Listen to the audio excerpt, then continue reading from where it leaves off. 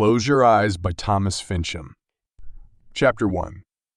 Tammy Lynn McGuire rocked slightly as the subway train moved at a swift pace. She wore a purple sweatshirt, gray sweatpants, pink runners, and her hair was pulled back in a ponytail. She was staring at her finger.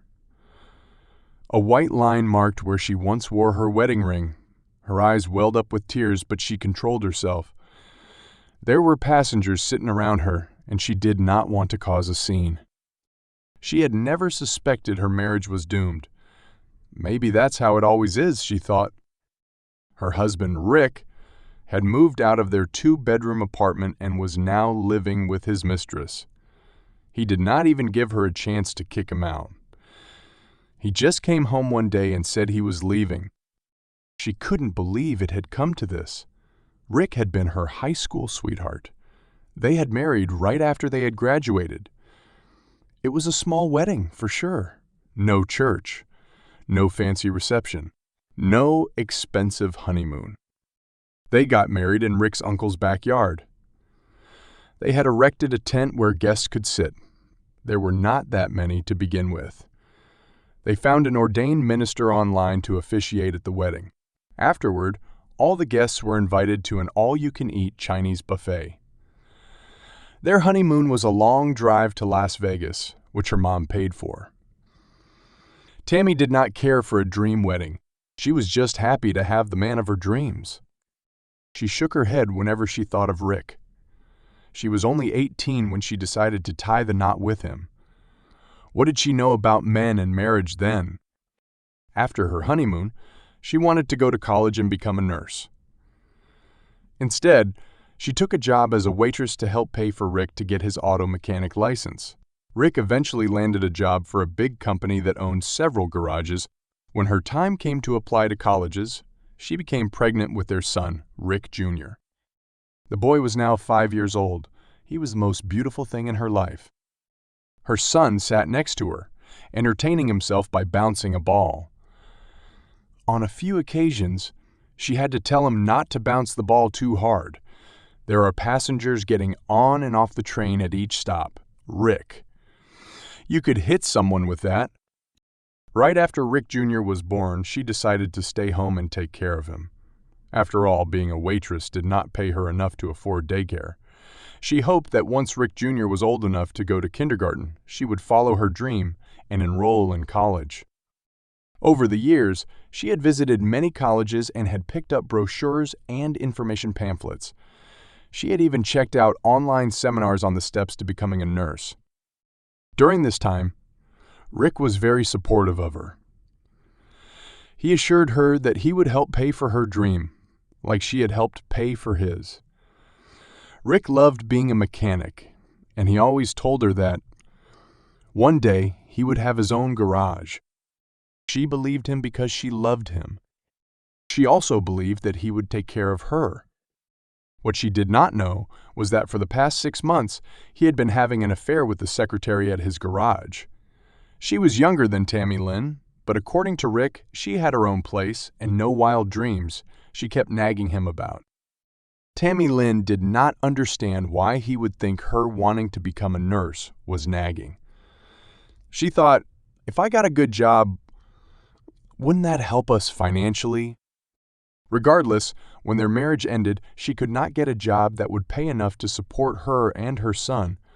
She had been out of the workforce for over 5 years, and with no post-secondary education on her resume, there were not many jobs open to her. Rick had left her with just enough money to pay for food and 1 month's rent. Seeing no other option, she turned to her mother. With her mother's help, Tammy got a job at the same bottling factory where her mom worked. It was hard work with long hours, but what choice did she have? Fortunately, the supervisor was nice and understanding. He alternated shifts between her and her mother. This allowed one of them to look after Rick Jr. while the other went to work. Tammy spotted a man sitting across from her. The train moved from side to side, but the man's body remained erect. She realized that all through the ride, the man had not once moved. He was wearing a beige trench coat. His eyes were covered by sunglasses, and it looked like his hands were pulled inside his sleeves. Maybe he is asleep, she thought. She watched as the train stopped at a station and more people got on and off. The train moved again, and Rick Jr.'s ball slipped out of his hands. It rolled across the floor and hit the man's shoes. Rick Jr. looked over at his mother. He was too afraid to go and pick it up. "I warned you not to bounce the ball too hard," Tammy Lynn said, scolding him. "Sorry, Mommy," he replied. She smiled and patted him on the head. She could never be angry with him. He was the one bright light in her world right now. She leaned over to the man. "Excuse me, do you mind kicking the ball over, please?" The man did not stir. She tried again. This time a little louder. "Can you kick over my son's ball?" No response. She shook her head. Some people are not one bit courteous. She got up and stormed over to him. When she leaned down to pick up the ball, she froze. The man had not pulled his hands inside his jacket sleeves. They were completely missing, as if someone had cut them off. Shocked, she looked up at the man. His skin was pale and his lips had started to turn blue. Horrified, she turned and ran over to Rick Jr. She grabbed him and pulled the emergency brake lever. The train squealed to a halt as the emergency brakes took hold. The noise was loud and deafening, more than enough to mask her screams. Chapter 2. The office was small, but the walls were decorated with certificates and other designations. Dr. Jacob Cohen was a lead medical specialist at Bridgeton Mercy Hospital. He had graduated at the top of his class from Harvard Medical School. After several years at Massachusetts General Hospital, Dr. Cohen decided to move to the city of Bridgeton. The woman glanced at her watch, but did not complain. She had been to Dr. Cohen's office many times. Dr. Cohen was a specialist, but he always made room in his busy schedule for her. She could see the Bridgeton Harbor from the window. She wished she was there right now. In fact, she wished she was anywhere but here. She adjusted her leather jacket and her hip holster. Special Agent Johanna Pullinger of the Federal Bureau of Investigation was not known for being patient or sitting idle. Jo, as she was known, was an energetic go-getter with a type A personality. She was 5'10" with short blonde hair and striking green eyes, and she was in great shape except for one thing. She had been getting chest pains again. She had a rare heart condition which had first been diagnosed when she was a baby. Doctors predicted she would not live past her 5th birthday. Miraculously, she did. They then predicted that she would not be active in sports and other physical activities.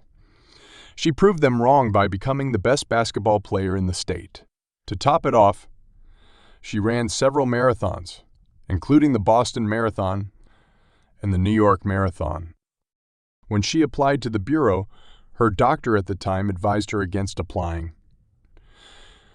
She would not pass the physical, he said. Her heart would not take the stress. She turned to Dr. Cohen. He was a family friend, but more importantly, he was her father's friend. He agreed to be her doctor, but under one condition. If her health worsened for any reason, she should come to him immediately. The door swung open, and Dr. Cohen entered. "Sorry for the delay," he said. "We had an emergency." He sat behind his desk. He was short, bald, had a grayish beard, and his glasses were perched on his thin nose. "When did the pain start?" he asked, skipping the pleasantries. "This morning." "When I was going up the stairs in my house," she replied. "Describe the pain." "It was sharp and strong. It felt like my entire chest would cave in." He nodded. He pulled off his glasses, leaned back in his chair, and stared at her. His gaze burned into her. She knew what he was about to say next. "Have you reconsidered what we had discussed before?" he asked. "I'm not ready for a heart transplant," she said. "Let me at least put you on the waiting list. It can be more than 6 months before we even find the right donor. Plus, with your rare blood type, it may take even longer. That should give you enough time to think this over." She shook her head. "No." "Joe," he said gently, "right now, your condition is not life-threatening. But the way things are going, your health could deteriorate unexpectedly. I would rather be ready if and when that happened." "No," she said. "As your doctor and a medical professional, I advise you to reconsider. I can't be away from my job for too long. If you keep pushing yourself the way you are now, you might not have a job. And if the operation is successful, you could be back to work in a year or even 6 months. It's still too long." He sighed. "You're stubborn, just like your father. You know that. I couldn't get through to him when he was alive. I doubt I can get through to you now." He put on his glasses and glanced at her file. "How is the pain now?" "It's gone." "Gone as in it's no longer there, or gone as in I don't want my doctor to know?" "It's gone. I don't feel it anymore." "Okay, that's good to hear. I'll write you a prescription." He scribbled something on a pad. "The medication may not be as effective, but take them anyway. They won't replace a transplant, but they'll help somewhat." He tore off the sheet and slid it across his desk. She grabbed the note and, without looking, she stuffed it in her jacket pocket. Her cell phone rang. She checked the number. It's work. "I have to go." Dr. Cohen stood up and came around the desk. He put his hand on her shoulder. "Anything happens, you give me a call, okay?" She nodded and smiled. "I will." Chapter 3. The truck pulled into the gas station and stopped at a pump. A man got out of the passenger's side. He was 6'4" with salt and pepper hair and deep blue eyes. He was also clean-shaven. He had on a black coat which hung loosely on his broad shoulders. In his hand was a duffel bag. The bag contained all his belongings: 1 shirt, 1 pair of jeans, a couple of socks, and some underwear. There was also a Ziploc bag of toiletries, but nothing more. He examined his surroundings. Next to the gas station was a diner. He had not eaten since he hitched a ride. The truck driver was 62 years old, and he delivered produce between states. During the trip, he had offered his passengers some sandwiches, but he politely declined. The driver was already giving him a free ride. He did not feel comfortable having his lunch given to him free as well.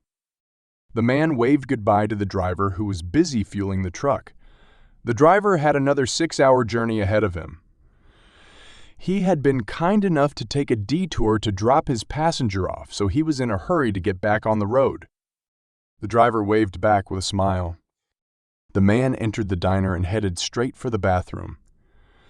He went to the sink and filled his hands with cold water. He splashed his face and then stared at his image in the mirror. Martin Rhodes could not believe he was living the life of a vagabond. He had no money and no home. He was once a respected homicide detective for the Newport Police Department, but one single action had turned his life upside down. He had gone from catching criminals to becoming one. He had spent 10 years in prison for murder. It was initially life, but when new evidence emerged, his sentence was cut to 15 years. This was further shortened when he was given parole due to good behavior. Rhodes had been picked up from the Newport transfer facility by Hyder Ali, a reporter for the Daily Times, a newspaper in the city of Franklin. Ali was friends with Detective Tom Nolan. Nolan was the one who had discovered the evidence that ultimately allowed Rhodes to walk free. Had Nolan not pursued the case, Rhodes would have still been rotting in prison. Rhodes's stay in Franklin was not uneventful. He had helped Allie catch the Franklin Strangler, a serial killer who was targeting random citizens. Rhodes quickly realized his time in Franklin was coming to an end when Ali requested an exclusive interview. Rhodes was, after all, a former detective who had served time for murder. Rhodes agreed to the interview, but under two conditions. Ali did not ask any questions about the night of the murder, and that Ali printed the interview once Rhodes had left Franklin. Rhodes had no desire for any further attention. He had had his share of the spotlight during his trial, and the last thing he wanted was the media hounding him now that he was out of prison. After leaving Franklin, Rhodes wandered from town to town looking for work. One opportune call to Nolan led him to a town called Parrish.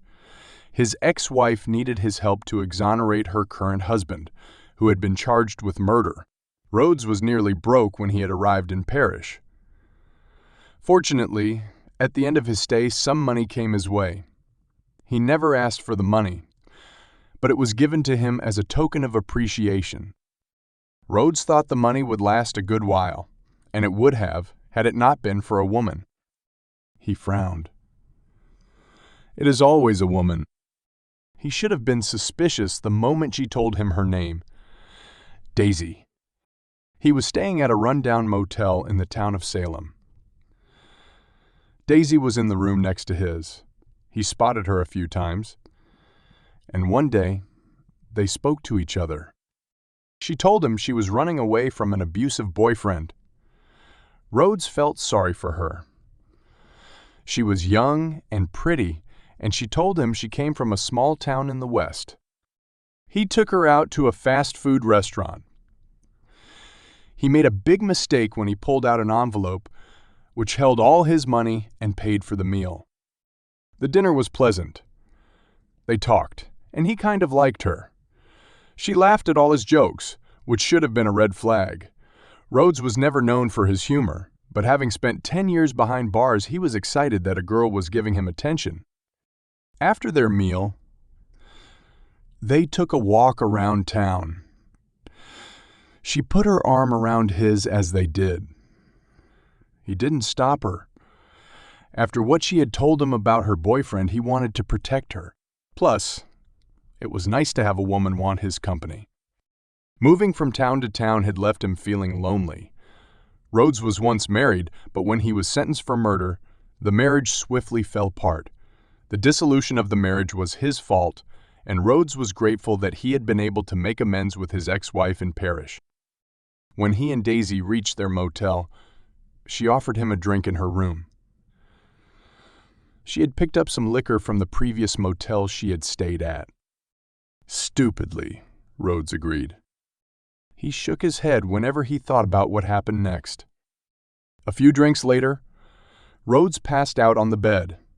When he woke up, he was still clothed, but Daisy was not in her room. In fact, when he looked around, he saw that even her stuff was gone. Rhodes checked his coat. The envelope with all his money was not there. He rushed to his room and found the door open.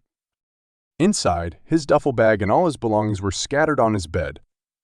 Daisy had taken the cash, but she left his stuff behind.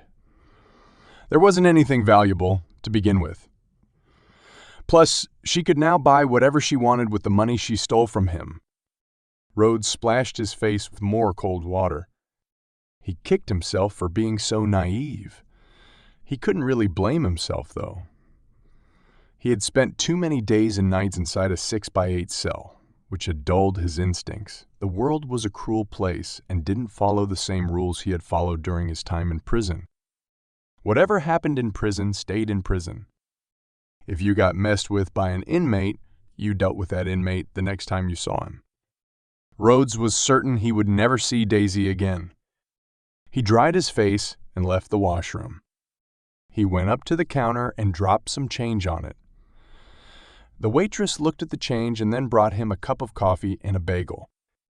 "I'm afraid that's all you can get with what you have," she said to Rhodes. "It'll do," he replied.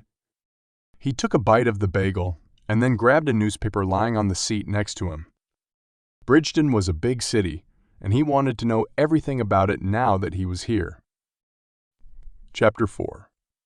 Joe arrived at the DuPont subway station. The area had already been secured by the FBI. Yellow police tape surrounded the station entrance. A large group of passengers was lining up to board shuttle buses sent by the Bridgeton Transit Authority. Joe already knew that a dead body had been found on the train, which meant all travel between stations had been halted. Joe flashed her credentials to the agent at the entrance and proceeded down a flight of stairs. The tunnel leading to the train platform was eerily empty. Normally, there would be dozens of passengers moving in and out of the tunnel, but not today. She went down another flight of stairs and, after flashing her credentials once again, was allowed to pass through the ticket booth. She was greeted by Special Agent in Charge Charlotte Walters. Walters had cropped gray hair, and her face was etched with deep wrinkles. She used to be a heavy smoker but had quit a few years back. Her gray eyes were devoid of excitement, but Joe knew her mind was always racing in order to be a step ahead of the perpetrators. "What we got?" Joe asked. "A passenger on the 10:20 train discovered the body. She said it was already there when she got on." "What station?" Joe asked. "What?" "At what station did she get on?" "I think she said Chester Station." Joe did a quick calculation in her head. "That's 9 stations before she discovered it. Where is she now?" Walters nodded towards the end of the platform. A woman and a boy were standing next to a paramedic. Joe could tell the woman was clearly shaken up. A man appeared on platform. "We've got trouble," Walters said. The man stormed up to them. Chief Vincent Baker of the Bridgeton Police Department was tall, imposing, and he had a large gut that was barely held in by his police uniform. He was known for his loud, unexpected outbursts. "This is not your crime scene," he growled. "Good morning to you too, Chief Baker," Walters replied calmly. "We can handle this," Baker said. "We don't need the FBI." "I'm sure you can," Walters said. "But we got the call." Baker frowned. "What?" "Someone called into our command center and informed us that there would be a dead body on the train." "Then why didn't you tell us?" "We didn't have time," Walters replied. He stared at her. "We received the tip around the same time the call came in from the Transit Authority." Baker's eyes glinted with skepticism. Walters crossed her arms over her chest. "Okay. If you want to take over, I'll have my team removed immediately. It'll be your case, but you better bring your guys in fast. But it wants us to move the body as soon as possible. They can't hold the train on the platform for long. It's causing a service disruption. I'm sure you saw the large group of passengers outside." Baker understood he was between a rock and a hard place. He hated having to yield to the FBI, but he also didn't have the resources to quickly move in and take over. "Fine," he said, "but you keep us informed of what you find." "Don't we always?" Walters replied without smiling. Chapter 5. Outside the DuPont station, a van pulled up by the curb. The decal across the side of the van read BN24. BN24 was the #1 news channel in the city. It used to be called the Bridgeton Television Network, but when management decided to create a 24-hour news station, BN24 News Station, BN24 was born. BN24 had started off covering mostly entertainment stories, dog and cat shows, Easter and Christmas parades, and food and music festivals. But now, it was turning to more hard-hitting news: crime, corruption, and murder. Their star reporter on these stories was Ellen Sheehan. Ellen was in the passenger seat of the news van. The driver's name was Walt Felton, and he was also the cameraman. Ellen looked around the scene. "Do you see any other news vans?" she asked. "I don't think so," Walt replied. Walt wore a checkered shirt, jeans, and boots. He also had a goatee, and his baseball cap was pulled on backward. "Look carefully," Ellen ordered him. She pulled down the visor, checked her face in the mirror, and reapplied makeup to her face. Her hair was red, her eyes were green, and she had freckles on her cheeks. She wore a dark red suit, white pearls around her neck, and red lipstick. "I think I see someone," Walt said. His head was sticking out the window. "Who?" she yelled. "I think it's the Sun." Sun TV was the second most watched news channel in the city. They were always focused on the so-called serious stories, but lately they had seen their viewership move over to their rival, Ben 24. "I hope it's not that slut Janie," Ellen spat. Janie Fernandez was tall, dark, and beautiful. She was also once Miss New Mexico. Janie had dabbled in modeling but decided that she wanted to devote herself to more important issues in life. Janie had covered topics ranging from illegal immigrants to environmental disasters to stock market fraud. Janie was everything Ellen was not, respected and highly intelligent. "Let's go. They're getting out," Ellen said. Ellen dashed in her heels and secured a spot in front of the entrance to the station. "Hurry up," she said to Walt, who was adjusting his camera. Janie walked over to her. "We were here first," Ellen said. Janie smiled. "That's fine. There's room for everyone."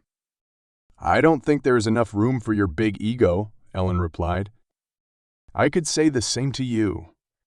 Sun TV's cameraman, Jeff Lodgson, came over and bumped fists with Walt. Jeff was dressed in a t-shirt, cargo pants, and his baseball cap was pulled on backward as well. Unlike their bosses, Walt and Jeff had no animosity for one another. In fact, the two would go out for drinks whenever they got the chance. Janie said, "Shouldn't you be at some bake shop to find out who had baked the biggest cake in Bridgeton? Shouldn't you be at some bikini contest to find out who can count to 10 and knows the complete alphabet?" Ellen snapped back. Janie curled her lips and stormed away. Ellen couldn't help but smile. She turned to Walt and said, "Are you ready?" He turned on the camera. "Make sure you get a good shot of me, got it?" "Sure," he said, and he pressed the record button. Chapter 6. Joe left Walters and Baker and moved down the train platform. She knew which car the body was in. The entire length of the compartment was surrounded by yellow tape. She spotted an open train door and ducked underneath the tape. In the middle of the compartment, a man wearing white overalls was leaning over the victim. The man in the overalls looked up and smiled. Ben Nakamura was the Bureau's medical examiner. He was short, chubby, and known for wearing colorful t-shirts and watches. He also wore prescription glasses. But what made him stand out from the crowd was that somehow Ben always found a way to color coordinate all his accessories. One day, Joe saw him wear an orange t-shirt, orange trousers, an orange watch, orange sneakers, and even orange glasses. When she told him he looked like a fruit, he smiled and said there was more. He pulled up his pants and revealed his orange socks. Even his cell phone case was orange. Today, however, he was wearing overalls, but Joe noted his navy blue glasses. She was certain everything underneath his outer attire was the same color as well. He looked at Joe and said, "When I saw Chief Baker, I thought I was going to be kicked out. We're still in charge." She glanced over at the victim. The victim was wearing a beige trench coat, black pants, white shoes, and his sunglasses were next to him in a plastic bag. Ben had already tagged the glasses. "Find anything worth telling me?" The victim is male, Caucasian, between 40 to 45 years of age, weighing approximately 180 pounds. Oh, and the victim's hands are missing. Ben pointed at the stumps. Joe leaned down. Were they removed before or after he was killed? If I had to make an educated guess, I would say before. But I could be wrong once I put him on my table and discover something else. It looks like it was done with a crude instrument, Joe said, squinting. Maybe a hacksaw? Possibly. Do we know who he is? Ben shook his head. I found no hide on him, and I've got no hands to take fingerprints from. I'll have to do a DNA analysis once I get back to the lab. Time of death? Joe asked. I would have to say 10 to 14 hours. This means he was murdered sometime last night and then brought here in the morning. How did the killer leave the body on the train without anyone noticing it? Ben put his hands up. That's your job to find out. I just tell you how they died, not who killed them. Joe pulled out her cell phone and snapped photos of the body from different angles. I've got something for you, Ben said. She turned to him. He walked over to his bag and pulled out a paperback.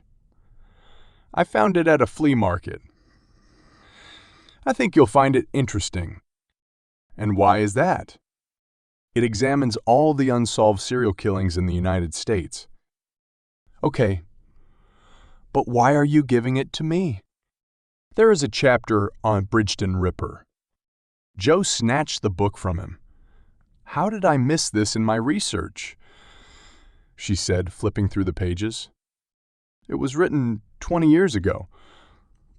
The publisher was a small-time press. I don't think it's even in print anymore. She found the chapter and looked up at him. This is a great find. He grinned. I thought so, too. Joe had spent a major part of her adult life trying to find out who the Bridgeton Ripper was. Even though the killings occurred over 20 years ago, they had affected her on a personal level. Joe had read up on everything about the case. She wanted to leave no stone unturned.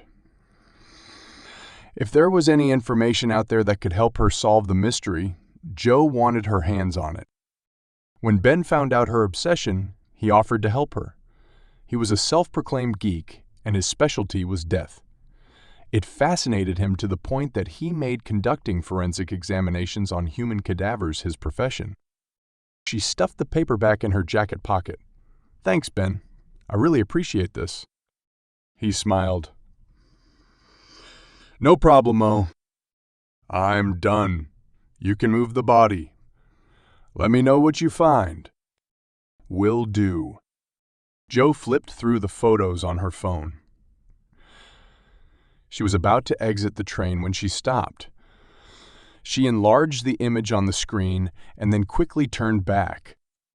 Hold on, she said. Ben had already pulled off his latex gloves. What is it? I think I saw something underneath the trench coat. Give me your gloves. Ben handed them to her. What did you see? He asked eagerly. She pulled the gloves on and said, It doesn't look like he is wearing a shirt underneath the coat. So, why is that important? The weather is cool outside. You wouldn't leave your home with nothing on underneath. She slowly unbuttoned the coat and pulled it open. Ben's mouth dropped. Carved into the victim's chest were the words, "What the hands touch." They looked like they had been etched using a chisel. Chapter 7. Joe came out of the train and found Walters standing by the platform wall. Anything? She asked, looking up from her phone. The killer left a message for us, Joe replied. Where? Where? On his body. Walters's steely gaze masked her inner thoughts. She had seen enough weird events in her career that nothing surprised her anymore. Joe said, Ben will remove the body for further examination. Walters nodded and then pointed toward the end of the platform. Do you want to speak to the woman who found the body? We already have her statement. I can let her go. Joe thought for a moment.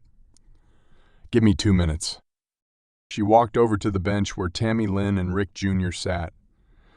Joe was already briefed on their names, and as she approached, she could tell they were anxious to leave. It must have been shocking to find a dead person while on your way to work. She thought, "I'm Special Agent Joe Pullinger," Joe said. "How are you holding up?" The woman had her arm around her son. "We're fine." "How is he? I mean..." "Yes." "What happened to his hands?" Tammy Lynn asked. "We don't know, but we're trying to find out." "Did you notice anyone sitting next to him?" "I guess so. There were people coming in and out of the train all the time. If there's even one empty seat, you take it, or else you'll be standing for your entire ride." "Was he alone when you boarded the train at Chester Station?" She looked down at her shoes, rallying her thoughts. "I don't think so." "Who was also there?" "An old lady. I remember her because she smiled at Rick Jr., but she got off a few stations later." Joe frowned. If the old lady was already there, this meant whoever left the body was already gone. "Didn't you find it odd that the man never once moved during your train ride?" Joe asked.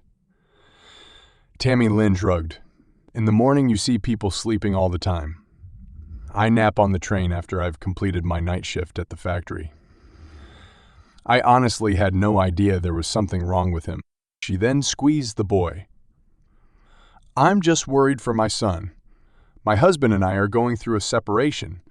And now, he had to see this." The boy had his head held low. He was focused on bouncing a ball. Joe got down on her knees and said, "How are you doing?" "Good, I guess," he replied, not looking up at her. "What did you see on the train?" "The man." "What happened to the man?" "He's dead." "Does that make you scared?" He shrugged. "I don't know." "I don't think you're scared," Joe said. He looked up at her. "I think you are very brave. You know that?" His eyes widened in surprise. "I am." "Sure. I talked to people, and they said you were not scared. You made sure to hold your mom's hand, and you took care of her." It was a white lie. Joe had not spoken to any of the passengers yet, but she did not want what happened tonight to affect the boy in any way. She had a niece of her own, and she would never want her to see what this boy had. Rick Jr. smiled at her. "You're free to go," Joe said. She watched as the mother and son left the platform, holding each other's hand as they walked. Joe spotted a man in a transit uniform standing by the front of the train. She went up to him. "Are you the supervisor?" she asked. He nodded. "Dennis Wilmot." "Special Agent Pullinger." Joe showed Wilmot her credentials. "So what happened here?" "When the lady pulled the emergency lever, the engineer immediately stopped the train." "Where is the engineer?" Joe asked. The supervisor waved over another man. He was also dressed in a transit uniform. "This is Mike Schwartz. Mike, tell the agent what you did." The engineer cleared his throat. "The moment the alarm went off, I was in the tunnel between stations. The trains are equipped with automatic brakes in case of an emergency. I was able to slow the train down manually, per protocol. I quickly walked the length of the train, going from car to car until I found the body. I didn't touch it, but I could tell he was not alive. I quickly informed Dennis, and he instructed me to pull into the next station." The supervisor spoke up. "When the train pulled up, we already had our officers waiting for it at the platform. Beat also had security officers. They were trained by the Bridgeton police, but they did not carry a firearm. But they did have the authority to detain unruly passengers until the police arrived. We emptied the train and closed off all exit and entry to the station. The passengers from the train have been detained until you guys tell us what to do." Joe had seen a large group of people on the main floor of the station. "Get their names and contact info and let them go. I doubt the killer stuck around for us to show up." The supervisor nodded. "Do you have cameras inside the train?" she asked. The supervisor shook his head. "Only on the platforms and the entrances and exits to the stations." "Can I see the footage?" Chapter 8. Ellen stopped a transit employee by thrusting her microphone in his face. "Ellen Sheehan from BN24. Can you tell us who the victim is?" The officer looked like a deer caught in the headlights. I'm not sure. The FBI is on the scene." "Do you know who's in charge? Can you bring them to us for an interview?" I have to go," he said and rushed away. Ellen looked over at Janie. She was also interviewing a transit employee. The employee was more than willing to speak to her.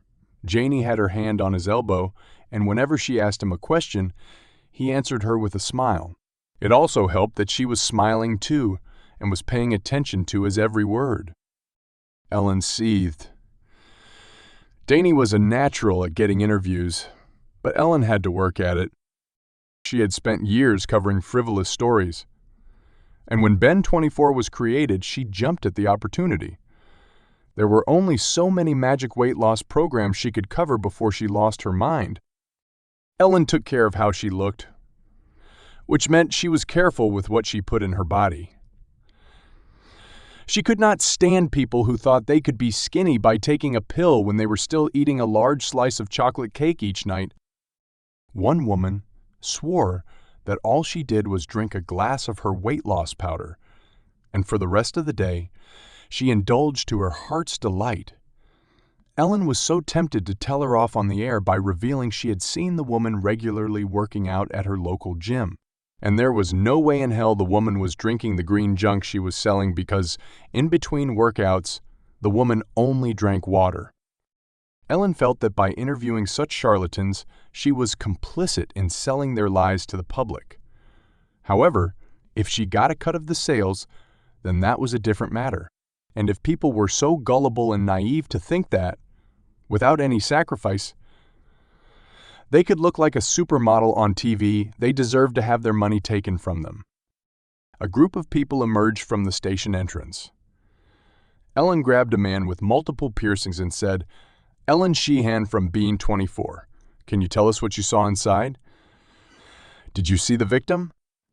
The man shook his head. "I was at the front of the train, but I heard someone say the man walked in by himself and then collapsed on the seat." "So, are you saying he was not murdered?" The pierced man looked confused. "Then why is the FBI involved?" Ellen added. He shrugged. "Maybe he was shot and then he collapsed on the seat." Ellen pushed him aside and thrust the microphone in front of another person. He was dressed in a suit and looked annoyed. "They wouldn't let us go like we were guilty of something," he said. "What did the FBI ask you?" Ellen said, seeing her chance for an interview. "I have to go. I'm already late for work. My boss is going to kill me." The man pushed by her.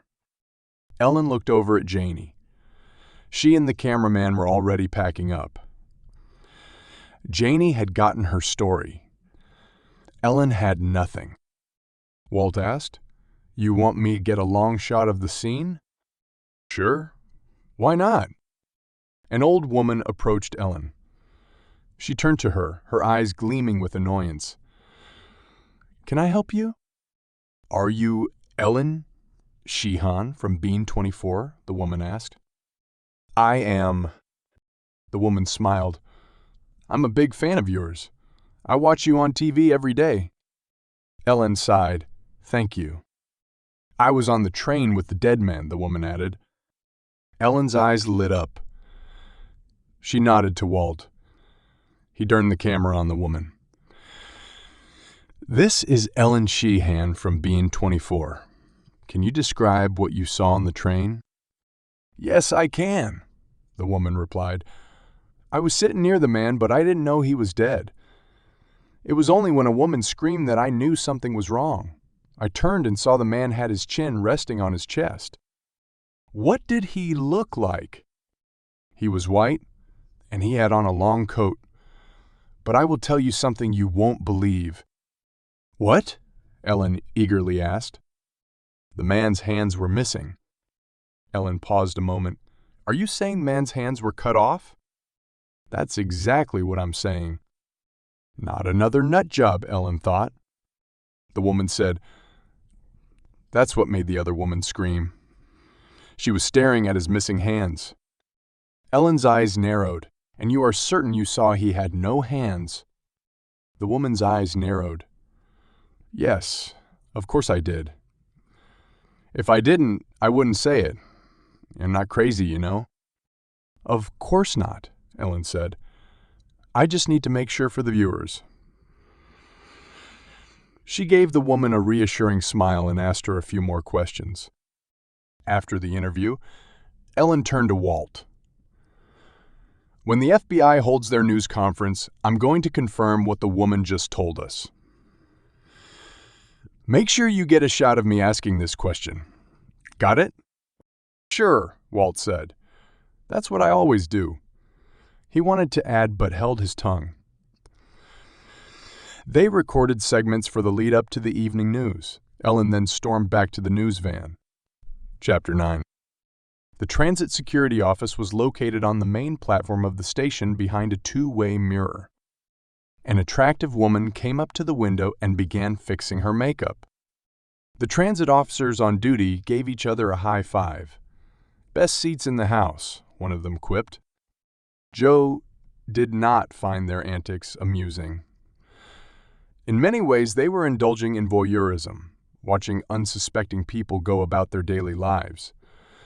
But she knew there was no other way to monitor what was going on at each station. Safety was vital. Without security, people would be hesitant to take public transit.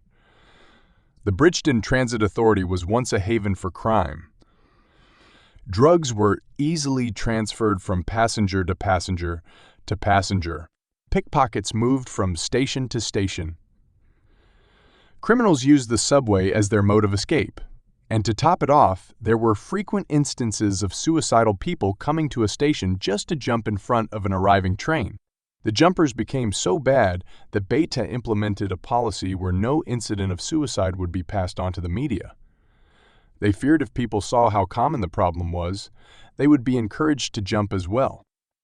With the gag order in place, the jumpers went from 4 or 5 a week to 1 a week.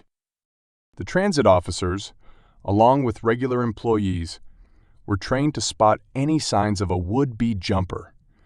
But more often than not, they were too late to stop suicide. Joe and Supervisor Wilmot turned their attention to a row of computer monitors. Each screen showed the station from a different angle.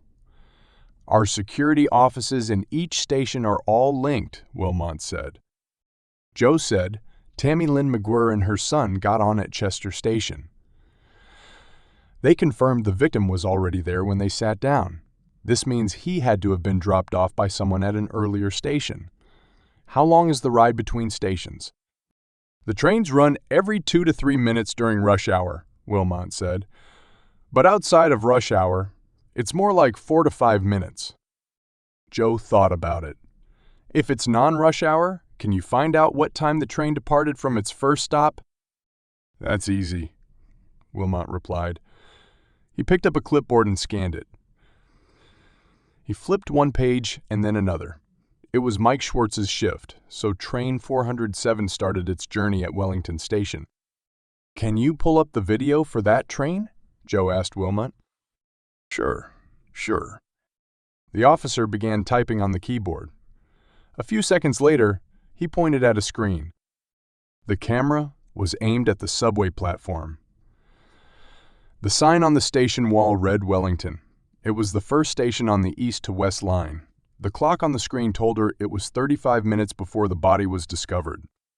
Mike's pulling into the station now, the supervisor said. The train arrived and came to a halt. The train doors opened, and passengers began getting on and off. Can you pause that? Joe said. The image froze. She looked closely, but none of the passengers fit the description of the victim. Okay, run it. The doors opened, and the passengers got on. The train left the station. "Can we follow it?" Joe asked. The officer at the keyboard said, "We can get a visual on it at the next station." The officer brought up the relevant footage of train 407. Again, Joe examined the passengers waiting for the train, and again, she did not see the victim. The video moved from station to station. More passengers got on and got off. At one of the stations, a connecting one, a large group had gathered on the platform. Joe and the transit officers had to go through each angle of the platform to see if anyone matching the victim's description entered. After reviewing the footage several times, they moved on. Joe was beginning to get the feeling they might have missed something. There was no other way for the victim to end up on the train without boarding at a station. When the train had left the yard, Schwartz had checked each compartment, and he confirmed the train was empty when he began his journey. If the train was not, he would have raised the alarm. No. The killer did not want the body to be found by a transit officer.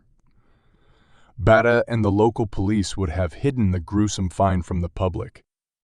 The killer had chopped off the victim's hands and carved a message on his chest, and the way the body was disguised as a regular passenger indicated the killer wanted an audience. The killer wanted the citizens of Bridgeton to know what he had done. The footage had moved on to other stations by the time Joe pointed at the monitor and shouted, "There!" The victim was clearly visible thanks to his trench coat. He was accompanied by another man who was wearing a jacket, a hoodie, and a baseball cap. "He is shielding his identity," Joe thought. The two walked up to the edge of the platform. Joe narrowed her eyes. There was something odd about the way they walked. The left step of the man and right step of the victim were in unison, as if their legs were held together. When Joe looked closely, she could see the man's arm was around the victim's waist. He carried him aboard. The train pulled up, the doors opened, and the suspect and the victim boarded. "What station is that?" Joe asked. "Davenport," Wilmot replied. The train exited the terminal and the footage flipped to the next station, Broadview. When the doors opened, the man in the baseball cap got off and disappeared from view. The image flipped to another angle of the station. They watched as the man came up the stairs and then exited through the ticket booth. No one paid any attention to him, and why would they? Joe thought. He was just another person using public transit. "Do you have cameras outside?" Joe asked. The supervisor shook his head. "We don't." Joe gritted her teeth. She had just watched the killer walk away. Chapter 10. Rhodes spent the afternoon walking the streets of Bridgeton. He wanted to absorb the sights and sounds of the city. During his time in prison, he had read a lot of books. One of the books talked about places to settle down if someone decided to immigrate to the USA. But Rhodes was not an immigrant. He was born and raised in America, but he had been locked away from society for 10 years. He now felt like a stranger in his own country. He knew that once he got out of prison, he would either have to reclaim his life from before or start all over again from scratch somewhere else. There was no possible way Rhodes was returning to Newport. People still remembered him there. He was the police detective who had shot and killed a man in front of a large group of people. His trial, although short, was the biggest news in Newport. He pleaded guilty and was sentenced immediately. This still did not stop the media from exploring all sorts of different scenarios. Some pundits argued he should be executed for what he did. Others argued he should be freed for killing a man who was ultimately found guilty of murdering a child. At the time, Rhodes did not care what they did to him. If you asked him, his life was over, his marriage had ended, and his career was forever tarnished. If they had given him the death penalty and executed him via lethal injection, he would have accepted his fate without a fight. But his state did not have the death penalty. The book had recommended Bridgeton as a great place to settle down for newcomers. Bridgeton got its name because it had the most bridges in the state. The city used to be an industrial hub, but during the 1970s it lost a lot of its manufacturing jobs, leading to a mass exodus of residents. Seeing a crisis developing, the government at the time began promoting the city as a place to raise a family. The city lowered its taxes, borrowed money, and invested in infrastructure. This led to jobs being created in the financial sector, healthcare, and education. Bridgeton's biggest employers were banks, insurance companies, hospitals, and schools. It had gone from a down-and-out city to a city where people were better off. However, as with any city with a large population, there was potential for crime, and Bridgeton was no different. There were regular incidents of shootings, vandalism, robberies, murders, and gang-related crimes. There were even hostage situations. The city was a perfect place for someone like Rhodes. As a former detective, he was wired for dealing with criminal activity.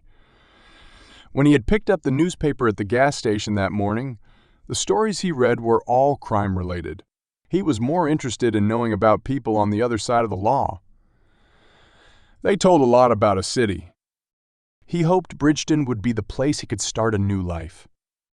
He turned the corner and found himself in front of the Bridgeton Police Department. He froze. He was not sure why. He had not done anything wrong. He had not committed a crime. Why did he feel a knot in his stomach? Maybe it was because he was an ex-con. Maybe it was because he used to be a member of the law. Whatever the reason, he desperately wanted to get away. He turned around, took 2 steps forward, and stopped. He closed his eyes and took a deep breath. "I am not a criminal," he reminded himself. "I've paid my debt to society. I shouldn't be afraid to enter a police station." He turned around and entered. He was surprised to find the lobby empty. Perhaps it was because it was the middle of the day. Crime came alive at night. A man was standing by the front desk.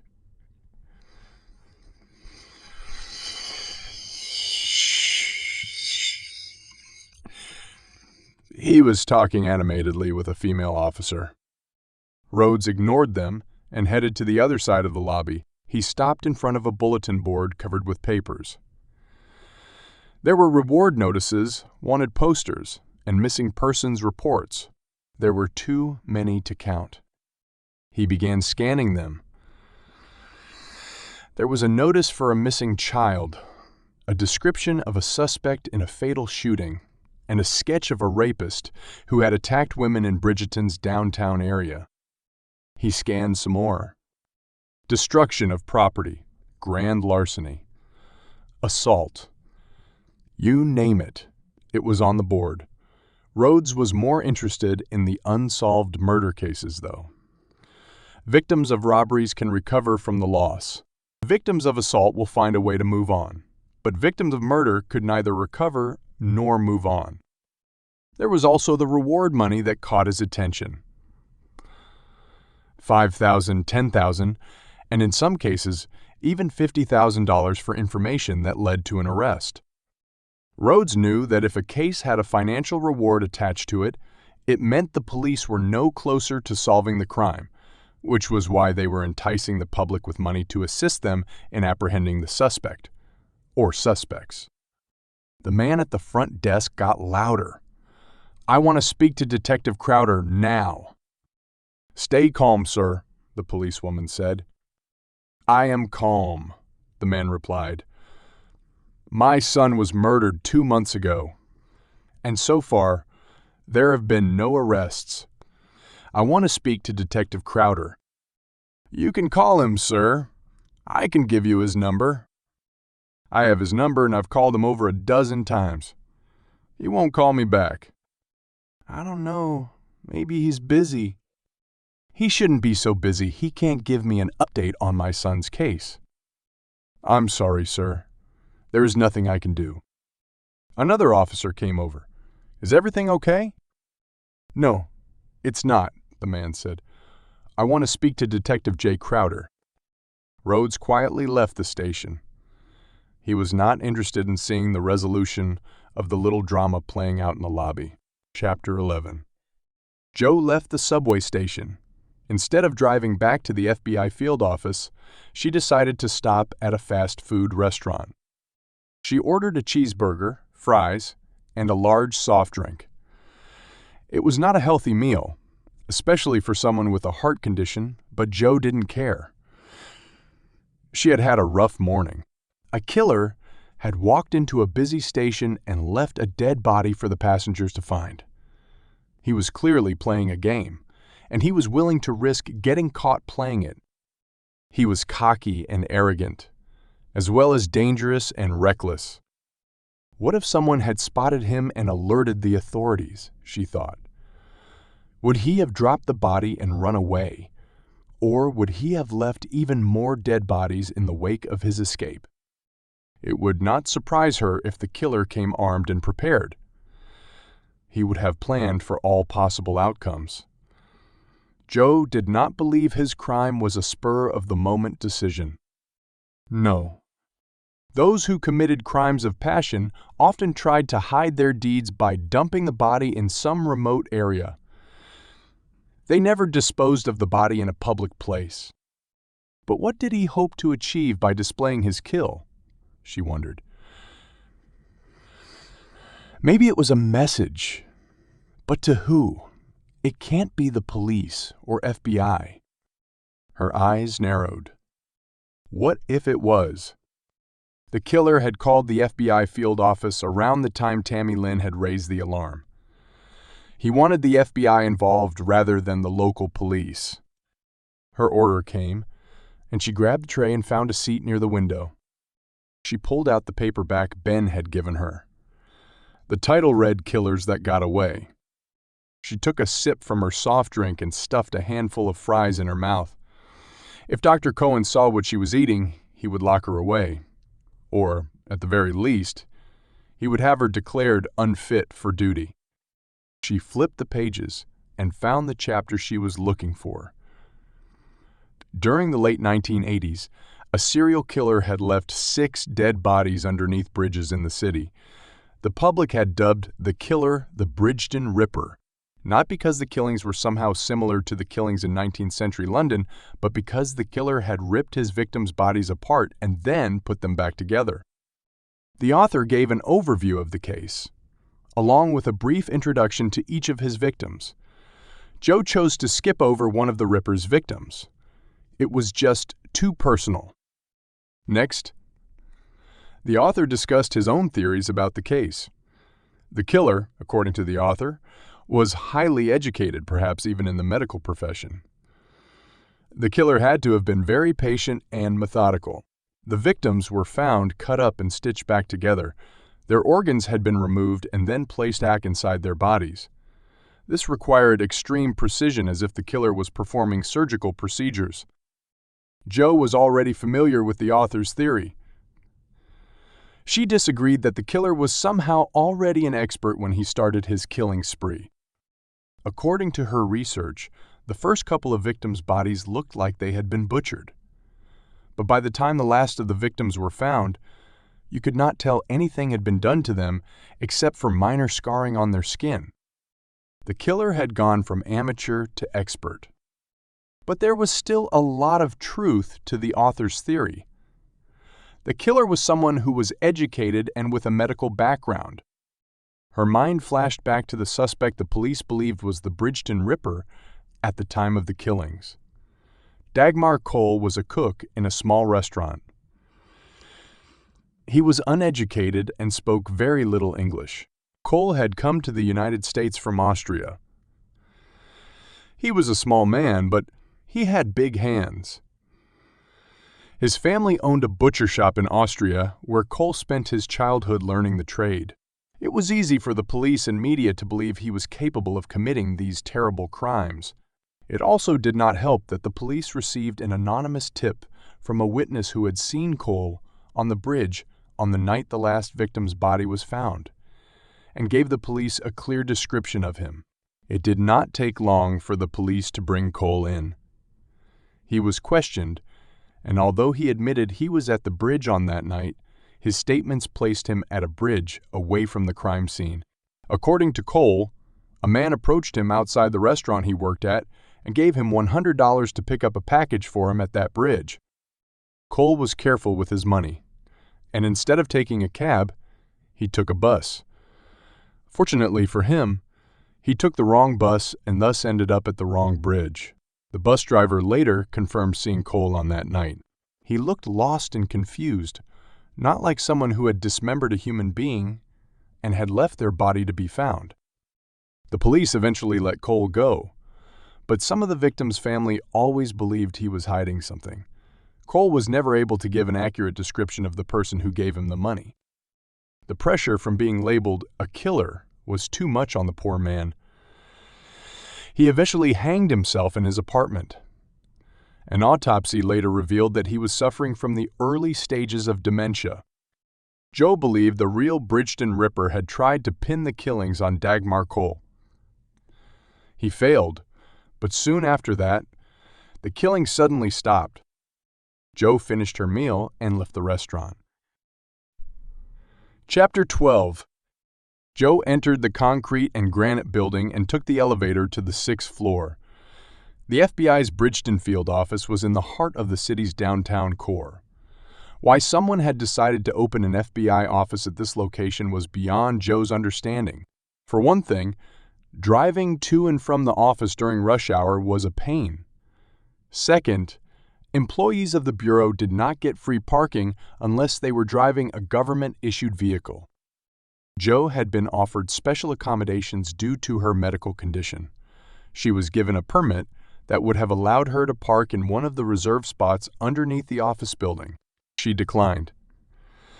It would have meant taking a desk job if she had accepted. She would not allow her health to dictate her ability to work. She always parked in the underground parking garage of a hotel adjacent to headquarters instead. The elevator doors opened, and she got off. Before she sat down, a man said, "I heard you got a nice one today." Joe turned and found Chris Foster smiling at her. He was medium height and skinny with a mushroom-style haircut. He always wore a Hawaiian shirt. Joe once asked him why, and his response was that he dreamed of retiring to an island. Joe next asked if he had ever been to Hawaii. Chris said no. He did not like the sun, water, or even the sand. He much preferred staying behind his computer. Joe thought he was kidding, but he was serious.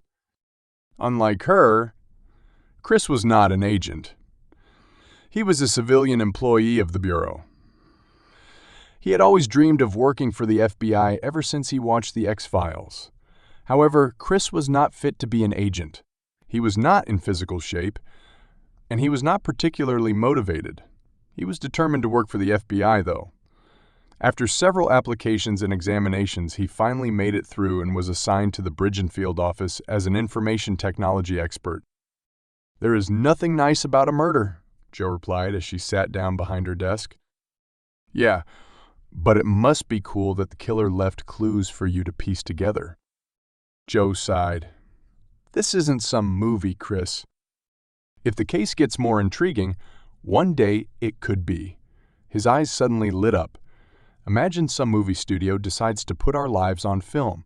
Some fresh-faced starlet can play you, and Brad Pitt or George Clooney can play me. Before Joe could respond, another man asked, "Who's playing what?" Special Agent Tariq Habib was well built with curly hair, tan skin, and brown eyes. He had on V-neck sweatshirt, khaki pants, and black boots. Joe said, "Chris thinks Brad Pitt or George Clooney would play him if they ever made a movie about us." Tariq laughed. "They wouldn't even play your voice if they ever made an animation of you." Chris was not amused. "That's not funny. So who would play you then?" Tariq rubbed his chin. "If I could have someone play me, it would be Omar Sharif." "Wasn't he an actor from the 60s?" Chris said. He was, but if I could have anyone play me, it would be him. A woman walked up to them. She had on blue jeans and brown leather boots. Her top was white with a blue sports jacket over it. She had short dark hair, green eyes, and full lips. As her rank indicated, probationary agent Irina Januska was still on her probation period. After her first 2 years were completed, she would be promoted to special agent. "What are you guys talking about?" she asked in a heavy European accent. Tarek said, "If they made a movie about us, who would you like to play you?" "I would play me," she quickly replied. "Have you ever acted?" Chris said. "No, but how hard could it be?" "It's very hard," Chris corrected her. "It might be hard to play someone else, but it will not be hard for me to play me." Chris opened his mouth but then shut it. Jo waved her hands. "Okay, let's get back to work." She pulled out a DVD from her pocket and held it to Chris. "It's the security footage from Bitay. Pull out anything you can that might help us identify the killer." Chris snatched the DVD from her fingers. "I'm on it." Jo turned to Tariq and Irina. "I want you guys to go to Broadview Station. The killer left the subway there, and I don't think it was random. I think he chose it for a reason. I want you to find out why."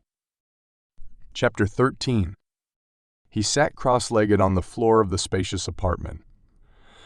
The apartment was located in a nice part of the city. It had floor-to-ceiling windows, a custom-built kitchen, modern furniture, and a high-definition television. His head was shaved, and so was his face. In fact, he had gotten into the habit of shaving his entire body. He was shirtless, exposing his ripped arms, shoulders, chest, and stomach. He spent as much time working out as he did meditating. There was a lot of pain and suffering in his past he never wanted to be reminded of. Meditation helped clear out the crap that was brewing in his head. He opened his eyes and then began performing 100 push-ups on his fists. He then proceeded to do 100 sit-ups. After he was drenched in sweat, he stood up and walked over to the kitchen, where he made himself a cup of herbal tea. He used to be overweight. Junk food was his best friend, not anymore. His body was his temple, and he chose to take care of it. He took a sip from the cup and then strolled through the apartment. He stopped at a painting in the hallway. He did not know who the artist was, but he knew the painting was expensive. Everything in the apartment was expensive. He could never afford a place like this. No. It was his master who was paying for this luxury. He was just a down-on-his-luck drunk when his master had found him. He had taught him discipline. He had given him a purpose. He had saved his life. His master had also given him name. He did not know what it meant, nor did he care to. His master could call him a piece of shit for all he cared. His real name was not important. His master had told him. His real name had given him nothing but disappointment. His new name would elevate him to greater heights. Jacopo. The more he said that name, the more he liked it. His master had promised him wealth in return for his obedience, and his master had not failed him. This apartment and everything inside it was his reward. He had never come close to living in luxury. He had always been a failure. He had never been good at anything. He had gone from job to job, the last one lasting the longest, 2 years. His marriage had fallen apart right after that, and he had not seen his daughters in a very long time. But he was a failure no more. Jacopo was his name, and as Jacopo, he would live his life now. He walked back to the living room. The television was on mute, but on the screen. A news reporter named Ellen Sheehan was talking about something. He did not need to hear her to know what she was saying. Her location told him everything. He took another sip of his tea. He was grateful to his master, and as his servant, he would do anything for him. He would even kill again. Chapter 14. Detective J. Crowder walked into the police station. He had short gray hair, a large belly from drinking too many beers, and his teeth had started to turn yellow from heavy smoking. He was quickly waved over by the female officer at the front desk. "He was looking for you again," Officer Shannon said. "Who was it?" he asked. "You know who?" Shannon replied. Crowder grimaced. "Tim Yates." "Who else?" "What did you tell him?" "I told him you were busy. I also told him to call you." "Good. I was busy." Shannon laughed. "Sure you were. I bet you got another lady on the side." Crowder was twice divorced. He cheated on his first wife with his second wife, and then he cheated on his second wife with his third wife. Now his third wife had caught him cheating with another woman. "Why would you say something like that?" he asked. His eyes glinted with irritation. Shannon scoffed. "You will bang anything that moves." "I'm offended. And for your information, I was not with another woman. In fact, I was trying to win back my wife." "And how did that go?" "Not good. She won't answer my calls. She won't open the door." "What about your keys?" He frowned. "She's already changed the locks." Shannon rolled her eyes. "This is not looking good." Crowder sighed. "I really mess up this time. I love her, and I want her back." "What happened to the new woman?" Crowder looked down at his belly. He shrugged. "It just didn't work out." Shannon smirked. "I bet she realized what a mistake she had made with you and dumped your sorry butt." He raised his arms in exasperation. "Why do you gotta kick a man when he is down?" "Because you never learn, Jay. You keep cheating and cheating, and I'm telling you, one day there will be no one left to cheat on. You are already old, and soon you'll be lonely." Crowder shook his head. "I don't know why I bother talking to you." "You talk to me because I have your back," Shannon snapped. "If I told Mr. Yates that you've been distracted with your own bullshit, he'd have you reported to the chief. How is the case going, by the way?" "I'm working on it," he claimed, and he walked away. Tim Yates's 17-year-old son, Reed, had had his cell phone stolen while he was shopping at a mall. Reed then decided to use the tracking app on the phone to locate it. But when he went to retrieve it, there was an argument and he was shot. He died a few hours later from his wounds. When the case came to Crowder's desk, his first stop was to go the location of the shooting. It was in the parking lot of a pizza shop. Unfortunately, the shop was in a gang-infested part of the city.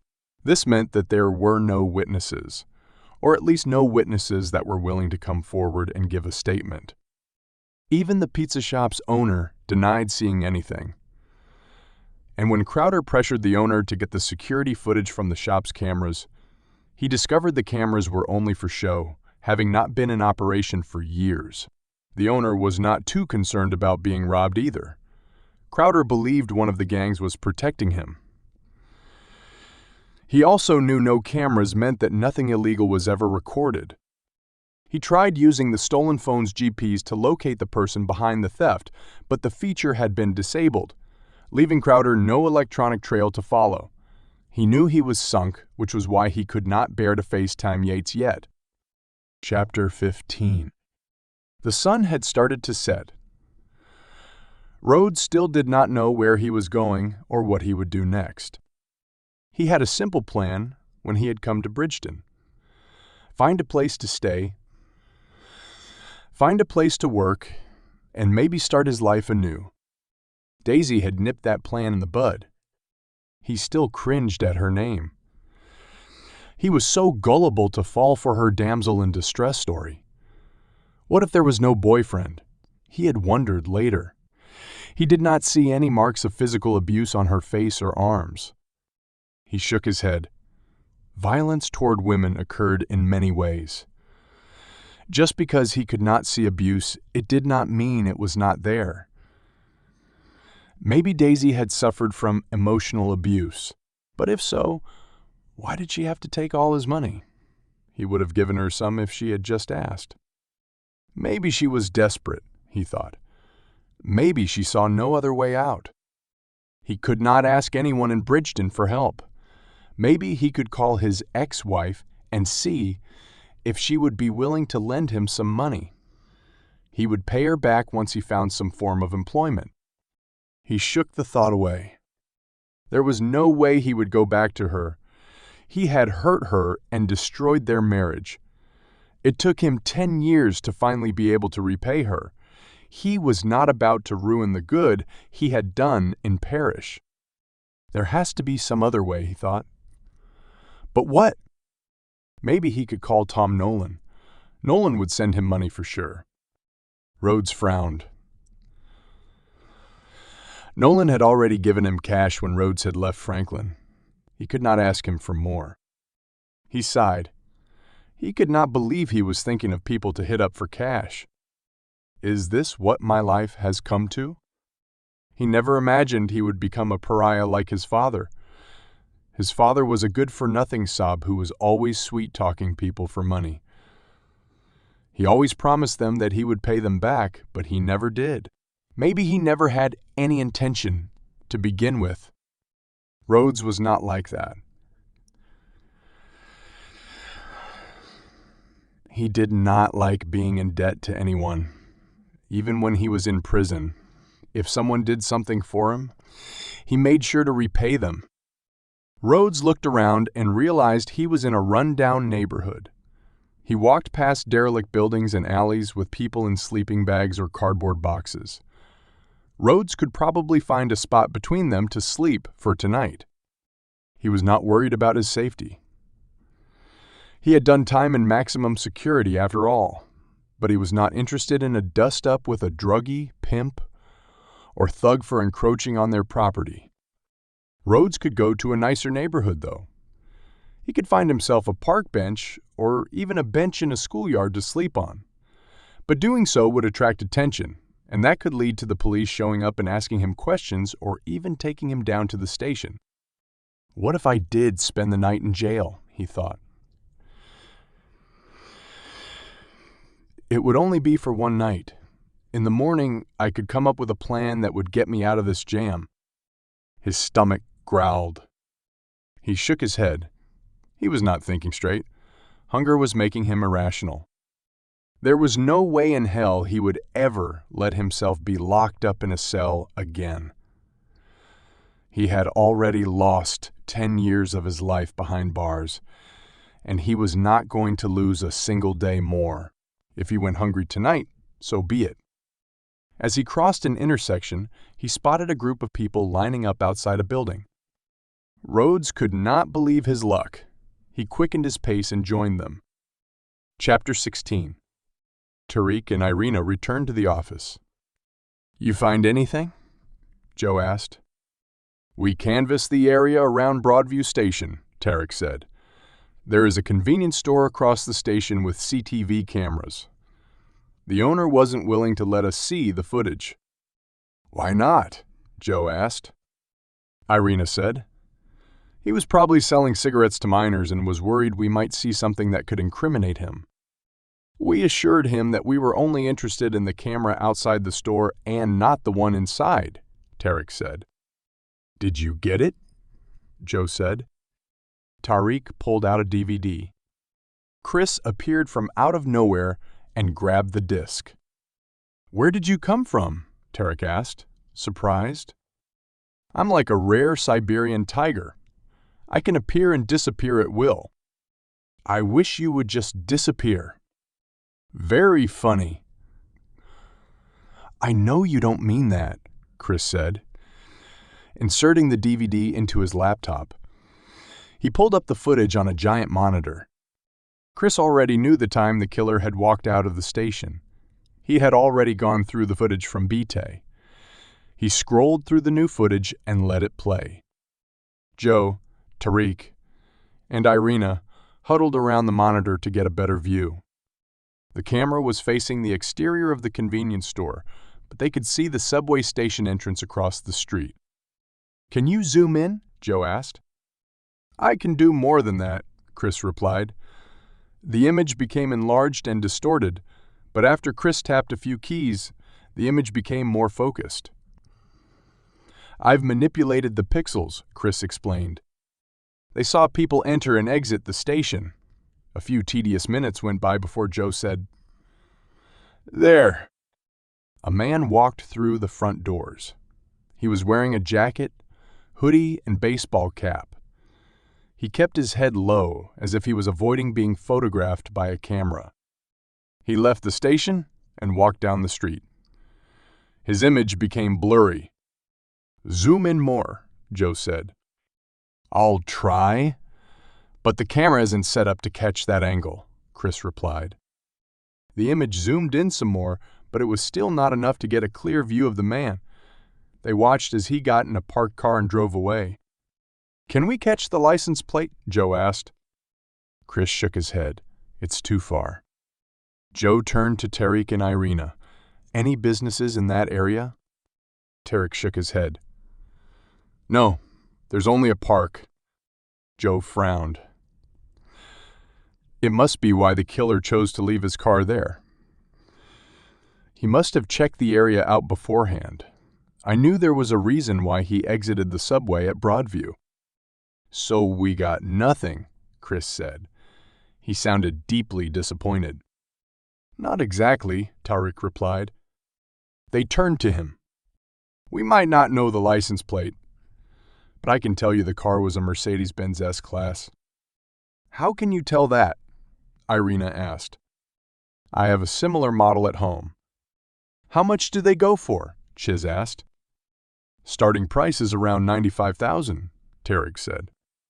"How can you afford one?" Irina said. "He's got a rich family back in Egypt."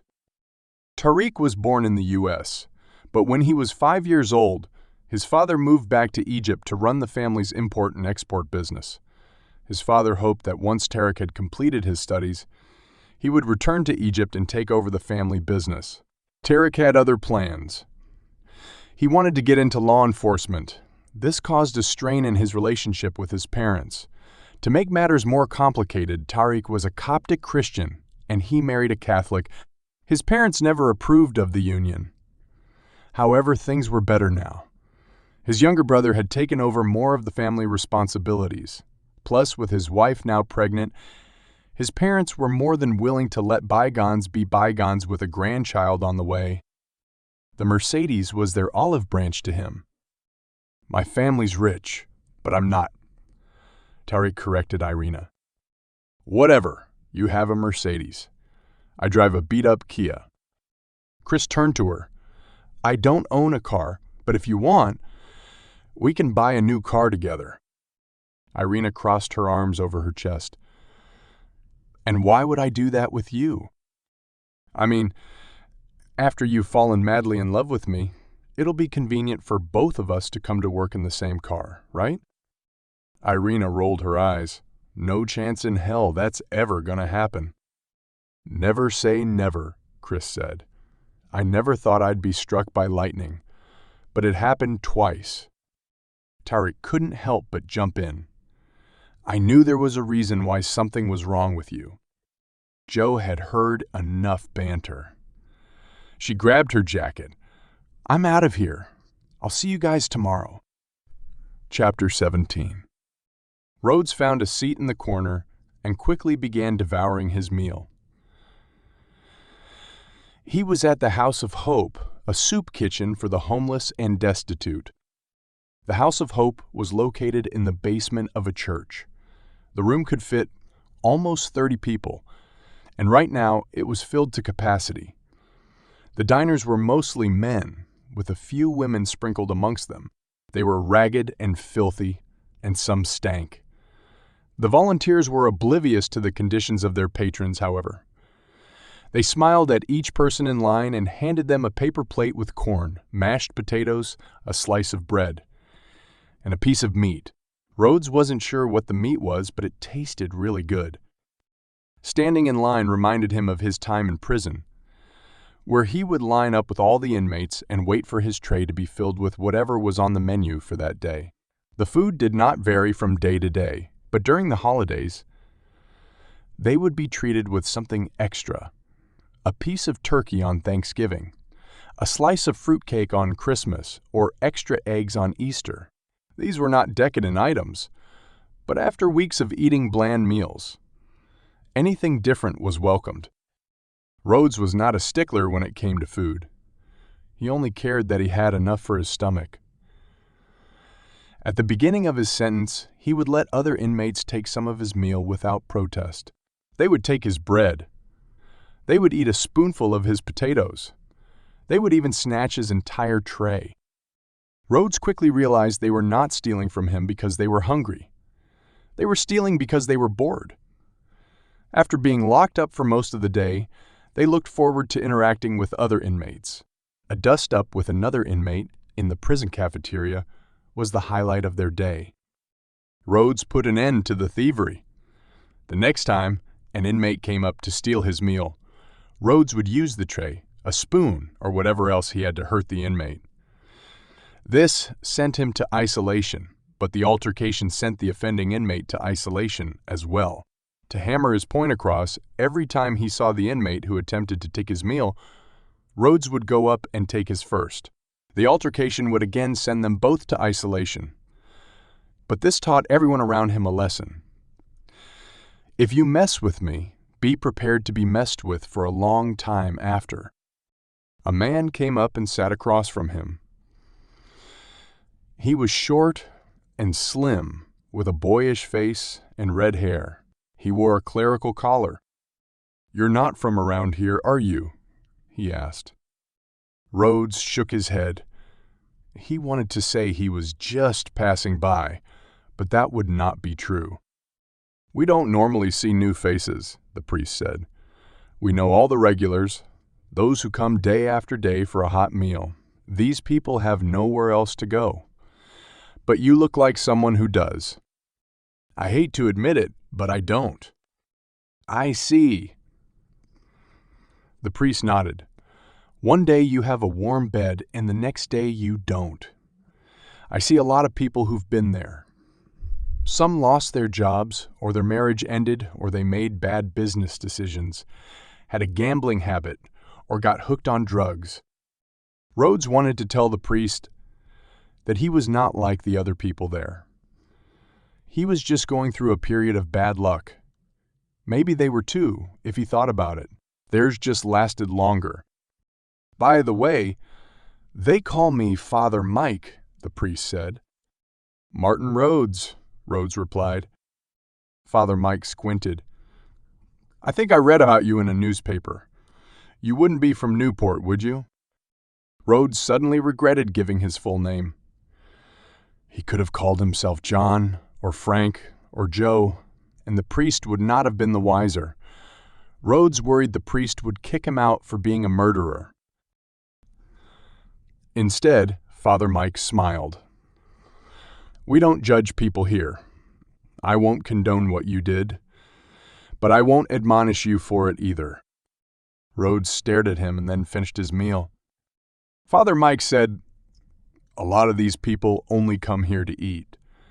They'll be back out on the streets once they are fed. We have beds upstairs for them, but they don't want to adhere to our rules." "What rules are those?" Rhodes inquired. "No fighting, no drugs, and lights out at midnight. In the morning they have to be up at 6, and after a simple breakfast, they have to leave. We just don't have the resources to let them make the House of Hope their permanent place of residence." "You know, I can live by those rules," Rhodes offered. Father Mike smiled. "Then you are welcome to stay the night." Chapter 18. Jo was over at her brother's house for dinner almost every other day, and today was one of those occasions. The moment she walked in the front door, she heard a voice say, "Auntie Jo is here. Auntie Jo is here. Auntie Jo is here." 2 seconds later, a girl wearing a blue dress came running over. Jo grabbed her and lifted her up in the air. Chrissy was 4, and she was Jo's niece. "How are you, sweetie?" Jo said, hugging her tightly. "I'm good." "And what dress are you wearing?" "Mommy bought it for me. It's a fairy princess dress." "Is it really?" "Yeah. And I wore it to school, and everyone told me it looked beautiful. I got so tired of saying thank you." She let out a loud sigh as if being showered with compliments was the most exhausting thing ever. "Well, you do look beautiful," Jo said. Chrissy beamed. "I know." Jo put Chrissy down and found her sister-in-law in the kitchen. Kim Davis Pullinger had on an apron and was standing behind the stove. Her hair was straight, her skin was black, and she had an amazing smile. Jo walked over and kissed her on the cheek. "Dinner is almost ready," Kim said. "I know I was supposed to come early and help, but we got a case that tied me up," Jo said. "I hope it's not the one on the news." "It is." "Get out!" "Really?" Kim asked, shocked. Yep. "Did they really find him without his hands?" "How did you know about that?" Jo asked. "I have internet, you know." "I can't confirm nor deny it, but yes." Both women laughed. "Where's Sam?" Jo asked. "He's in the backyard clearing out the leaves. Can you tell him dinner is almost ready?" Sure. Samuel Pullinger was 2 years older than Jo. He was completely bald. He started losing his hair in his 20s and had shaved his head ever since. He was tall and thin, and he wore wire-rimmed glasses. Sam worked for the government as a forensic accountant. He had met Kim at his job. Sam specialized in financial crimes that involved monitoring securities, digital currencies, credit cards, and even traditional currency. "Dinner will be ready soon," Jo said. Sam nodded but kept raking. "You need any help?" she asked. "I'm almost done," he replied. He raked the leaves into a pile and began putting them in a giant paper bag. Jo pulled out the book that Ben had given her and said, "I found some more information on the Bridgeton Ripper case." Sam did not say anything. "Aren't you interested?" she said. "Do you know who the Bridgeton Ripper is?" he asked. She shook her head. "Then I'm not interested." "You don't even want to read it?" He finally looked at her. "No, Jo, I don't, and you shouldn't either. It was over 20 years ago. You have to let it go and move on with your life." Jo looked away. His voice softened. "You know I didn't mean it like that." She looked down at her feet. "You haven't visited Mom for a couple of weeks," he said. "I know. I've just been busy." "You should see her. It'll make her feel better." "I will. But it's not like she knows I'm even there." "You don't know that." Everyone needs love and affection, even if they are incapable of showing it. "You were always closer to Mom than I was," Jo said. "And you were closer to Dad, but that doesn't mean I don't miss him." Jo nodded. "I'll go for sure. I promise." After Sam had filled the bag with leaves, he said, "How are you feeling?" There were not a lot of people who knew of Jo's heart condition, but Sam and Kim did. They were family, after all. "I had a bit of a scare in the morning," she confessed. "And did you go see Dr. Cohen?" he asked. "I did." Sam looked at her. And did he tell you to think about getting a transplant? She knew where this was going. No, he didn't. In fact, he said I should focus on finding who the Bridgeton Ripper is, and when I catch him, my heart will be completely healed. Sam frowned at her. It's not funny, Joe. I worry about you. With Mom the way she is, you're the only family I've got. What about Kim and Chrissy? You know what I mean. Joe walked over and gave him a hug. I love you, Sam, she said. I love you too, he replied. The back door opened, and Kim said, I know you guys are having a brother and sister moment, but dinner is getting cold. Chrissy said from behind her, Come and have your dinner, Auntie Joe. We have chocolate cake for dessert. Chrissy loved sweets. She would badger Joe to finish her dinner quickly, so her mom could bring out the dessert. All right, Joe said, but you better not rush me or else I'll eat very slowly. I promise I won't, but hurry up. Joe smiled. Kids never changed. Chapter 19. Ellen Sheehan was at Bean 24's headquarters. It was 5:30 in the morning, and she was not sure why her boss had called her into the station so early. She had her phone in one hand and a large decaf in the other. She was able to apply some makeup on her drive over.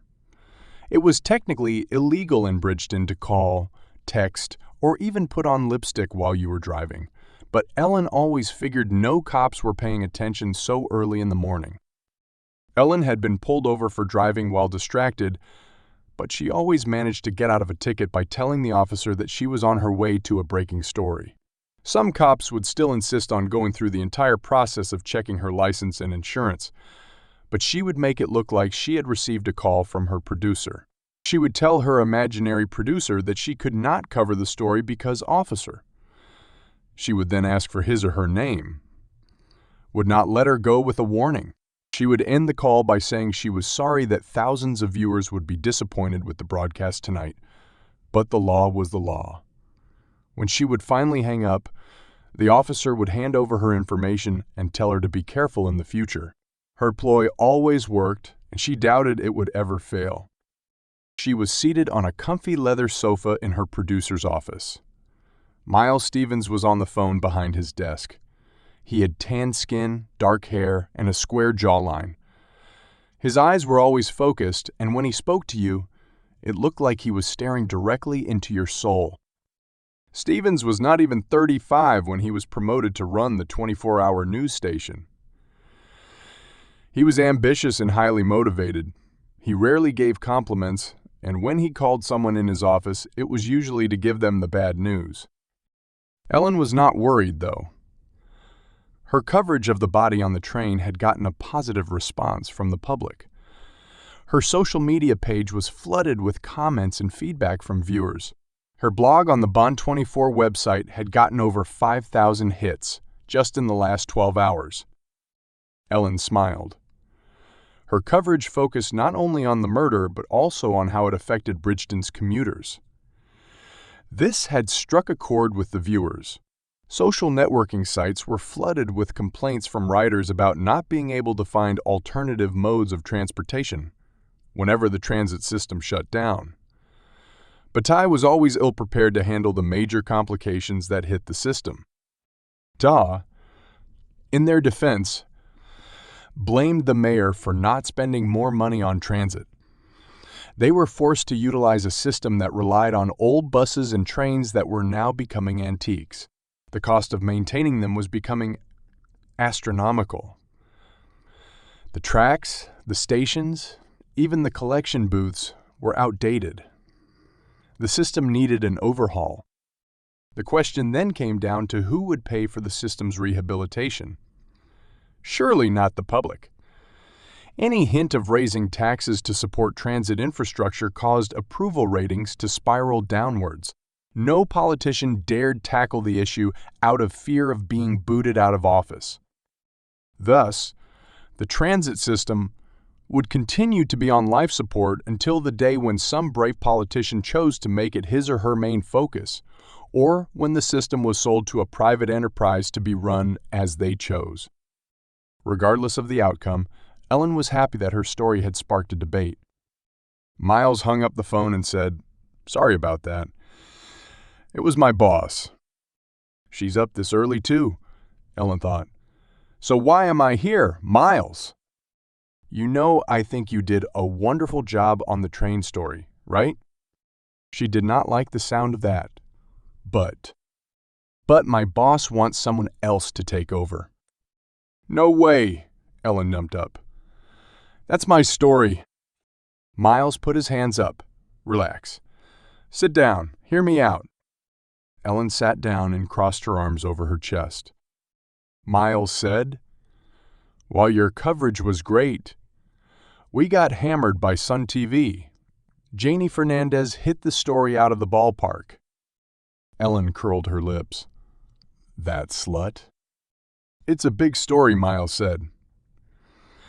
"It's not every day that a body is found on the subway, especially not one where the victim's hands are cut off." The FBI had already briefed the media on some aspects of the case.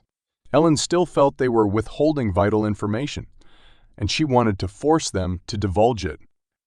"Did you see my social media page?" Ellen held up her phone. "My story's got 1,000 thumbs ups, and it's trending all over the internet." "I know, but that doesn't make this station money. Ad money does. And that comes from ratings. On the 6 o'clock news, Janie's segment beat your segment by a long shot. I hate to say it, but you came across as desperate and bitter." "What is that supposed to mean?" Ellen shot back. "It means you can't let your animosity for Janie get to you." "It showed on the screen. The camera doesn't lie." Ellen scoffed. "This is bullshit, you know." Miles let her stew for a bit. "So, who's taken over my story?" Ellen finally asked. "Dan Ferguson." Ellen's mouth dropped. "Dan retired last year." "Well, he's bored, and he wants to come back on a part-time basis. Dan's a veteran at this.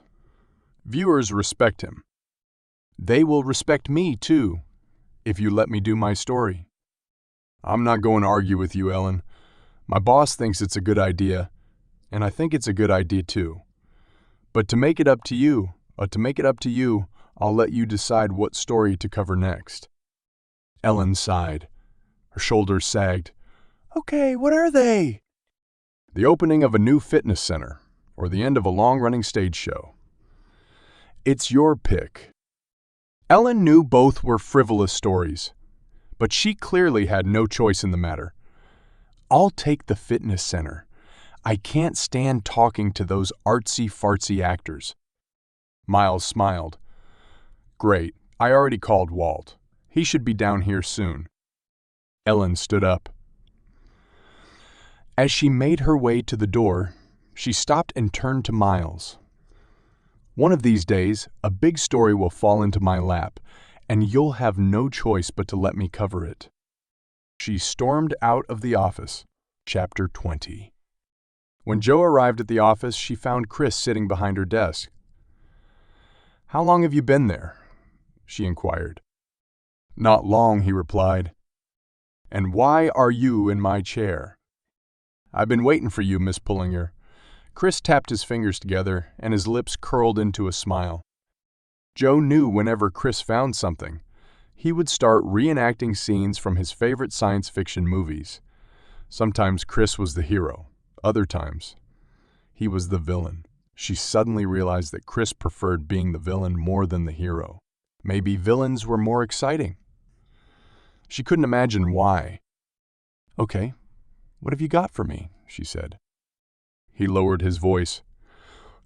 "What I'm about to tell you will forever change your life. If you drink from the red glass, your world will open up to unimaginable possibilities. If you drink from the blue glass, your world will stay the same." Jo rolled her eyes. "You know what? I'll drink from the blue cup." "Glass." "Glass, cup, Whatever. Get off my desk before I shoot you. I can dodge bullets, you know. Dodge this. Her hand went to her holster. Chris immediately jumped up from the chair. You're no fun, he complained. She smiled. Seeing you jump like a rabbit was fun. Okay, I'll tell you what I found. She sat down and faced him. I ran the victim's photo through our facial recognition software and got a hit. And who is he? Joe asked. Silvio Tarconi. Chris pulled out a 6x8 photo and handed it to her. Tarconi had a frown. His hair was disheveled, and his eyes were glazed. A year ago, he was arrested for a misdemeanor assault outside a bar. His blood alcohol was twice the legal limit. He said he didn't remember what happened. I bet he didn't. Chris pulled out a sheet of paper. That's his address. Joe quickly got up. Find out anything else you can on him. Next, scene. The apartment building looked nice from the outside, but became something else the moment Joe stepped inside. She could tell the building was run by the city's social housing program. The program was heavily underfunded, leaving many buildings neglected and in dire shape. This had caused an uproar a few years back, with citizens picketing outside the mayor's office. Instead of infusing more money in rebuilding the housing projects, the city instead opted to only renovate the exterior of the buildings. They were not concerned with what the tenants in the building thought. They were low-income citizens who hardly ever voted, so their opinions held no weight to the politicians. The renovations were done for the average citizen who could pass by a building like this without knowing how bad it was inside. Joe waited for the elevator but realized that out of the three, only one was working. She decided to take the stairs. Fortunately, Tarconi lived on the third floor, so the walk-up didn't put too much stress on her heart. She found the apartment and unlocked the door with a key she had picked up from the superintendent. Even run-down buildings had someone responsible for their upkeep. The superintendent had not been paid for months, but he was still helpful nonetheless. She flicked on the hall light and moved inside the apartment. There was a kitchen to the left. The garbage bin was overflowing, and dirty dishes were piled high in the sink. There were fruit flies everywhere. It looked like Tarconi was not big on cleanliness. The living room was no better. The sofa was worn with stain marks everywhere. In some places, the wool was sticking out.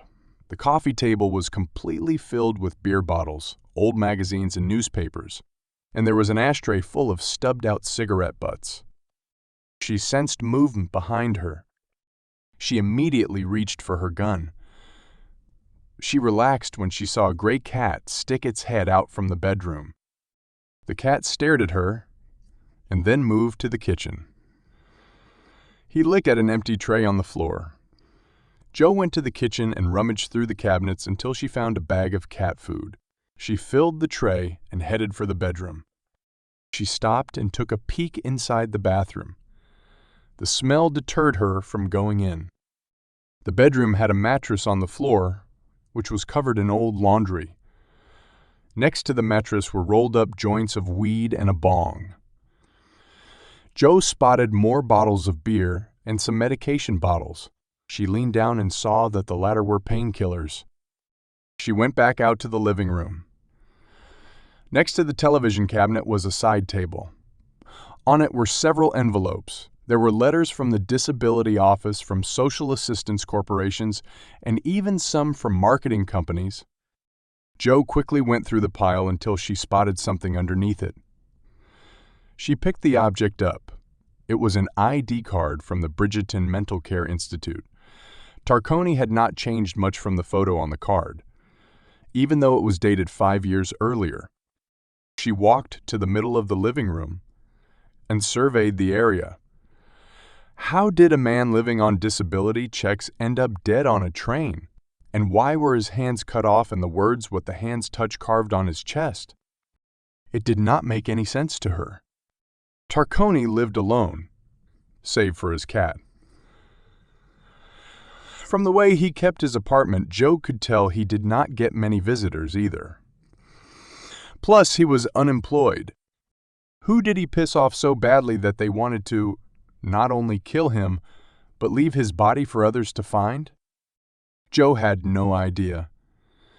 And spending time inside the filthy and smelly apartment was not helping her find any answers either. The cat had already gone through the bowl. Joe picked him up and walked out of the apartment.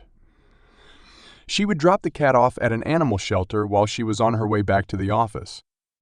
Chapter 21. Rhodes felt refreshed after a good night's sleep. He could not say that same for his roommates.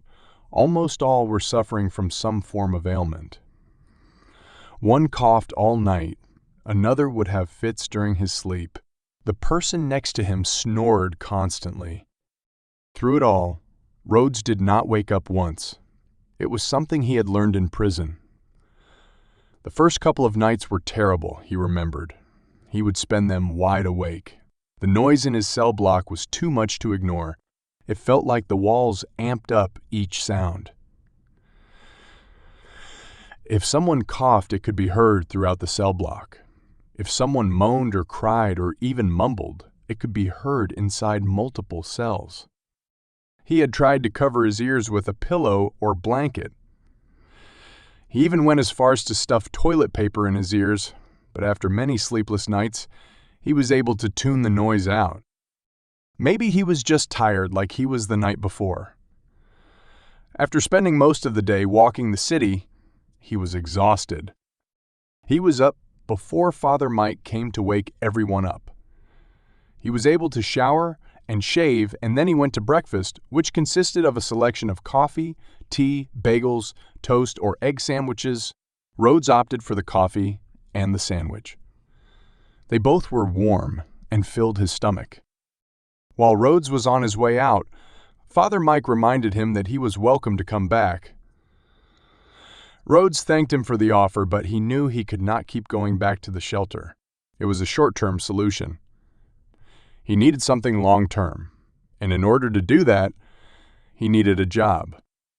As he walked the streets once again, he realized he never had a plan on how to get employment when he came to Bridgeton. He figured the money he was bringing with him would last a couple of months, or maybe longer. This would give him enough time to get a feel for the city. I will eventually find something to do, he had told himself. Now things were different. He had to start earning some cash soon.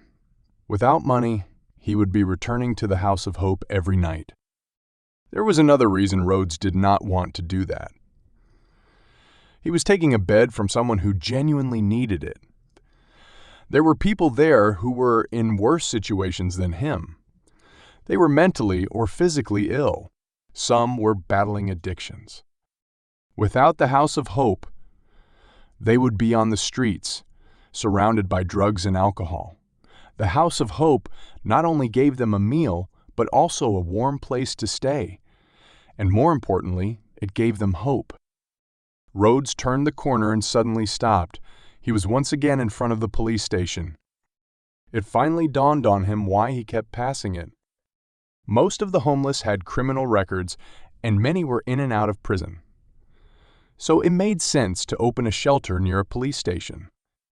Rhodes did not know why, but something made him want to go inside again. Maybe he was feeling nostalgic about his time as a detective. He followed his instinct and stepped through the front entrance. He headed straight to the bulletin board.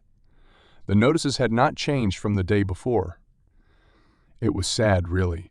He wished someone would provide closure to all these families, whether it was finding someone's missing child, finding the person who was responsible for a death in their family, or even just telling the family that their loved one would never return. He felt this was an important part of the grieving process. "You lose someone too?" a voice asked from behind him. Rhodes turned and realized it was the same man he had seen here yesterday. Rhodes shook his head. "Hey, weren't you here yesterday?" the man asked. Rhodes nodded. "I should leave," he thought. He was surprised the man had seen him or even remembered him. He had been too busy giving the officer at the desk a hard time. The man pointed at a photo on the bulletin board. "That's my son," the man said. Rhodes leaned over. "Reed Yates." He was 17. He wore round glasses and his teeth were girded with braces. In the photo, he wore a suit, which told Rhodes it was probably taken at a wedding. The man said, "Reed was a good kid. He wanted to follow in my footsteps. He wanted to go to Columbia. He wanted to become an architect like me." He looked at Rhodes. "I've got a much younger daughter, but she's more like her mother. Reed, he was just like me. He was my future." The man's eyes moistened. Rhodes finally said, "You should get your lawyer to write to the police board. As the family of a murdered victim, you have every right to get an update on your son's case. In fact, you can also contact a victim advocacy group. I'm sure there are good ones in Bridgeton." The man looked confused. "I heard you talking to the lady at the desk the other day," Rhodes explained. The man nodded. "Are you a police officer?" "I used to be." "What do you do now?" "I'm new in Bridgeton." "So, are you looking for a job?" Rhodes paused. The man pointed at his son's notice. "There is a $10,000 reward for anyone who provides information that leads to an arrest. I put up that money. If you help me find who killed my son, I will double the reward for you." Rhodes stared at him for almost a minute. He shook his head. Sorry. I don't know how I can help you. I'm just a civilian now." "What did you do when you worked for the police?" the man asked. Rhodes knew where this was going, but he did not want to lie. "I was a detective." The man's eyes lit up. "Then you have to help me." Rhodes was not sure. "What's the guarantee I'll be able to find anything if the police haven't found it yet?" To them, Reed is just another homicide victim, one of maybe a dozen or even hundreds in the city. But in your case, he'll be your only focus. Rhodes hesitated. "I'll even give you an advance." Rhodes bit his bottom lip. He was desperate for money. He did not want to line up again at the House of Hope. "My name is Tim Yates, by the way."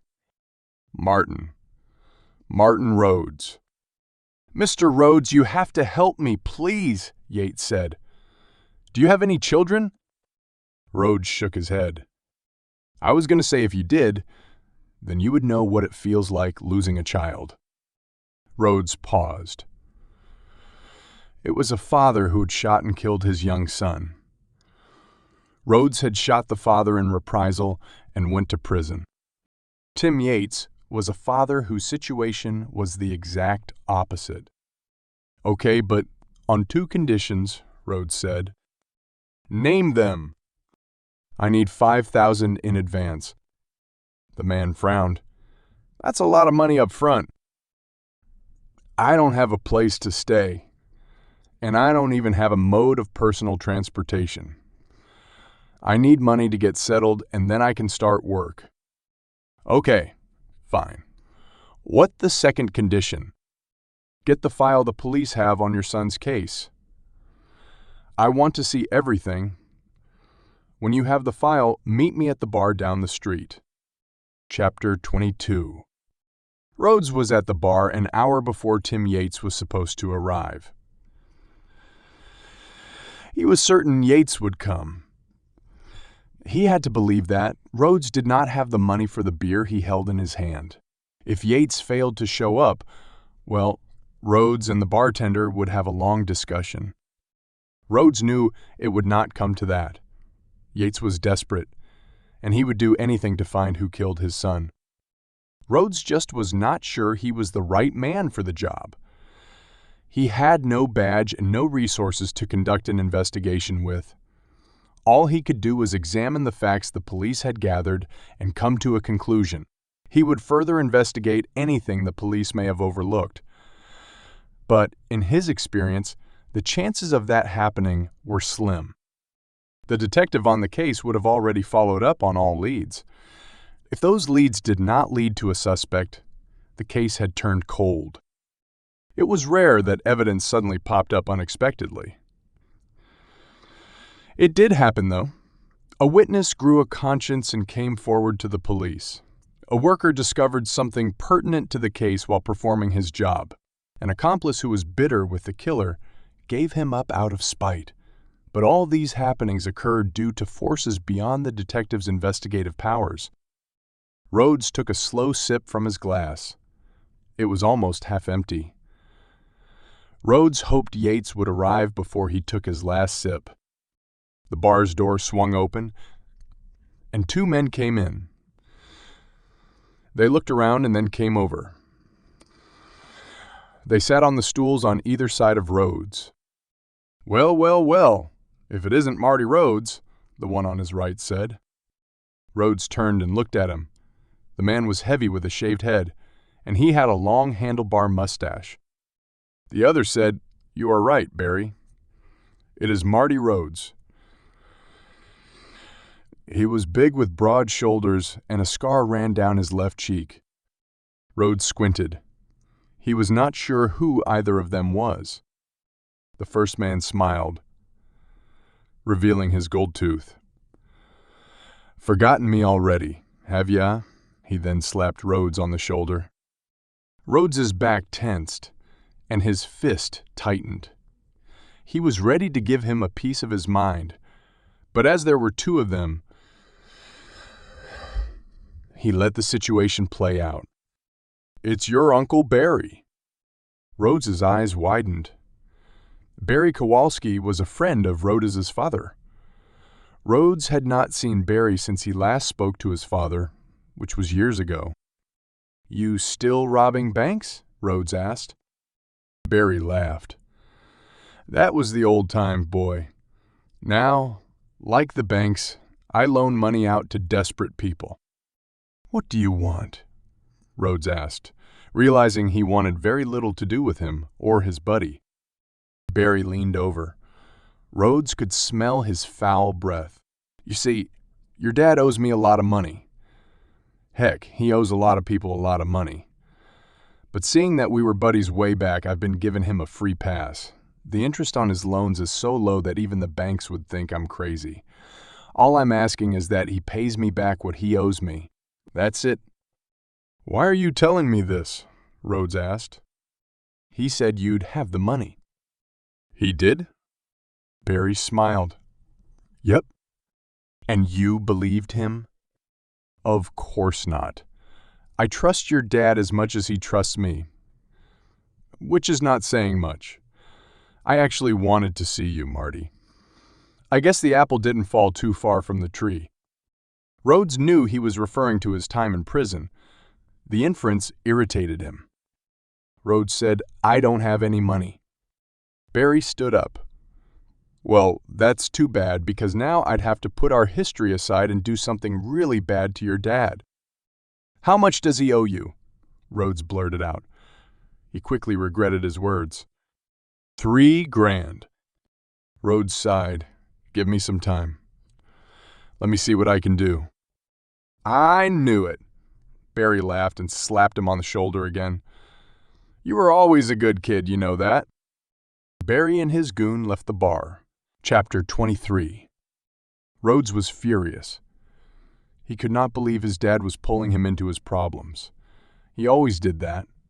Although when Rhodes was a detective, his father stayed away from him. He had made some attempts to contact his son, but they were too few to count. Rhodes believed his father was worried his criminal lifestyle would force Rhodes to take action against him. His father knew how much Rhodes despised him. If given a chance, Rhodes would not have hesitated to throw his dad in jail. It was better if he stayed away from his son. Now that Rhodes was no longer a detective or in prison, his father somehow wanted him back in his life. Rhodes would deal with him when the time came. Right now, he had a job to worry about. He watched as Tim Yates entered the bar, looked around, spotted him, and came over. Rhodes held up his glass. "Do you mind paying the bartender for the drink?" "Sure," said Yates.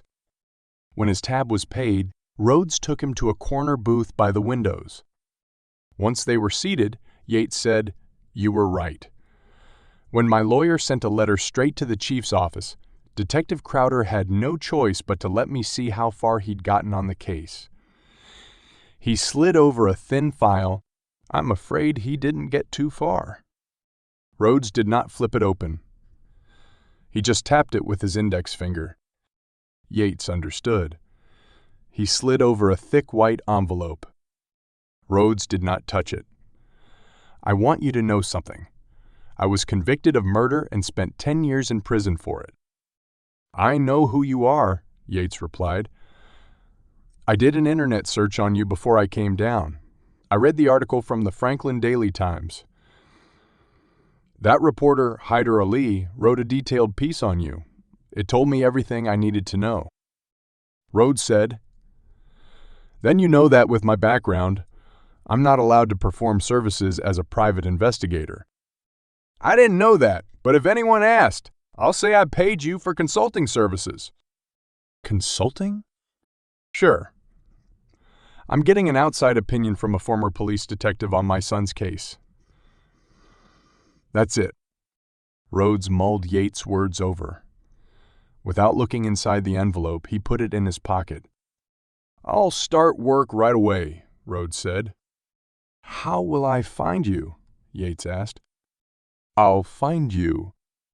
Rhodes stood up. Yates put his hand on his arm. Rhodes glared at him. Yates quickly let go. "I'm sorry, but this is about my son. I hope you won't disappoint me.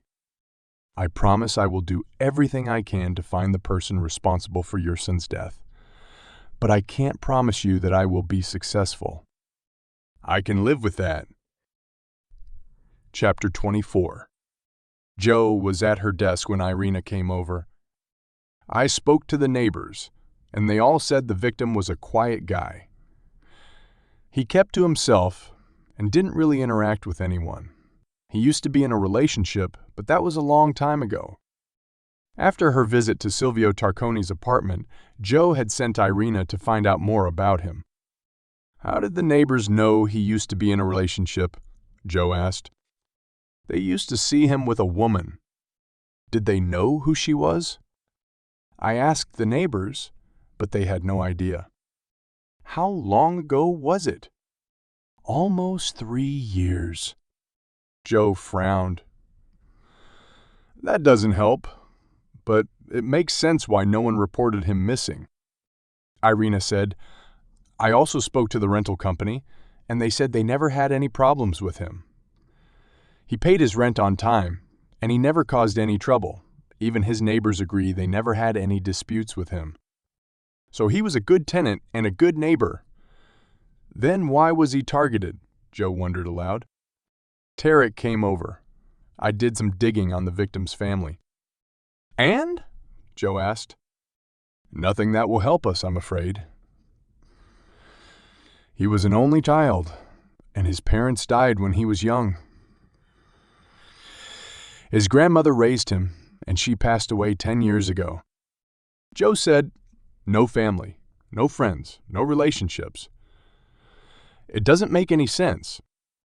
"How so?" Tarek asked. "If the killer chose a victim no one would miss, then why leave his body on the train with a message on it?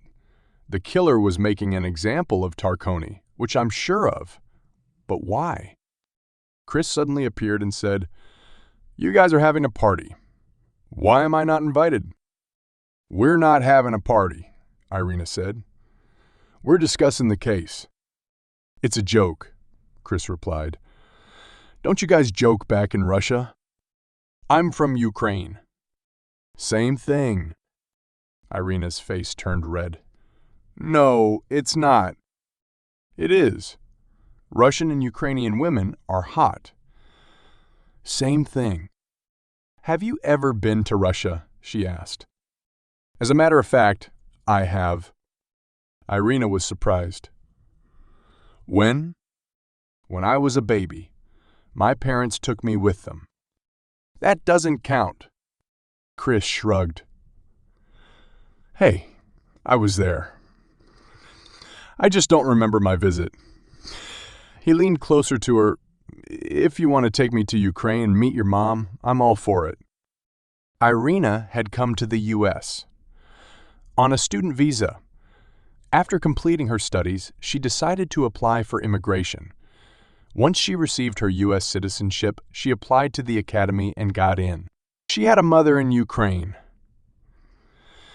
She supported her by sending her money. Irina's hope was that once she became a full-time special agent, she would try to sponsor her mother's immigration. Why would I want you to meet my mother? She asked. I mean, once we are dating, I should meet your family, you know? Irina frowned. You're not my type. What's wrong with me? Chris asked. I have a job and I live by myself. No, you don't, Irina corrected him. You live in your parents' house. They are in Florida most of the year, so I technically live by myself. It doesn't count. It's a big house. There's room for everyone. He winked at her. I feel sick, she said. Okay, so who's your type? He asked. She thought about it. You ever watch the show American Sport Challenge? Chris shook his head. Never heard of it. Joe said, Neither have I. Tarek said, I have.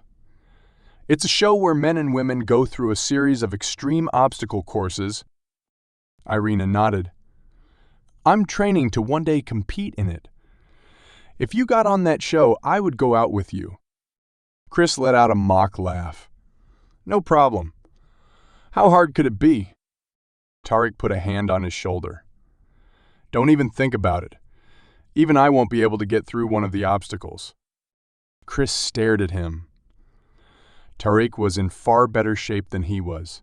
He took a big gulp and then walked away before his big mouth got him in deeper trouble.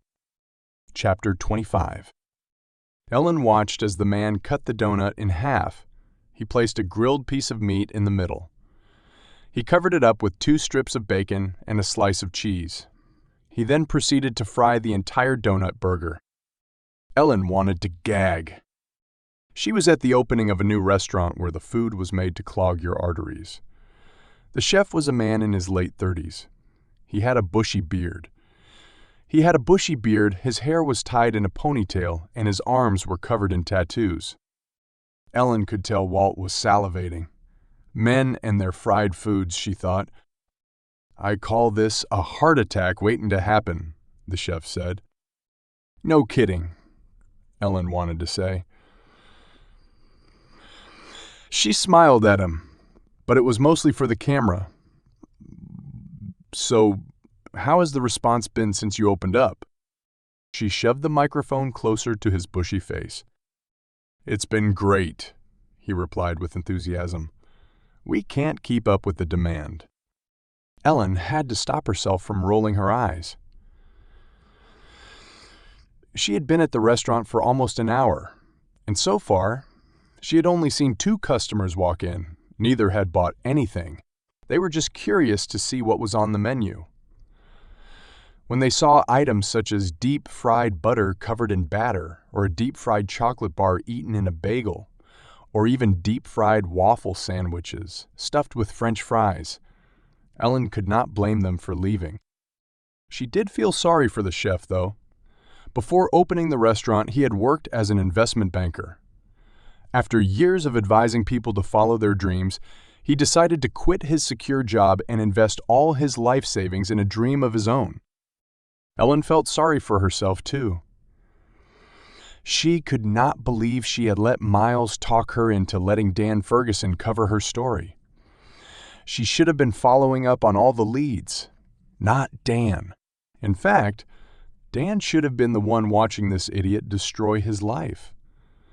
Why would you throw money into a business that was nothing but a novelty?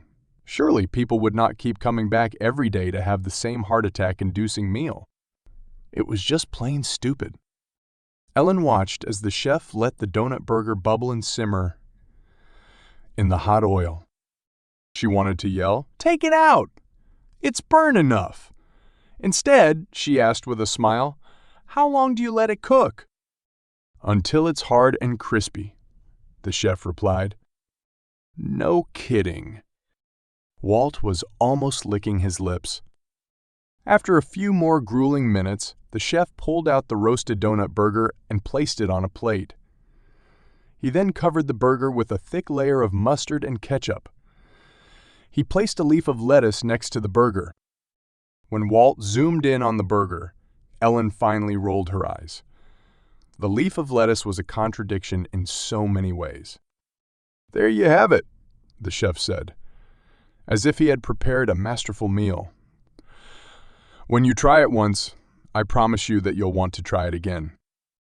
Ellen faced the camera and said with a smile, "We will definitely be trying it. And why don't you come down and try one for yourself?" This is Ellen Sheehan for Bean 24. Walt turned off the camera. Ellen turned off her smile. Before the chef could say something, Ellen walked away. She heard Walt ask if he could try the burger. "Sure," the chef replied with enthusiasm. Ellen had no desire to watch grown men gorge on something dripping in oil. She took a deep breath as she stepped outside the restaurant. She could not do this anymore. She could not cover any more of these kinds of stories. It took a lot of energy on her part to not walk out on the segment, but she had kept thinking of her career. She now wanted to yell, "What career?" She bet Janie did not have to endure what she just had to go through.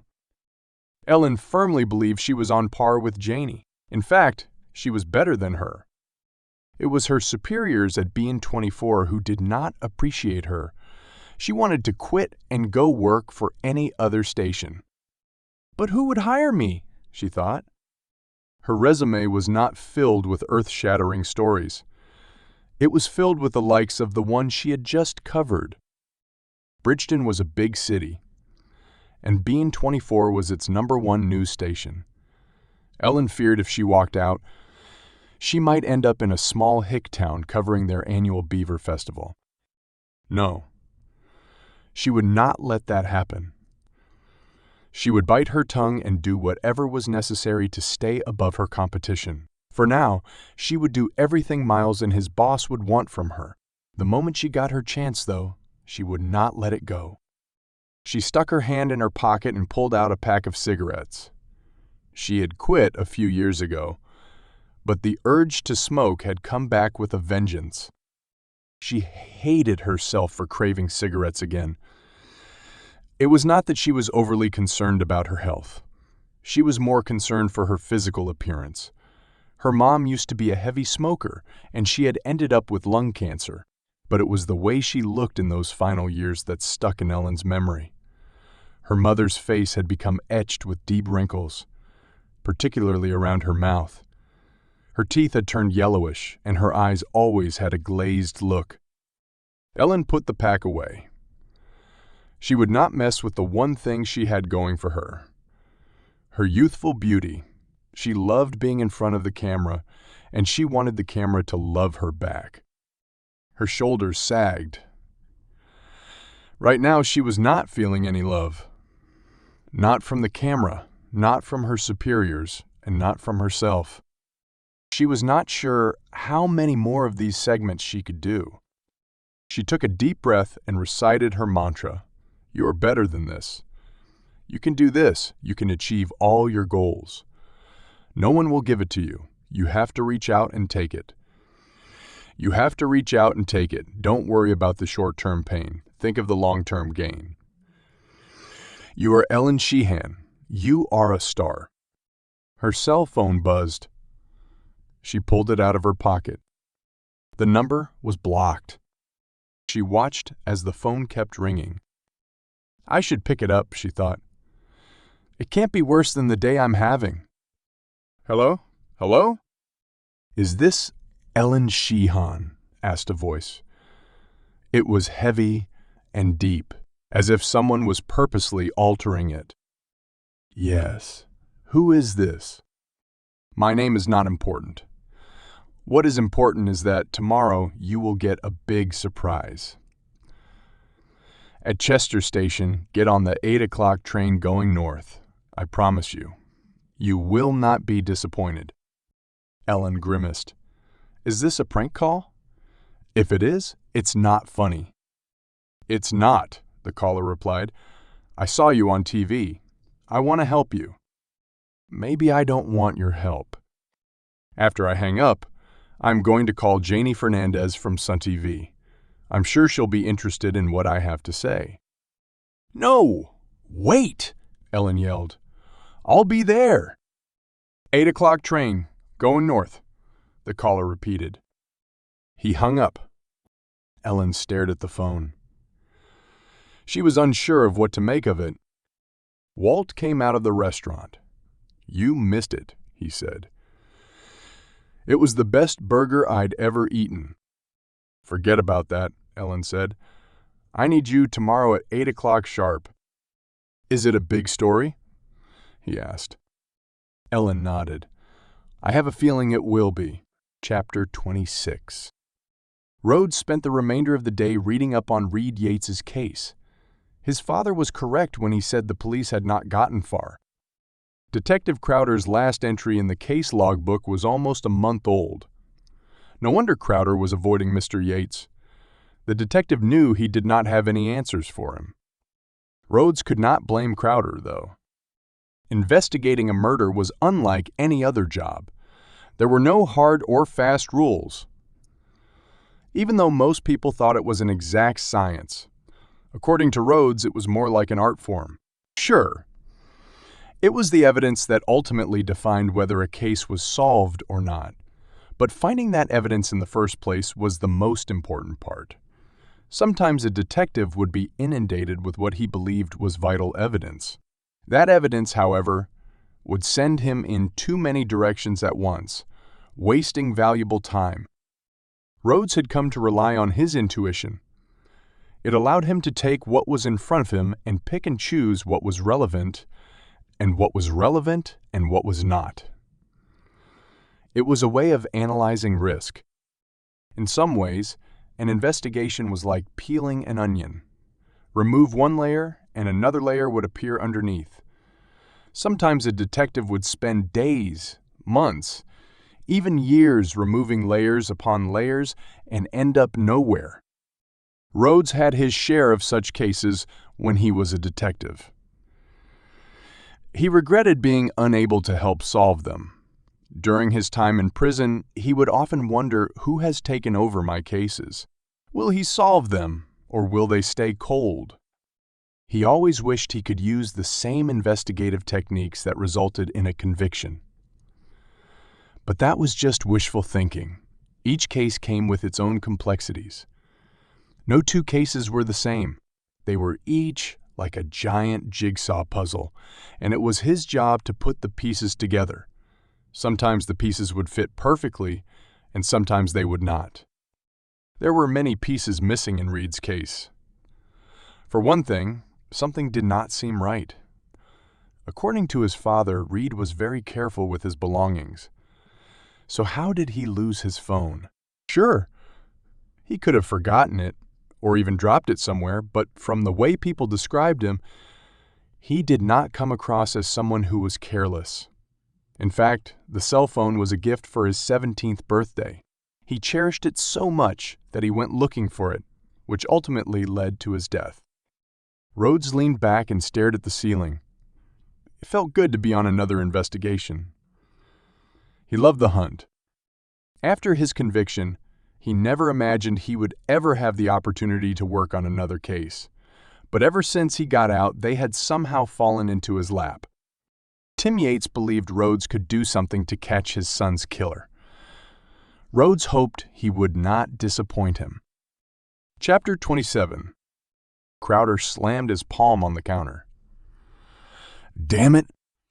Normally at this time of the day, the police station's lobby would be swarming with people.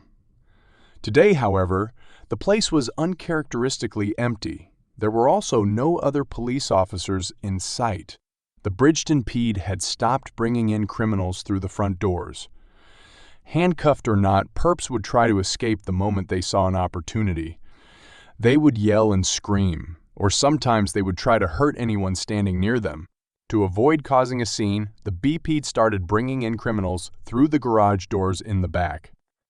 "Take it easy," Officer Shannon said. Crowder shook his head. "I can't believe they made me give up info on my case." "Who made you?" Shannon asked. Crowder scoffed. "The chief. Who else do you think?" "I bet it was Mr. Yates, right?" "Yep.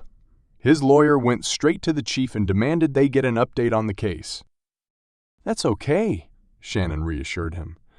"As the father of the victim, he has a right to know."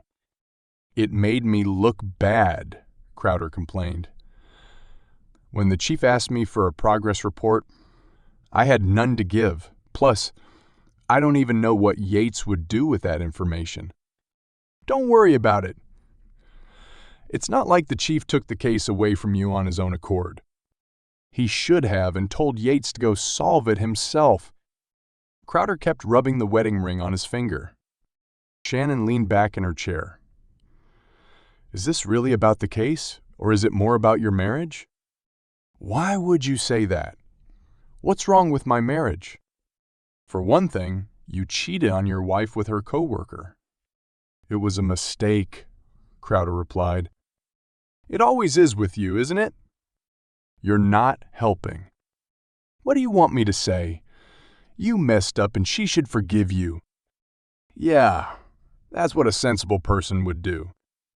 Shannon shook her head. "Right," she said sarcastically. Crowder put his hands over his face. "I miss her." "Give her time. Right now, the last person she wants to see is you." "I know, but it's messing me up. It's why I can't seem to close any cases. I can't concentrate. My mind is all over the place." "How did you meet your wife in the first place?" Shannon asked. "She rear-ended my BMW. I was ready to give her a piece of my mind, but when I saw her, it was love at first sight. She was smoking hot. I knew I had to marry her." "If she was so hot, why'd you cheat on her?" "Unfortunately, her coworker was even hotter. I couldn't help myself." Shannon frowned. "Poor you." "It's my fault, I know, and I take full responsibility for it. I'm sure you guys will work it out." "What if we don't?"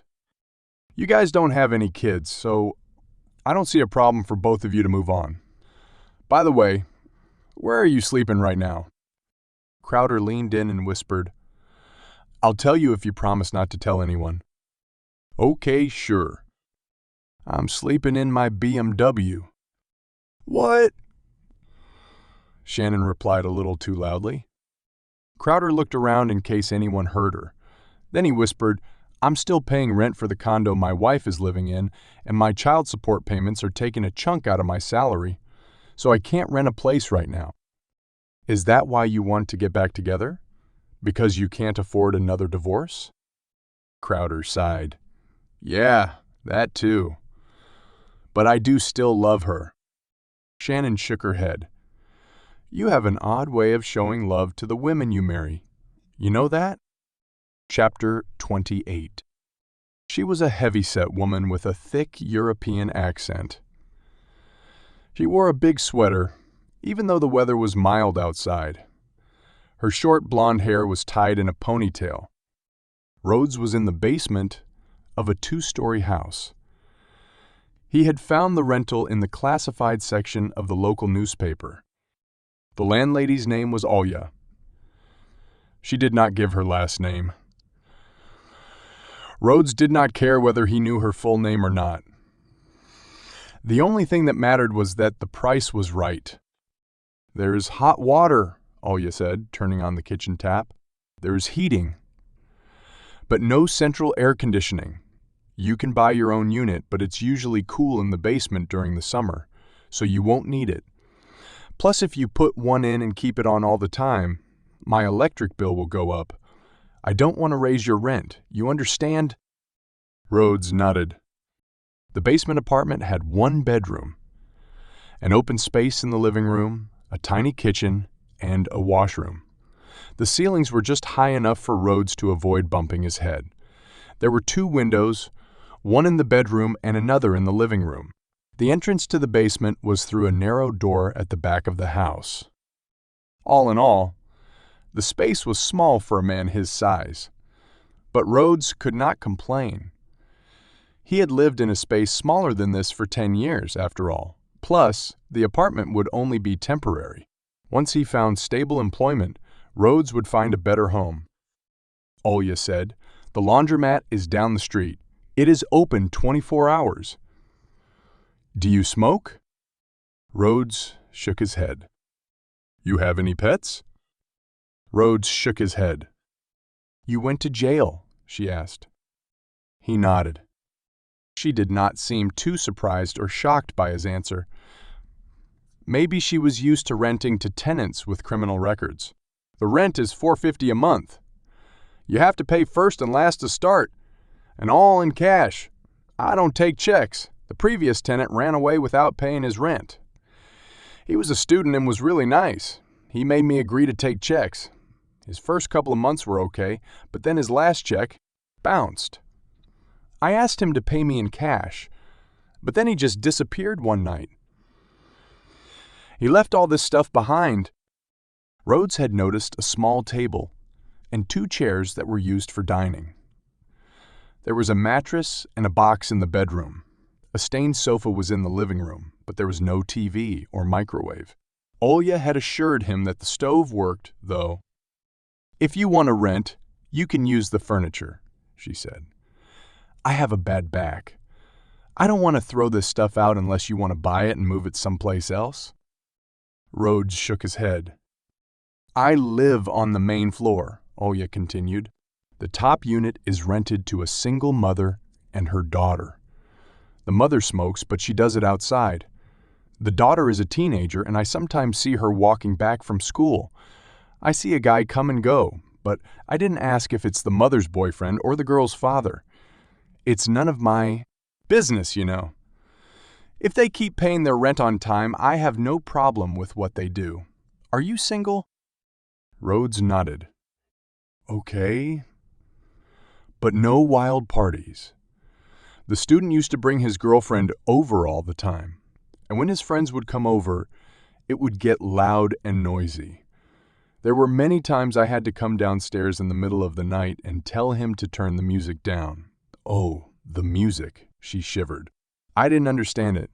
It was all boom, boom, boom. Rhodes assumed she was mimicking the bass of the sound. So, do you want it or not? Olya asked. I got more people interested in renting it. Decide quickly, because this place will be off the market very soon. Rhodes doubted that. From the state of the apartment, it looked like it had not been occupied for at least a month. There were other places he still wanted to check out. They were nicer than this place, but he feared the landlords would be hesitant to rent to an ex-con. Plus, the price for the basement apartment was the lowest he could find. I'll take it, he said. She smiled. Great. When do you want to move in? Right now. Where is your stuff? She asked.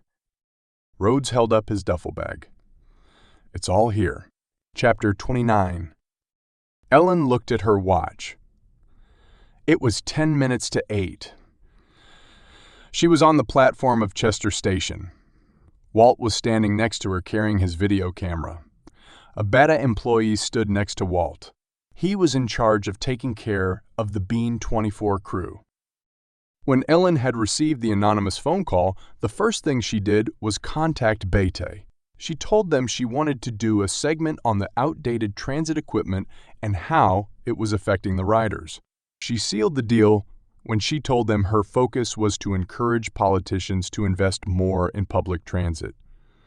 She could not tell them the real reason she was there. In fact, even she was not sure what this was all about, but she had to take a chance. She would be foolish not to. Dan Ferguson had already hijacked her story, and she sure as hell would not let him hijack another one. What Miles did was unforgivable. She wanted to argue that his action could be construed as sexist, but she knew that would not stick because it was Miles's boss who called the shots at BN24. And his boss was a woman. Ellen had to pick her battles carefully. She could not start something and then have it come back and bite her. A train entered the terminal and came to a halt. Ellen checked her watch. The caller had said the 8 o'clock train. This one was early. The doors opened. Walt moved towards the train. Ellen stopped him. "We'll take the next one." "Why?" he asked, looking irritated. "We've already seen 3 go by." She glared at him. "I said we'll take the next one." He shrugged. "Okay, sure. You're the boss." The doors closed and the train moved out of the station. Ellen began to sweat underneath her green suit. She hoped her makeup was still okay. She wanted to look good for her big shot. She adjusted her suit jacket and her sleeves in order to let cool air seep into her body. She looked at her watch again. 2 minutes to go before 8. Time was crawling at a snail's pace. She looked over at the BT employee. He was busy smiling at passengers standing on the platform. He was probably happy to help a news crew. Maybe he would get a chance to be on TV. Ellen was not sure if she would ask him any questions. Maybe I should, she thought. It might make my cover feel more real. Plus, if all this was a sick joke, then it was better to make nice with the beta folks.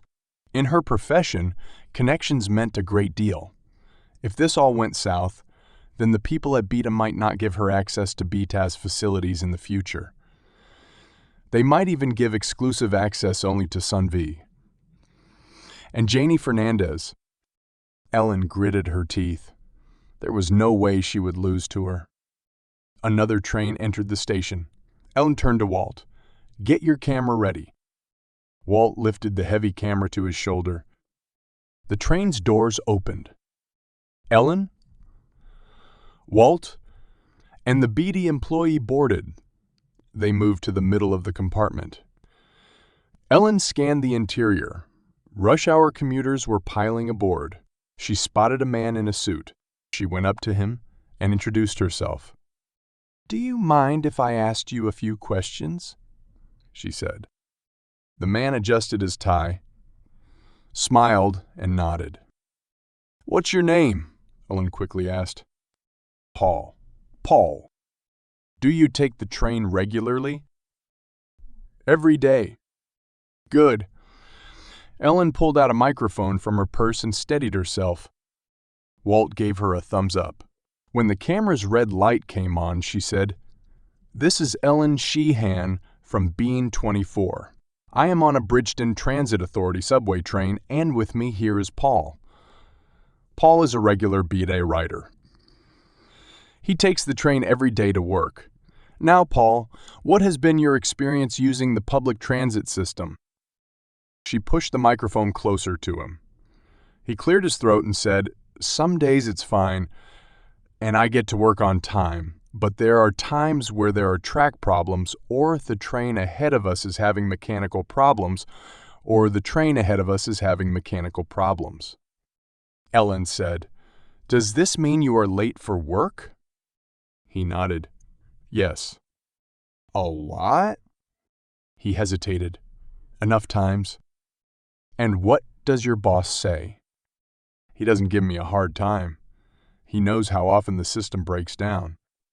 Ellen smiled and turned to the camera. "Well, there you have it, folks. Our transit system is so bad that even Paul's boss has come to accept the problem. Unfortunately, not all bosses can be like Paul's. We'll talk to more passengers and find out how they cope with the system. This is Ellen Sheehan for Ben 24. The red light went off. Ellen stopped smiling. Was that okay? Paul asked, concerned about his performance. Yeah, it's fine, Ellen said, waving him off. Walt gave Paul a thumbs up. Ellen looked at her watch again. It was 15 after 8. Ellen eyed the passengers on the train. She was not sure what she was looking for, but something told her it had to do with them. Do you want to interview anyone else? Walt asked. Yes, but let's go to the next car. Ellen turned to the BT employee who was standing by dutifully. Sure, he said, looking eager to help. They went into the next car. Ellen eyed the passengers, but then she decided to go to the next car. They moved from car to car. At each station, passengers boarded and disembarked in a steady cycle. To avoid arousing suspicion, Ellen would stop a rider and ask them about their experiences with the transit system. What did they like or dislike? What did they believe they could improve upon? Were they satisfied with any changes Bea had tried to implement? In between her interviews, Ellen kept surveying the people around her. When they were almost at the end of the train, Ellen had a sinking feeling that someone had played a sick joke on her. Maybe Janie put me up to this, she thought. God, I hate her even more now. She could not believe she was fooled into thinking she would find something. At least she had covered herself. The interviews on the train would support her reason for being there. Then she spotted a peculiar-looking passenger. He was sitting on the seat across from her, and he had his head tilted to the side. Ellen could not tell if he was breathing or not. Ellen moved closer to him. She was inches from his face when he suddenly awoke with a start. What? He said, looking around. I'm so sorry, Ellen said. I thought you weren't. I was sleeping, he quickly said. Can't a man take a nap in peace? Walt and the Beatty employee exchanged glances. They were probably wondering if she had lost her mind. Ellen walked away from the passenger. She began to sweat. Her body felt like it was in a sauna. She wanted to pull off her jacket and get off the train at the next stop. A woman screamed. Ellen looked up. On the other side of the compartment, a woman was standing with her hand over her mouth. Ellen rushed up to her. What's wrong? She demanded. Without saying a word, the lady pointed at a woman in a wheelchair. She wore a dark sweater, sunglasses, and had long hair. She was sitting with her head tilted back. Ellen was not sure why the other woman had screamed, but when she looked carefully, she realized something was wrong. She moved in closer. There were deep sockets beneath the sunglasses, as if someone had scooped out the woman's eyes. Ellen had to cover her mouth to stop herself from screaming. Chapter 30. Jo headed to the scene the moment she got the call. She raced down the steps, and when she reached the platform, she found Walters and Chief Baker locked in a heated argument. It's our case, Baker said. Detective Crowder will take over the investigation. Jo spotted Crowder in the corner. He was staring at his cell phone. He looked like he had other things on his mind than the dead body found on the train. Walters replied, It's the same Mo. We are dealing with the same killer. I let the FBI have the first one, but this one belongs to the Bridgeton police, Baker said. It's not about who gets the credit. It always is, isn't it? He shot back.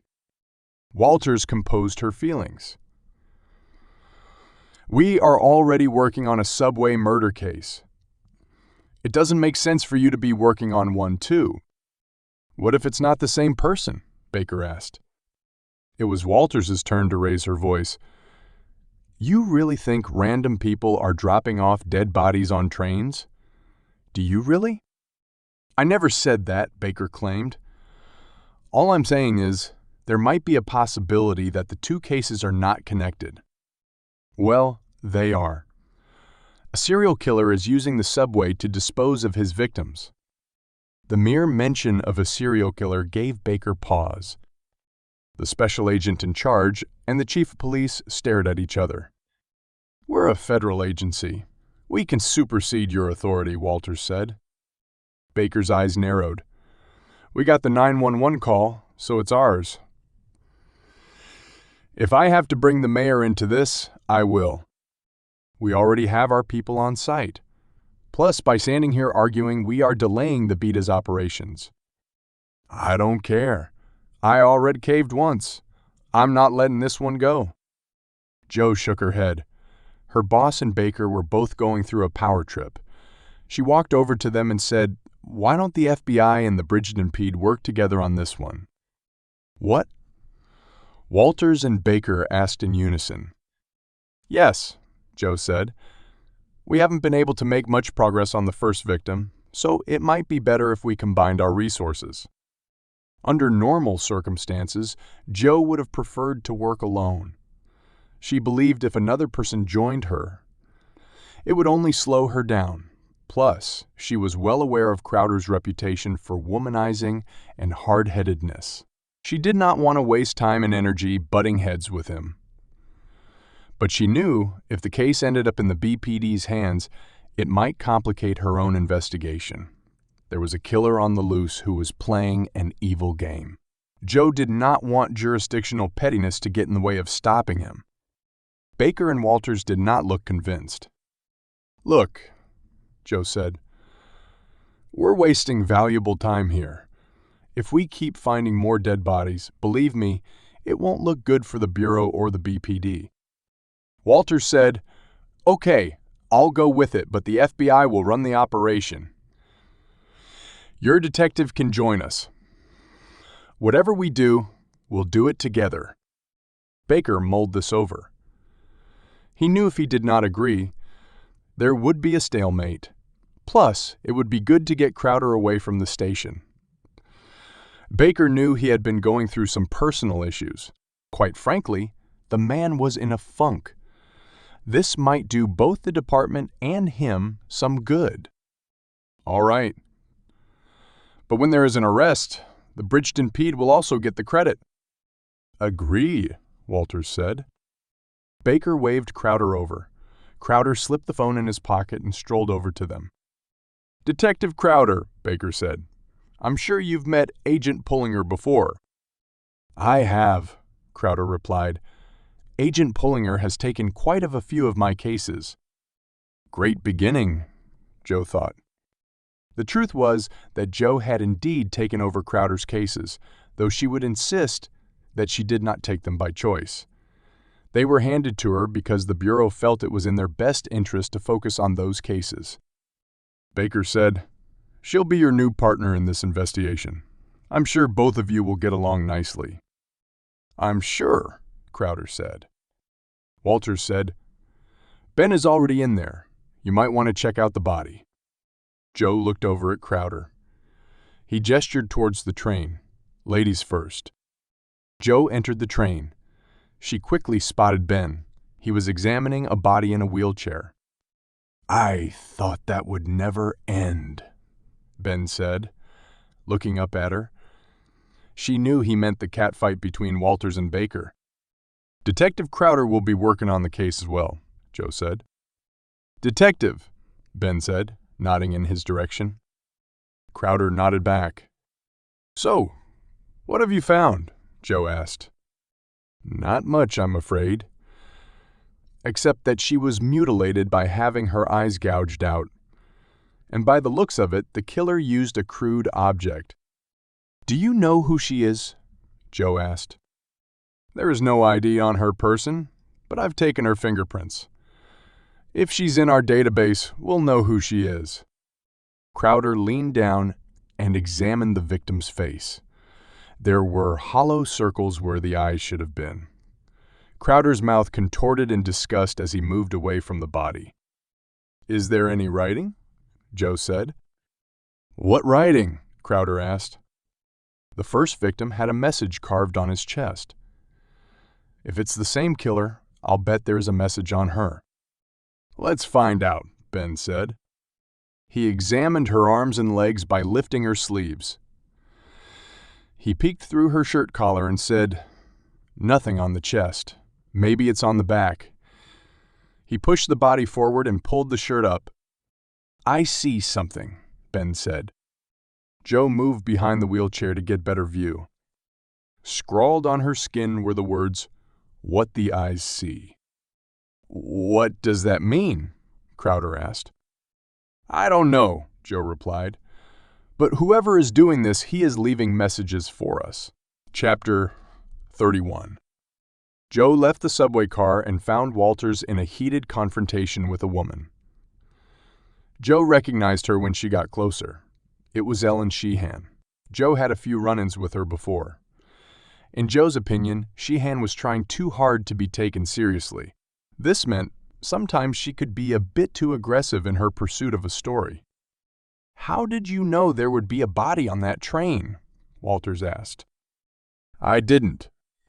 The BTI employee told us that you were constantly looking at your watch. I'm on a tight schedule. I wanted to make sure we had enough footage for the evening news."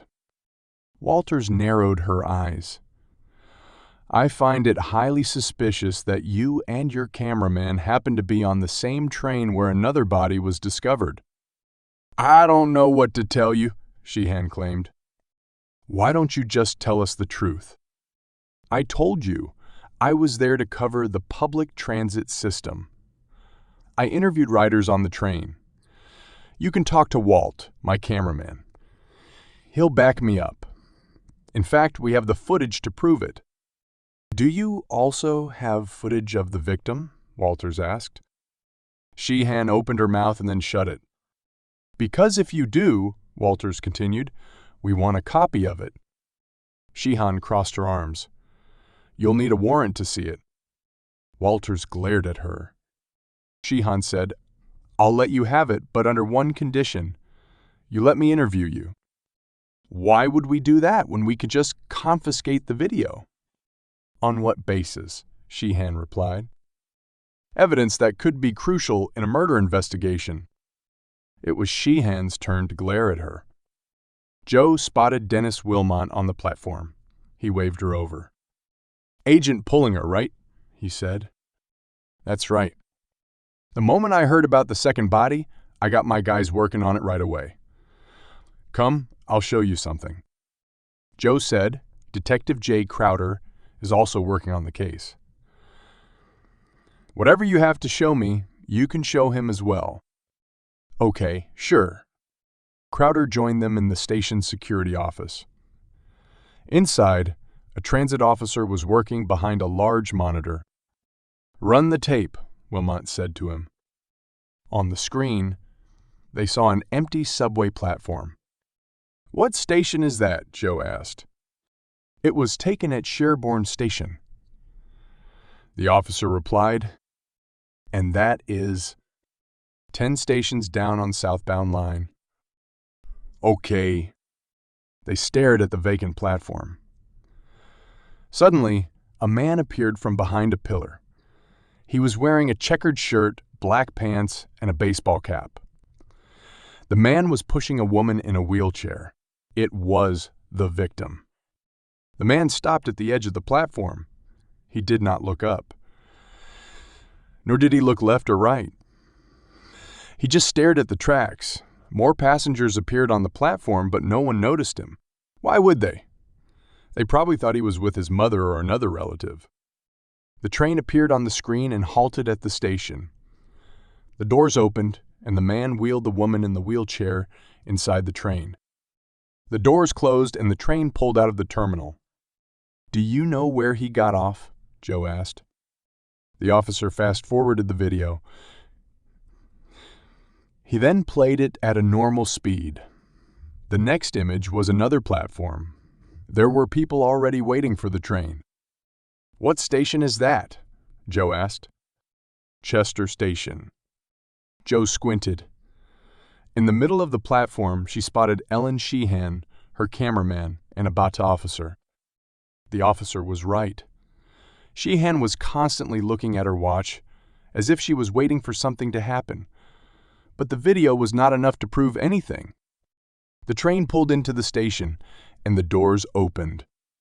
Joe watched as Sheehan, the cameraman, and the bait officer entered the train.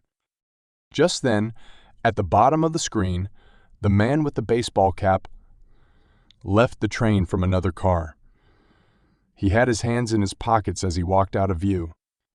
The transit officer typed on his keyboard and the image flipped on the monitor. The man took the escalators up and then walked through the turnstiles and out of the station. The man never once looked up.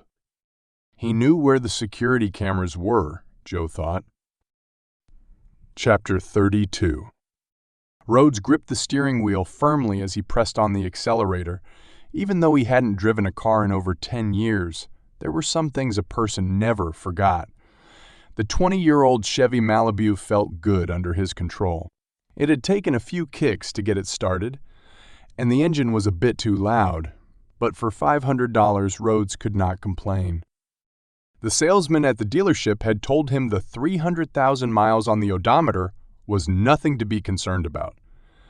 The Black Beauty, as he liked to call it, would give another 300,000 if Rhodes took care of it. Rhodes doubted very much if the car could give him even 50,000 miles, but he was not planning on driving it for long. Right now, it was more of a means to an end, just as long as it got him from point A to point B without any trouble. Rhodes would be satisfied. It had started to drizzle. The rubber on the windshield wipers had worn out, but they were still enough to clear his view. Rhodes turned on the heater. The salesperson had already told him the air conditioning did not work, so Rhodes did not bother checking it. If the car made it to summer, Rhodes would roll down the windows. He was pulling the car into the back of the house when he spotted someone wearing baggy clothes and a hoodie sitting on the steps of his basement apartment. He parked the car and waited. He hoped the noise of the engine would make the person turn toward him. He then saw the person was also wearing big headphones.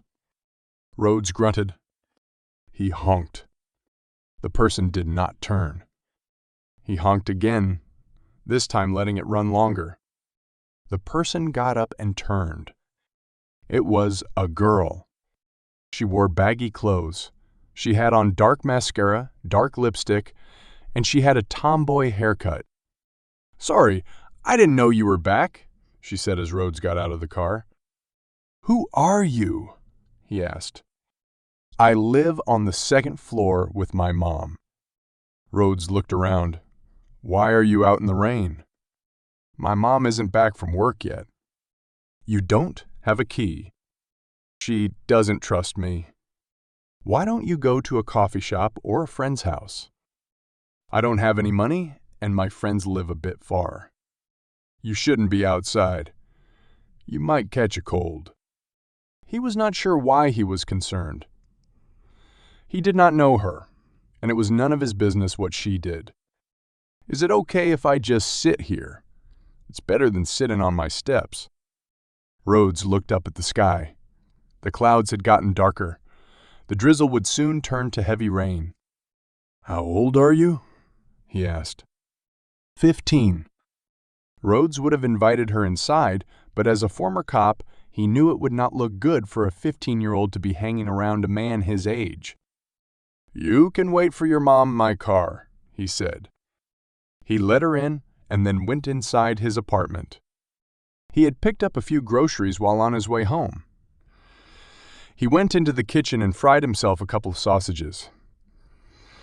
He applied some butter to his toast and then pulled out a bottle of beer from a 12-pack. The rain had started to come down heavy. He glanced out the window. He could see the girl in the passenger seat of his car. "What if I hadn't come home early?" he thought. "She'd be soaked by now." He sat down at the table and ate his meal in silence. Half an hour later, the rain had cleared out. He went to the window and spotted a woman approaching the house. She disappeared from view. Rhodes put the dishes in the sink and went outside. He was about to open the car door when he stopped. The girl was curled up on the seat. Her arms were wrapped around her knees, and she was fast asleep. She is just a kid, he thought. He went back inside. The next time he came out to check on her, she was gone. Chapter 33. Joe found Chris sitting behind his laptop watching a movie. "Is that what you do at work?" Joe said. Chris was not fazed. He just pointed to a triangular sign on top of his cubicle. It read, "Do not disturb, on break." "Flip it," he said. She did. There was another sign underneath it. "Do not disturb, napping." "Flip it one more time," he said with a smile. Joe did. The last sign read, "If you are hot, Irina, please do disturb." "Has Irina seen this?" Joe asked. "Yep, and she ripped it up. But I always print more." Chris finally noticed the man standing next to Joe. "Can I help you?" Joe said, "This is Detective J. Crowder from the Bridgeton PD. He'll be working with us on the case." "Hey, I didn't know," Chris said. Crowder shrugged. Joe dropped a DVD on Chris's desk. "This is from BTSC TV cameras. I doubt we'll find anything, but find out whatever you can." "Will do." Chris turned back to his movie. Joe stared at him. "I'm on break, remember?" he said. She left him and took Crowder over to her desk. He took a seat across from her and smirked. "Nice office you guys got here. I had thought about becoming a Fed too, but I didn't want to go through the academy. Too much work." Joe was not in the mood for small talk. "Crowder was here to assist the FBI in apprehending a serial killer. The sooner they captured the killer, the sooner this arrangement could come to an end." She said, "What do you think of the case?" On the drive over to the field office, Joe had given a copy of the case files to Crowder to read. She wanted him caught up. "I think we need to focus on the message the killer left on the victims' bodies," he said. Joe flipped open the file on her desk and retrieved a photo of the carving on the first victim. "What the hands touch," she said. She then pulled out her phone and scrolled through the images until she found the one she took of the second victim. "What the eyes see." "Right," Crowder said. "The first victim's hands were removed, which was referenced with a message on his body. The second victim's eyes were removed. This was referenced with a message on her body. Maybe someone did something to the killer and he is punishing them for it." Joe thought about it. "You think his victims had hurt him?" Crowder shrugged. "I don't know, maybe. But what we do know is that most serial killers are usually acting out their deranged fantasies, or they reenact what they perceive as injustices done to them in childhood. For instance, if girls ignored or spurned them when they were young, as adults, they would try to correct this by overpowering women with the aim of controlling them." Joe stared at him. "That's a good observation." Crowder grinned. "I'm not all eye candy, you know." Tariq came over, so I checked out Sherborne Station, and just like the last time, we don't have a clear shot of the killer. There is a parking lot across from the station entrance. A camera caught the killer exiting the doors and then walking down the street. He then disappeared around the corner. The next thing I saw was a Mercedes-Benz driving away. It was a side view, so I could not get the license plate number, but I bet it's the same car the killer used the last time. Tarek held up a DVD. I got a copy from the parking lot if you want to see it. "I don't think we'll find anything," Joe said. "The killer knows exactly what he's doing. In the subway stations, he never once looks up at the cameras. And he knows where to park his car so that no camera captures his plate number. Oh, by the way, this is Detective J. Crowder. He's working on the case with us." Tarek shook his hand. "I heard Walters mention something. Welcome aboard." Joe leaned back in her chair. What I don't understand is we have footage of him exiting the stations, but we don't have any footage of him entering the subway. How is that possible? Tarek said, If I remember correctly, there are almost 40 subway stations. I'm sure he slipped in through one of them. We could ask BATA for all their security footage for the last week. We would need extra resources to comb through that much data. Chris could do it, Tarek said. Chris can try, but he is just one person. Plus, if the killer is that careful in his getaway, I'm sure he is even more careful when he is dropping off his victims. Crowder chimed in. From what you guys just told me, he uses the Mercedes to escape. What if he uses another vehicle for the drop-off? They were silent for a moment. They were all thinking the same thing. What if there are not one, but two people involved in this?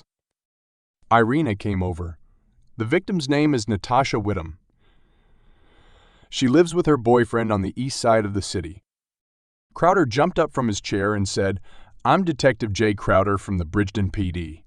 I'm also working on the case. You must be Irina. Crowder held out his hand. Irina reluctantly shook it. Crowder gave her his best smile. Your coworker was right. You are hot. Irina looked at Joe as if to get her permission to clock Crowder. Joe said, Do you have an address? Right here, Irina replied, dropping a piece of paper on her desk. Joe grabbed it and said, Let's go, Detective Crowder. We've got work to do. Joe wanted to get Crowder out of the office before any blood was spilled. Chapter 34. Rhodes slowed the Malibu as he passed by a pizza shop's parking lot. According to the report, it was in this parking lot that Reed Yates was shot. The area was known for gang-related crimes, and as such, police presence was all around. Rhodes had counted 4 cruisers on his way to the shop. This also meant that Rhodes could not sit in the Malibu and keep an eye on the place. He would easily be mistaken for an undercover cop. He turned the car around and pulled into a strip mall. He parked the car and got out. He decided to go to a bagel shop. He ordered a sandwich and coffee and found a seat by the windows. He was half a block away from the pizza shop, but he had a clear view of it from where he was seated. Rhodes ate slowly. He chewed each bite and took small sips. It did not take long for him to realize something else was going on. A car pulled into the shop's parking lot and stopped. 2 seconds later, a kid no older than 13 ran out from the side of the shop and up to the car. The kid exchanged a few words with the driver, shook his hand, and then ran into the pizza shop. He came back out, shook hands once again with the driver, and disappeared around the side of the shop. The car then drove away. All this happened in less than a minute. To an untrained eye, nothing looked out of the ordinary, but Rhodes knew what had just happened: a drug exchange. By the time Rhodes had finished his meal, he'd seen 4 exchanges occur. The pizza shop was used as a drug depot. This meant where there was lots of cash. So, there was always security, specifically cameras. Rhodes was certain one of them had caught Reed shooting. The owner of the shop had told Crowder the shop's security cameras were not working. In his report, Crowder had stated he had confirmed this by examining the equipment, but Rhodes was certain that was only half the story. The owner had shown Crowder only what he needed to see. Rhodes was certain there was fully functioning equipment in the back that had captured what had transpired outside the shop. The only way to find out was to do something. Rhodes left the bagel shop, drove up to the pizzeria, and stopped the Malibu in front of it. He checked the side view mirror and spotted the boy coming toward him. The boy stopped by the driver's side window. Rhodes had folded a $20 bill in his palm. He held his hand out for the boy, but instead of taking it, the boy said, "What do you want?" "I need a score," Rhodes said nonchalantly. The boy scrunched up his face. I don't know what you're talking about. Someone told me I can buy some goods here. They told you wrong, man. You don't work in pizza shop. I do. Then why did you run up to my car? I'm like the guy at a drive-thru. What kind of pizza do you want? He asked. The boy was sharp. Rhodes could tell. Someone must have trained him well. There was no way he was taking orders for slices of pizza. Rhodes had never once seen the boy return to a car with a pizza box or a paper bag. He always came out, concealing something in his hand. Come on, Rhodes said. I drove all the way here because someone told me you guys have the best goods. Listen, I don't know what you're talking about, man. You're a cop or something. Rhodes wanted to tell him he was actually a convicted felon, but he knew the boy or even his boss would not believe him. Rhodes still had the demeanor of a police officer. Even after 10 years behind bars, he reeked of detective. We don't like the police, you get me, the boy said and walked away. Rhodes cursed. He put the car in gear and drove away. Chapter 35. The room was dark and closed off from the outside world. There were no windows and just one door. The walls were dirty and grimy. The floor was wet and sticky. The fluorescent tube light flickered constantly. None of this bothered Jacopo. He was seated at a table. His tools were spread before him. He picked up a corrugated saw and examined it. There was rust on the blade, but he was not too concerned. The longer it took to get the job done, the more pain his victims endured. He never imagined he was capable of inflicting so much hurt on another human being, but now he realized he actually enjoyed it.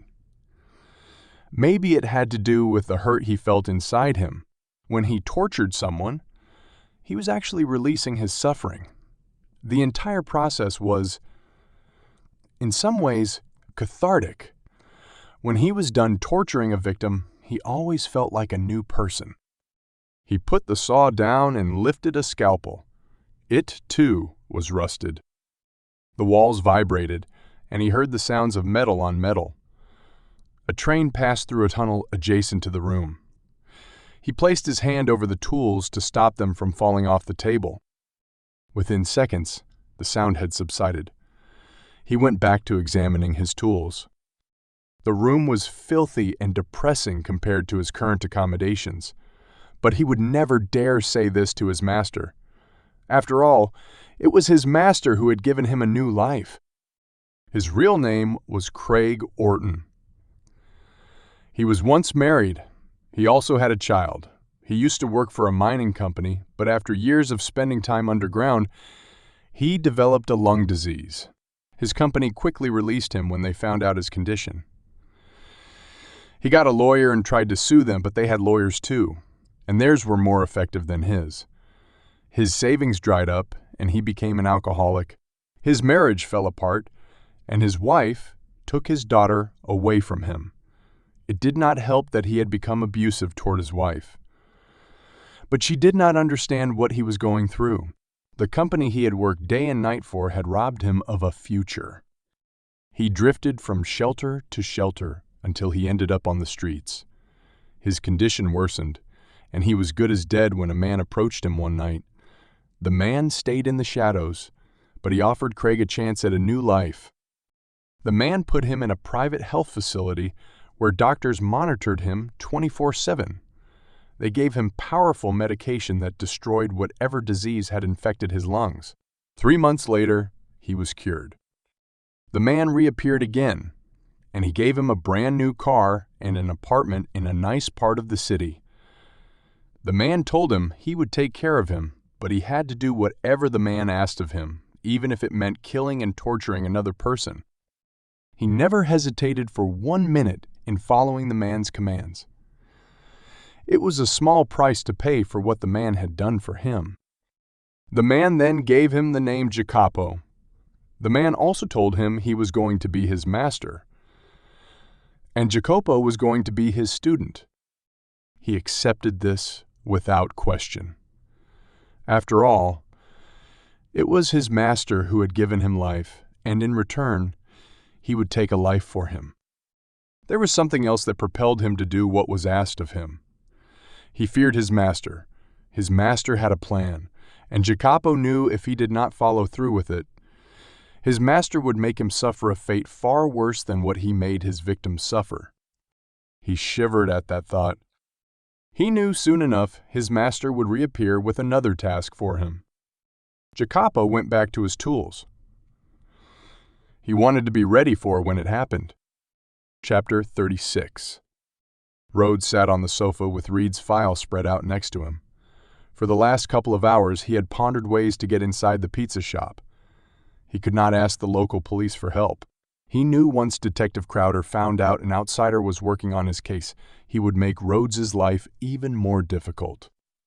He could make another attempt and hope a different boy was running the drugs, but this came with a huge risk. If he got caught, there was no telling what the gang would do to him once they found out he was not a narc officer. Rhodes had no interest in finding out. There had to be another way. There was a knock at the door. Rhodes's back tensed. No one knew his address. Who could that be? He thought. There was another knock. Rhodes looked around the apartment, but there was nothing he could use as a weapon. He slowly moved to the door, and without opening it, he said, "Who is it?" "It's Tess," a female voice said from the other side. "Who?" "I live on the top floor." Rhodes relaxed. It was the girl he had found sitting on his front steps. He opened the door. The girl was dressed like the day before, but this time her mascara was all over her face. She looked like she had been crying. "Can I sit in your car?" "Why?" "I had a fight with my mom, and I need a place to stay." Rhodes did not want to get involved. It was none of his business. He had a lot on his plate as it was. He knew he should tell her to go away or shut the door on her. But he knew he would not. He had a soft spot for those in need. In fact, that was what got him sent to prison in the first place. 10 years ago, a woman came to him for help. Her child had been murdered, and she believed it was the boy's father. No one believed her. The boy's father was a respectable member of society. She was an addict and known to the police. Rhodes should have sent her away, but he felt pity for her. She was weak, and society had failed her. But he would not. Rhodes never regretted taking on her case, but he did regret what he did at the end of it. Rhodes sighed. He went out and unlocked the Malibu's doors. "Thanks," Tess said as she got in. Rhodes went back inside. A few hours later, Rhodes was exhausted from looking over the file. He needed fresh air. He decided to go for a drive. It would help clear his head and his mind. Maybe once he returned, he would find a way into the pizza shop. He grabbed his coat and put his hands in his pockets. One of his hands felt a card. He pulled it out. It was the one given to him by Barry Kowalski at the bar. Rhodes gritted his teeth. He knew that sooner or later he would have to deal with his father. He might as well do it now. He went out and found the car empty. The girl must have left. I hope she has sorted out her problems with her mom. He started the engine and drove away. Wilmington was a 2-hour drive from Bridgeton. The last time Rhodes there was over 20 years ago. He had promised himself he would never go back. The city brought back bad memories, and all those memories involved his father. He had driven for an hour when he heard a loud noise. He looked around. He was sure he had not hit anything. He heard the noise again. "Do I have a flat tire?" he wondered. He parked the car by the side of the road and got out. There was nothing around him except for trees and bushes. The nearest gas station was about a mile away. If he had a flat, he would have to change it himself. He checked each tire and found all 4 were inflated. What the hell? Well, the car's so old, maybe it is acting up. He heard the noise again and realized it was not car-related. It was something else. He moved to the back of the car. The noise was coming from the trunk. He popped it open and moved back, expecting something to jump at him. Instead, he saw the girl curled up inside. She squinted as the light hit her face. "What are you doing in there?" he asked, surprised. "I was sleeping." His brow furrowed in puzzlement. "Why in the trunk?" She did not answer him. Instead, she pulled herself out and patted her jacket and jeans. "You should clean it. It's so dirty in there." Rhodes felt anger rise in him. "It's not made for sleeping," he growled. Then something occurred to him. How did you get in the trunk?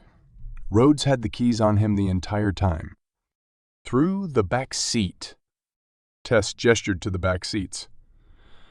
Rhodes saw the trunk was accessible from the inside once the seats were pulled down. "Why were you in the trunk?" Rhodes asked. She looked away. "I'm asking you a question." She shook her head and bit her bottom lip. "I was trying to hide, okay?" Rhodes's eyes narrowed. "From who?" "My mom's boyfriend. He's a creep. He's tried to hit on me. I've told my mom many times, but she won't believe me." "Is that why you had a fight with your mom?" "Yeah." Rhodes put his hands in his pockets and stepped away from her.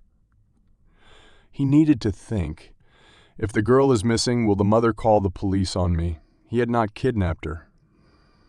She had snuck in without his knowledge. But when pressed, would she give that statement?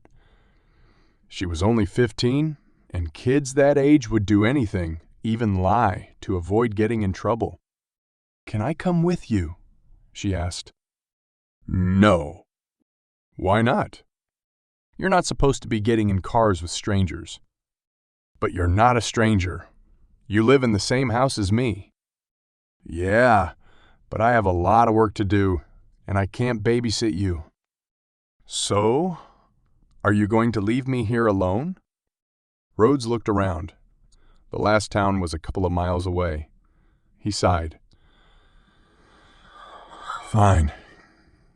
Get in." "As I said, my name is Tess," she said, strapping herself in the passenger seat. "Tess Connolly." Rhodes put the car in gear. "What's your name?" she asked. Rhodes did not respond. "I told you mine. You have to tell me yours." "If I tell you, will you be quiet for the rest of the drive?" "Okay, I guess." "It's Martin," he replied. "Martin Rhodes." Rhodes was not in any mood for chit-chat. He never was. Right now, though, he had a bigger problem waiting for him in Wilmington. Chapter 37. They were in a 2-bedroom bungalow on the west side of the city. The living room was decorated with antique furniture. Joe and Crowder sat across from Jeremy Turnbull. Jeremy's long, thinning hair was combed back. He had stubble on his face, and he had a large tattoo on his right arm. Jeremy was Natasha Wedham's boyfriend. "How can someone do such a thing?" he asked the 2 detectives. Joe had heard that question many times before, and each time she found herself wondering the same thing. How can someone take another person's life? Birth was beautiful and filled with endless opportunities. Death was ugly, and there was no return from it. "What can you tell us about Natasha?" Joe asked. "She was smart, funny, and I loved her." "What did Natasha do for a living?" "She worked as a nurse at a retirement home." "What did she do before that?" He shrugged. "I don't know. She mentioned something about working with the mentally ill." "When did she go missing?" Joe asked. "Yesterday," he replied. "She never came home after work, and I thought maybe she was working a long shift. It's happened before when someone becomes severely ill or when someone dies and they need extra staff to console the other residents. I finally called her cell phone and there was no answer. I finally called the retirement home and they said she'd left hours ago. I got worried and called all our family and friends, but no one had heard from her. I then went to the police. They said they would have to wait 24 hours before they could open a missing persons case. By the time the 24 hours before they could open a missing persons case, by the time the 24 hours were up, you guys called and... He took a deep breath. Men were different than women. Joe knew. They felt it was a weakness if they cried in front of strangers. At a time like this, it did not matter if you were male or female. Mourning was a natural part of the grieving process. "What do you do?" she asked in order to change the subject. "I run my own industrial dry cleaning business." Crowder's face twisted. "Industrial?" "Yeah, we cater to restaurants, butcher shops, rental stores, pretty much any business that requires cleaning services." "Do you mind if I have a look around?" Joe asked. Sure. Joe went out into the hallway and examined the photos on the wall. They were all of Natasha and Jeremy. She had light brown hair and a full smile. It was a pity her life had ended so abruptly. Joe headed for the bedroom. There was a romance novel on the nightstand beside the bed. A small TV was perched on top of a dresser. The closet was overflowing with clothes. Joe did not have the desire or energy to go through them. She went to the other room.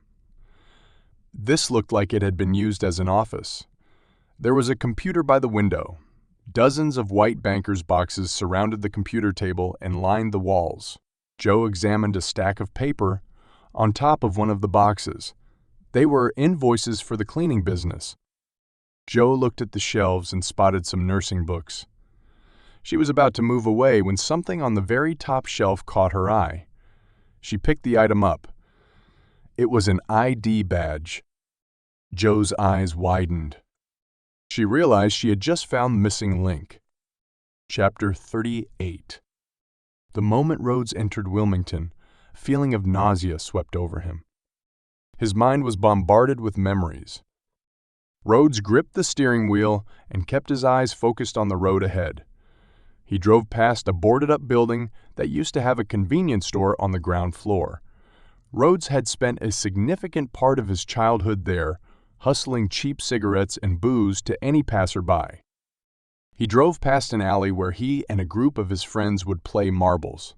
It was supposed to be an innocent game, but Rhodes made his friends bet on the outcome of the game. The only way you could play was if you had cash. He drove past a park where Rhodes had kissed Megan O'Hara, his first girlfriend.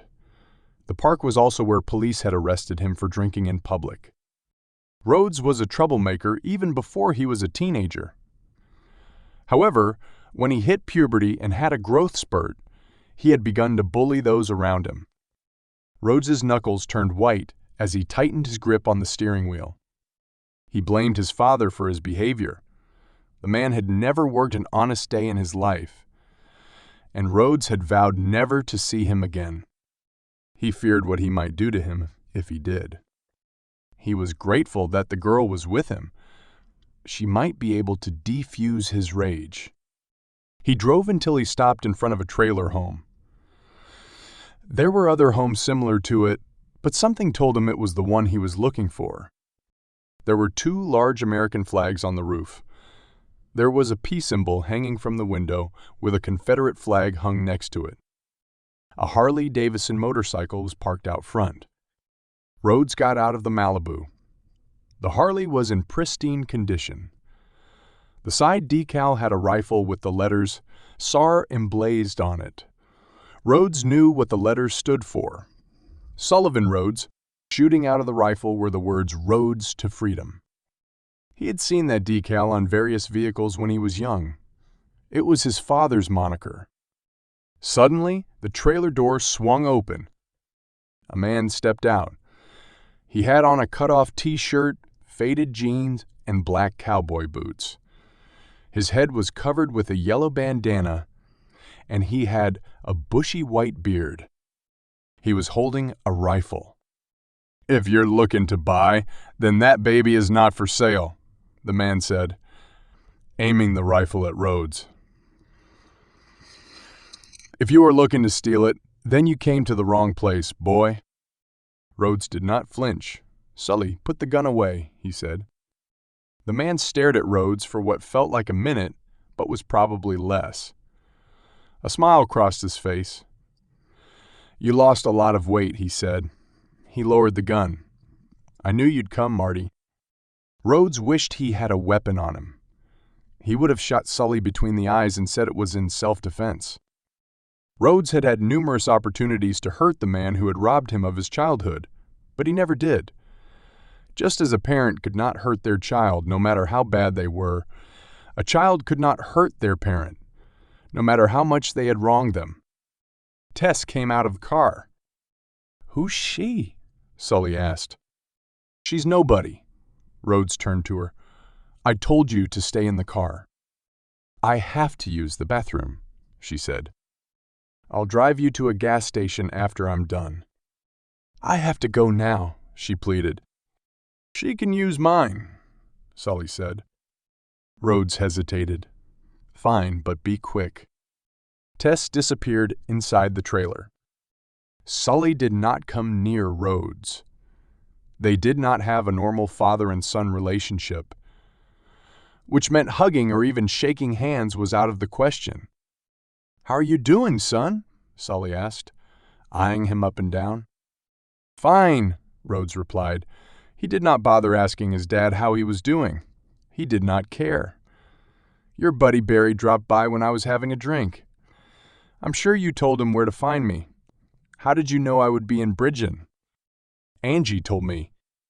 When Rhodes was in Parrish, his ex-wife had asked about his father. She was probably still in contact with him. "Barry wants his $3,000 and he thinks I have it." "Well, why don't you come inside and we'll talk about it over a couple of beers?" "I'm not staying." "Come on, son." "It's been what? 20 years since I last saw you." "I mean, I did see you in the newspapers after what happened in Newport, but not in the flesh, you know." "I'm not interested." "Come on. We'll talk about the good old days." There weren't any. Tess came back out. "Get in the car," Rhodes ordered her. "Thanks for letting me use the washroom," Tess said. Sully smiled. "You're welcome." "Tell Barry to leave me alone," Rhodes said. He went back to the Malibu. "I need your help, Marty. I don't have his money. Sell that motorbike and pay him back. It's simple." Sully's voice rose. "If it was that simple, I would have already done it." He then lowered his voice. "I didn't want to go to Barry, but I owed money to people worse than him. Plus, I don't have many prized possessions except for that bike, and I wanted to give it to you when you got out of prison. As a gift, you know." "That was years ago, Sully. I don't ride anymore, and quite frankly, I don't want anything from you." "I can't just sell it, Marty. It's already got the family name on it." "It's got your name on it," Rhodes shot back. "Get rid of it." "Marty, listen to me." Sully inched forward but stopped when he saw Rhodes's hands turn into fists.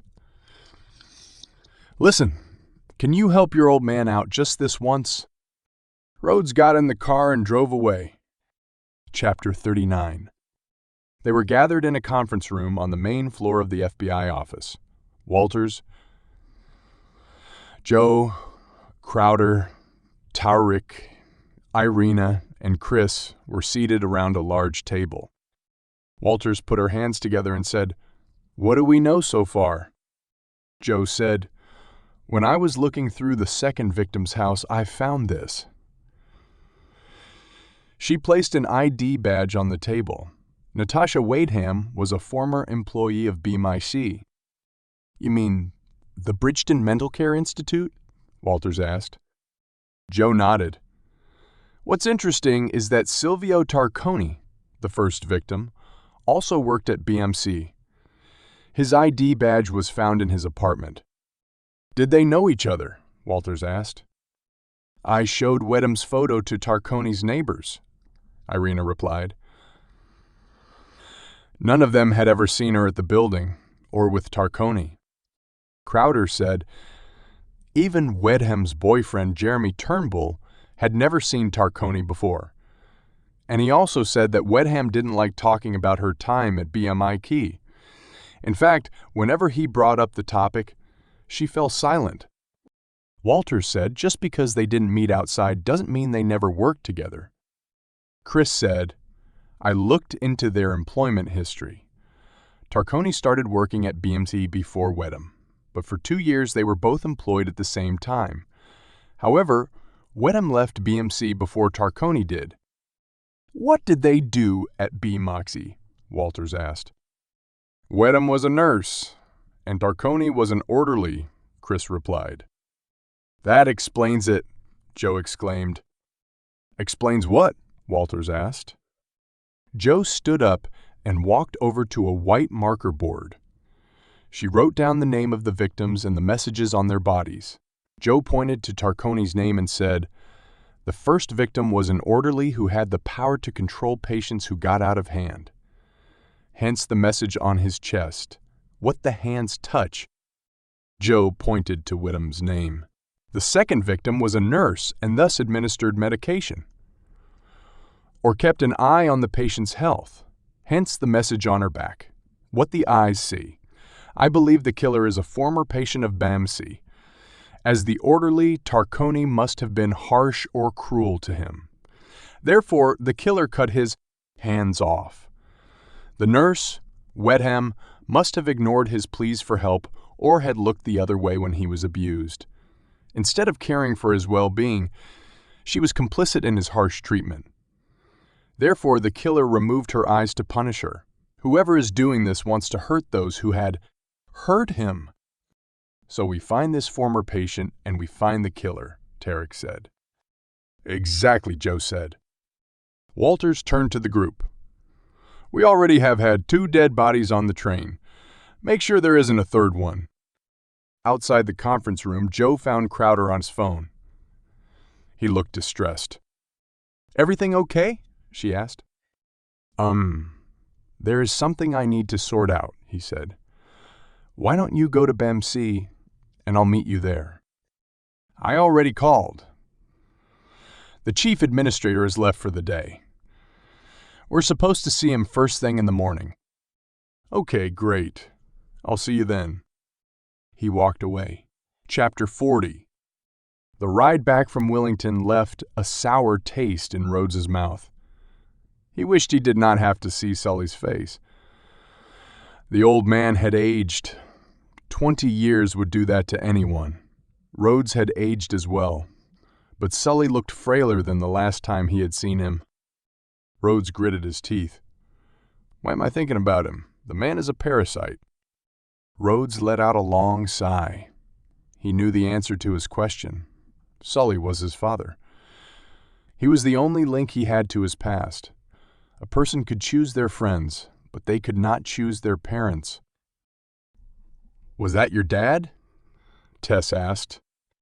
Rhodes did not reply. He seemed nice. You don't know him, and I don't want to talk about him. Rhodes wished it was that easy. He had tried to forget the man who had made him do things on the wrong side of the law. Maybe that was why Rhodes had chosen to become a policeman. He wanted to right the wrong of his childhood. Sullivan Sully Rhodes was a career criminal.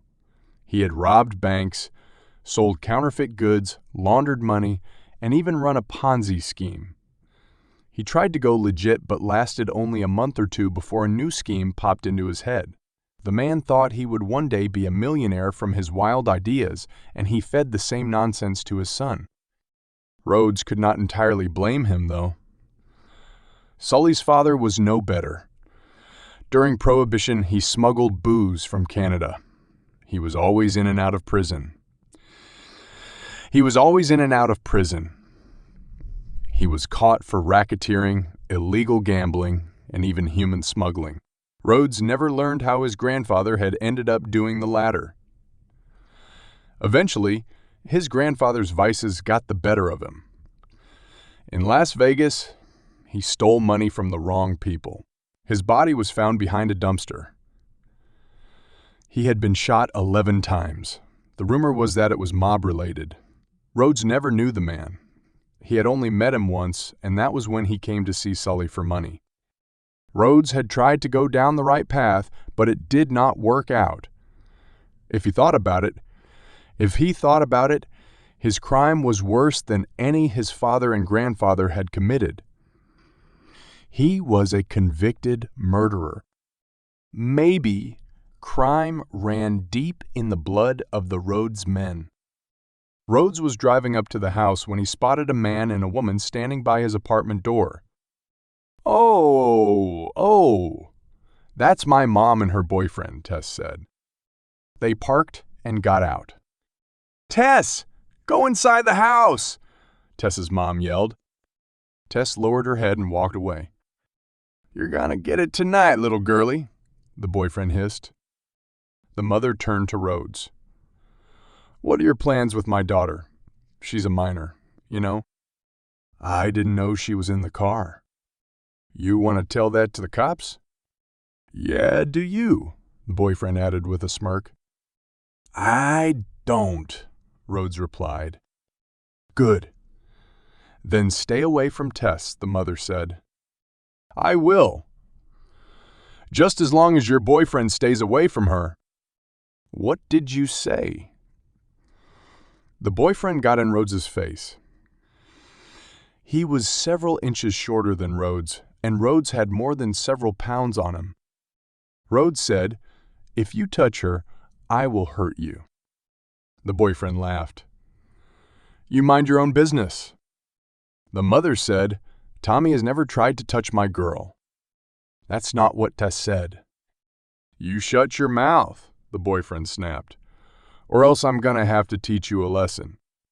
Have you ever killed anyone? Rhodes asked. The boyfriend blinked. What? Have you ever put a gun to a man's chest and pulled the trigger? Have you ever killed a man in front of his entire family? The boyfriend stammered, I... Rhodes closed in until he was inches from the boyfriend's face. Well, I did, and I spent 10 years in prison for it. So you don't scare me. Rhodes turned to the mother. She had suddenly turned pale. If I find out that anything happened to Tess, I will burn the house down with you both alive in it. Do you understand me? Rhodes's voice was even and composed, giving it an almost sinister tone. The mother and her boyfriend rushed inside. Chapter 41. Jacopo walked down the street. Night had fallen, and he enjoyed being out by himself. It was not like anyone knew who he was. If they did, they would be terrified of him. The media had begun to dub the deaths, the train killings. Jacopo was not partial to the name. He just found it funny how the media wanted to sensationalize the murders. There was speculation that there were going to be more dead bodies. There will be, he thought, but it all depends on my master. His master had given him life, and he would tell him whose he should take.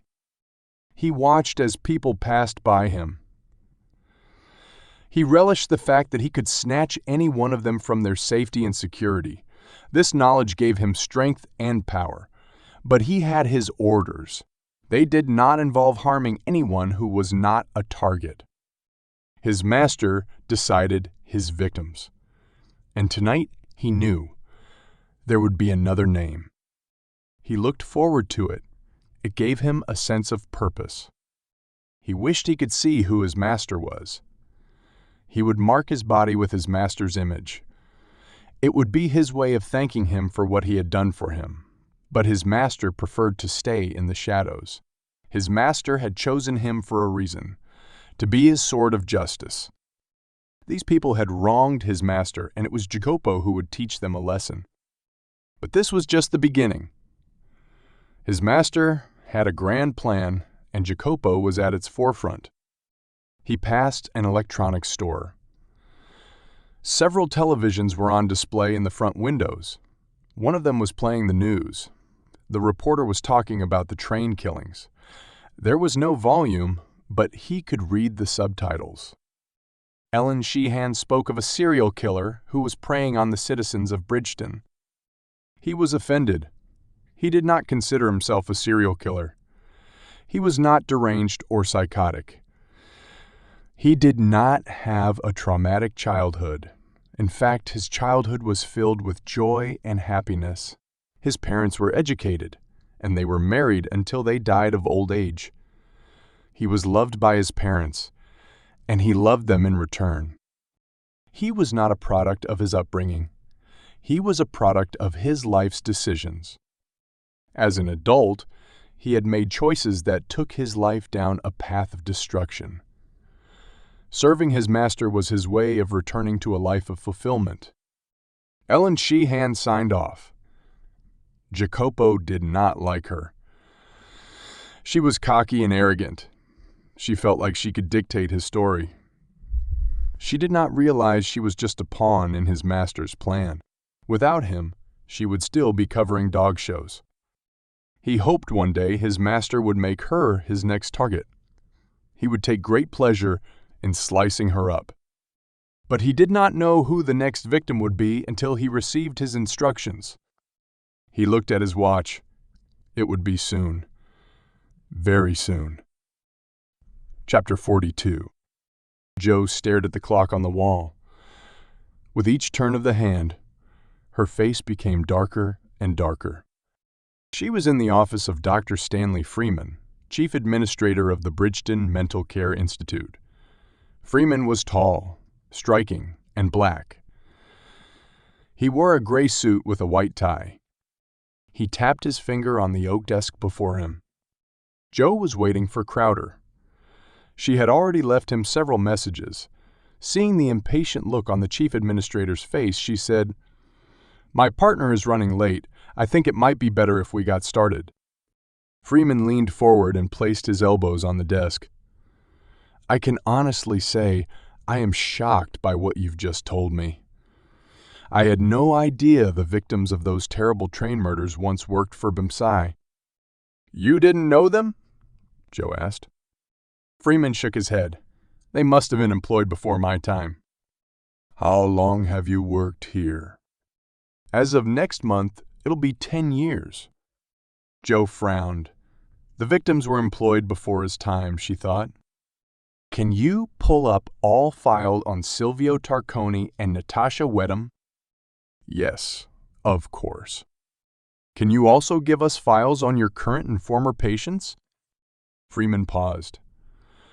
"The files on Mr. Tarconi and Miss Wedham you can have. They are dead after all. But I'm afraid I can't release files on our patients. Those are confidential. You'll need to get a court order." Jo leaned forward. "Dr. Freeman, we have 2 former employees of this institution who were brutally murdered. Someone out there is exacting revenge, and we now have a strong suspicion that it could be a former patient. We believe there may be more victims. Before another one of your employees meets the same fate, I would advise you to cooperate with us. What you want me to do is hand over people's psychological history," he said.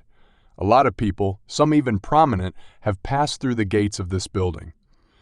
The only reason they've done so is because they know their secrets will be safe with us. I cannot break their trust." Jo said, "I understand the position you're in, but we have a duty to protect the public. The sooner we capture this killer, the sooner the public will be safe." Freeman stood up and walked to the window. "There has to be some other way for you to conduct your investigation." There isn't. The only way we can identify a suspect is to know their motive. We do know the train victims were not chosen at random. They were targeted and their bodies were marked with messages. From these messages, we strongly believe something must have happened at the institute that provoked their killer into taking deadly actions. Freeman let out a long sigh. You will have to give us some time. We've had hundreds, if not thousands, of patients come to our institute. Digging up old files will not be easy. There was a knock at the door, and it opened. Crowder popped his head through the crack. Sorry I'm late, he said, out of breath. Joe said, Detective J. Crowder is working on the case with me. Freeman nodded. Crowder came over and sat down next to her. What did I miss? He whispered to her. Joe ignored him and said, Please continue, Dr. Freeman. Like I was saying, the files are stored in our basement. It could take days for us to go through them. We don't have time. We need those files as soon as possible. In fact, Detective Crowder will be more than willing to assist you in your search. Crowder looked at her. I will? Yes, you will. Joe replied, Dr. Freeman and I waited almost half an hour for you before we started our meeting. It is only appropriate you make up for the lost time. Joe could tell Crowder was not happy about doing grunt work, but she did not care. She was not his partner, nor did she have to cover for his poor punctuality. She felt like they were running against the clock. They needed all hands on deck. Her only wish was that they were able to find a name in those files before the killer struck again. Chapter 43. Rhodes found Tess standing next to his Malibu. How long have you been standing there? He asked, curious. She shrugged. Not long. He waited for her to leave so that he could get in his car. Thanks, she said. For what? He asked. For whatever you did. My mom and her boyfriend were scared when they came back into the house. They haven't said anything to me so far. In fact, they've kind of been okay with me. My mom even made me breakfast. Rhodes nodded. Where are you going? Tess asked. Work. Can I come with you? No. Then I'll sit outside your front steps. Rhodes looked up at the sky. The clouds were gray, and it looked like it was going to rain. He wanted to ask Tess why the skies were always gray. Why don't you just stay at home? He said instead. Even though it's okay right now, I'm still not comfortable being around my mom's creepy boyfriend. Something occurred to Rhodes. Don't you have school? It's summer, duh, she said, rolling her eyes. Right. What about your friends? Can't you hang around with them? One has a job, and the other is visiting her grandparents in another state. Rhodes realized Tess had no place else to go. Why don't you go to the library? It's so boring, she complained. I have a lot to do, Rhodes said, unlocking the front door. I have to go. Fine. I'll just sit outside in the rain. I'll probably get wet and maybe get sick. But that's okay. You go do your work. Rhodes blinked. Was she using reverse psychology on him?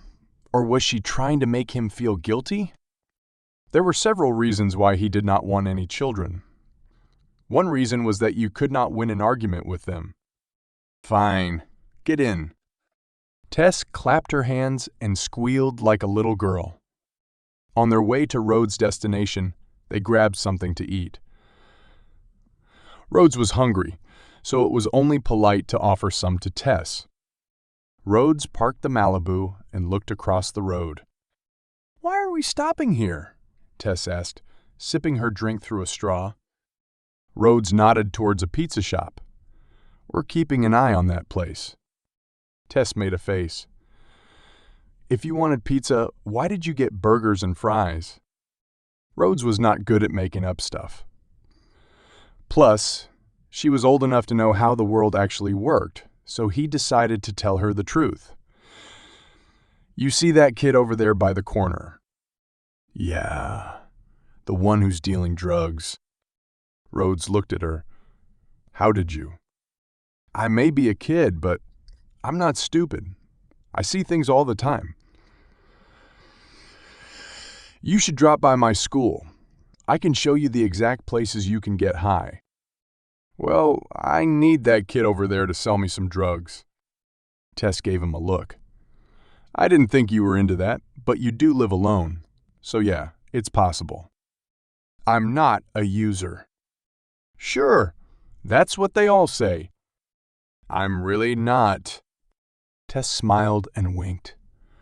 "Okay, gotcha." Rhodes shook his head.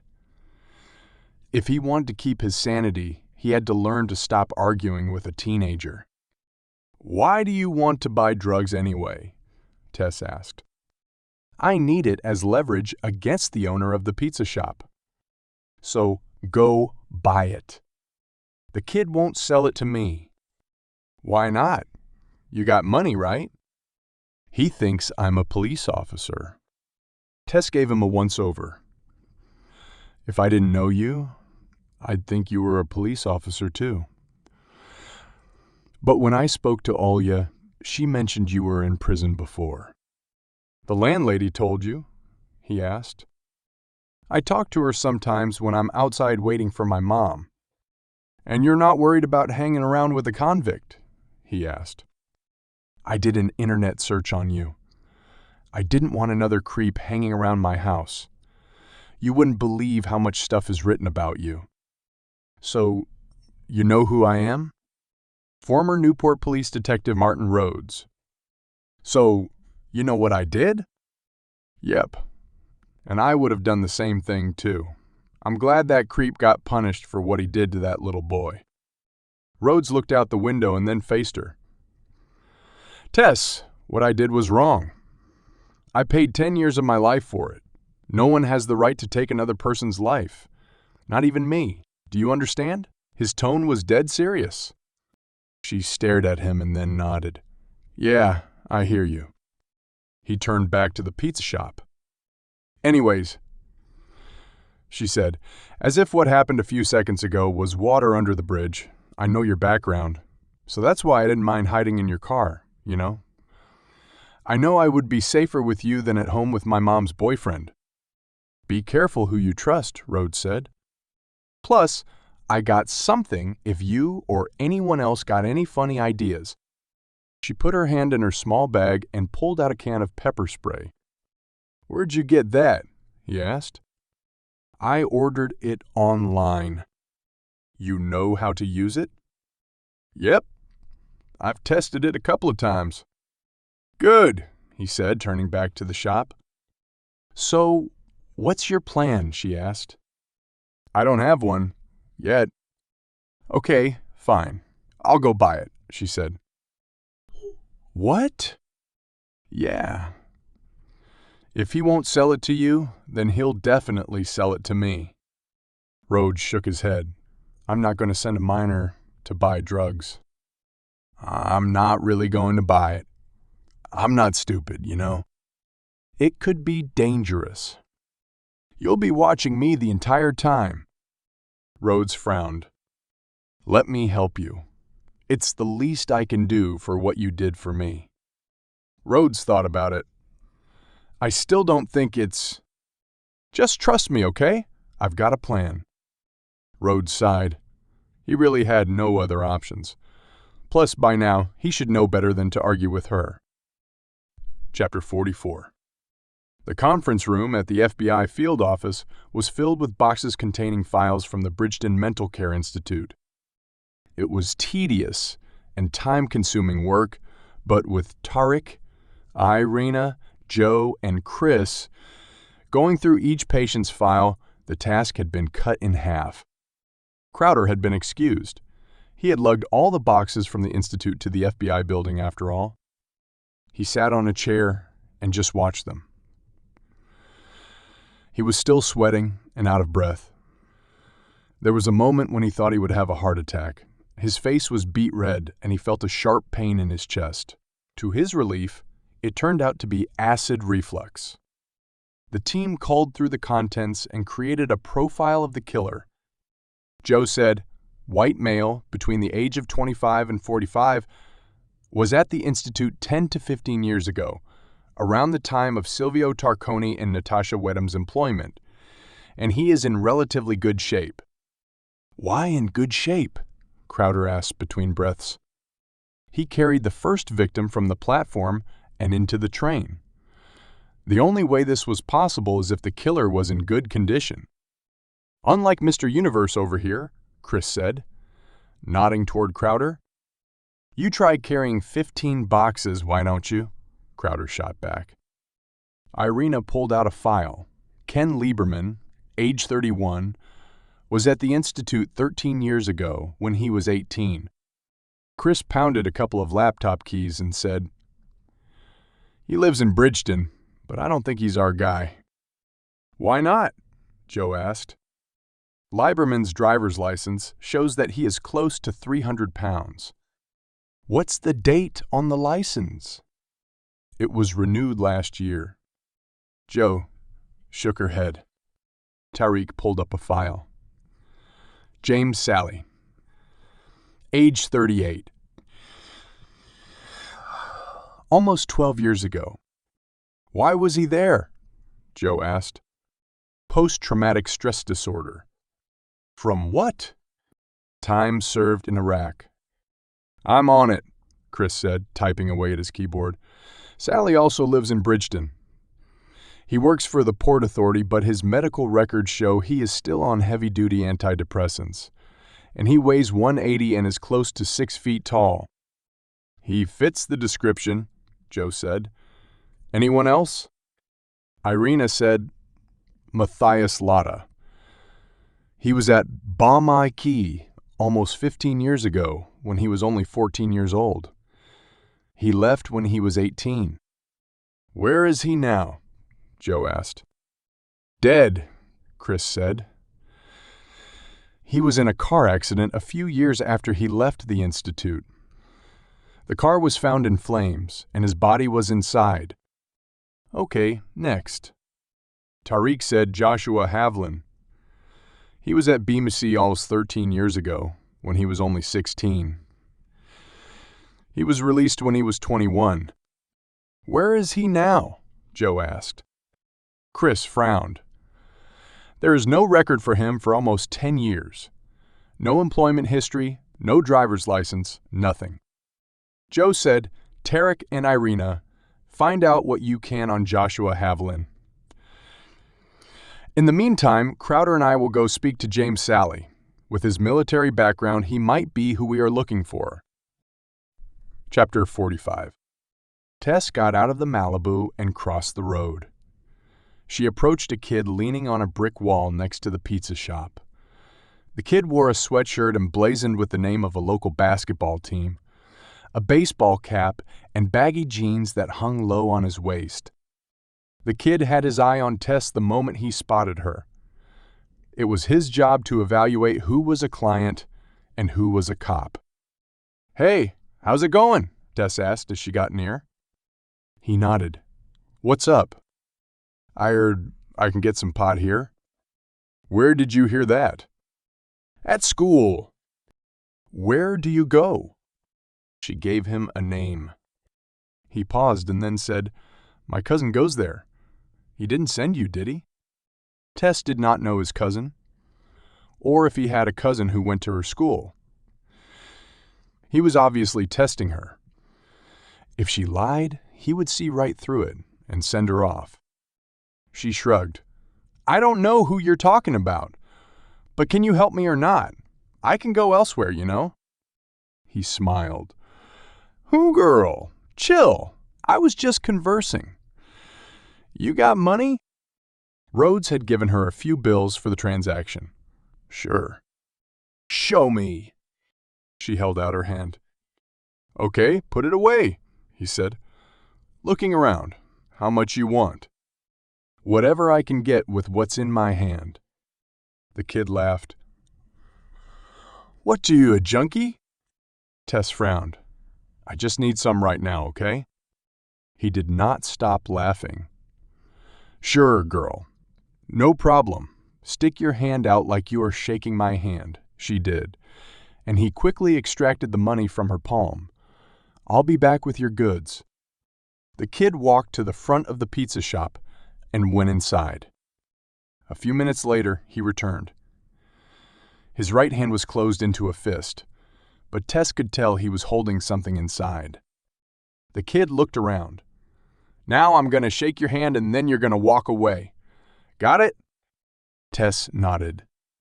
The moment the exchange was complete, a car pulled up. A man got out. "Oh my God," Tess said. "It's my dad." The kid froze. "What do you have in your hand, Missy?" Rhodes said. "Nothing." Tess tried to hide it. "Show me," Rhodes said in a stern voice. Tess held out her hand. It contained a small bag filled with pot. Rhodes glared at the kid. "Are you selling weed to my daughter?" "I never gave her that," the kid said. "I saw you give it to her," Rhodes replied. The kid turned to walk away. Rhodes grabbed him by the collar. "Let go of me," the kid said. "I want to talk to your boss," Rhodes demanded. "I didn't do nothing." The kid tried to squirm away, but Rhodes held on tight. "If I don't talk to your boss, I'll call the cops. You'll go to jail for selling drugs to a minor." "Do you want that?" The look on Rhodes's face told the boy he was not lying. "No, I don't," the kid said. "Then let's go," Rhodes said. He turned to Tess. "I'll deal with you later." Chapter 46. The house was at the end of the street. It was a double story with a single garage. The lawn was mowed, and there was a neat flower bed. A minivan was parked in the driveway. "Someone's home," Joe thought as she got out of the car. Crowder was with her. "When was the last time you pulled out your weapon?" Joe asked him. He shrugged. "I can't remember." Joe was not pleased with his response. Crowder probably had not fired his weapon in years. She would have to be even more vigilant as they approached the house. They went up the steps and rang the bell.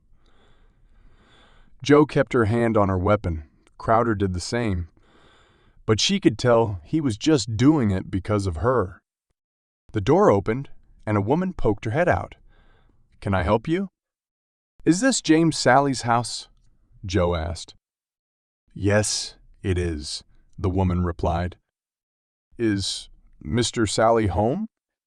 "He's on the back porch." Joe flashed her credentials. Crowder fumbled for his badge.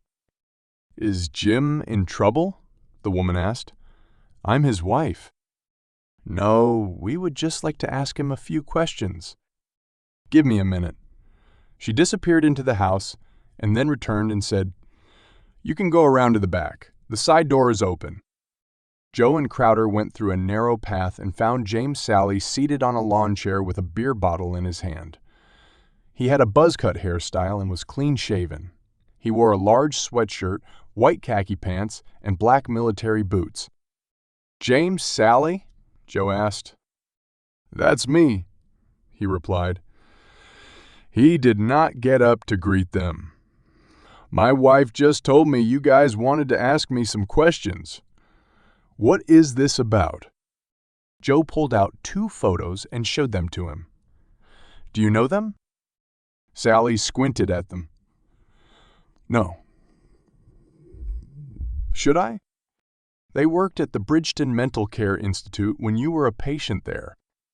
A smile crossed Sally's face. "Is this about the bodies on the train?" Joe glanced at Crowder. They locked eyes for a brief moment.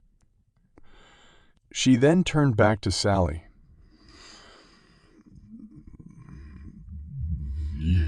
"So, you're familiar with the case?" "Only what I see on the news." "Did you know them?" Joe asked. He sighed. "I may have seen them when I was at the institute, but I can't be sure. I was on some serious medication. Why were you at BMC? After my tour ended in Iraq, I had a mental breakdown. I was diagnosed with severe PTSD. I thought the government would take care of me, but they did shit all. They referred me to some group that helped veterans up in Montana. I spoke to them a few times on the phone, but I was too messed up to make the trip. My wife, she was my girlfriend at the time, paid for my visit to BMC. She saved my life. Once I started feeling better, I proposed to her right away. We now have 2 beautiful kids. Joe said, "Can someone confirm your whereabouts for the past couple of days?" He frowned. I guess so. I went to work and I came home. You talk to my supervisor and my wife will vouch for me. Do you use the subway? I drive, Sally replied. I drop the kids off at school and take the minivan to work. My wife takes the bus. But no, I don't take the train. Can you give us your supervisor's number? Joe asked. I have his card in the house. Let me go get it. He stood up quickly. Joe and Crowder reached for their guns. Sally raised his hands. Whoa! Take it easy. I'm not armed. He slowly put the beer bottle down. Joe relaxed. Sorry. A force of habit.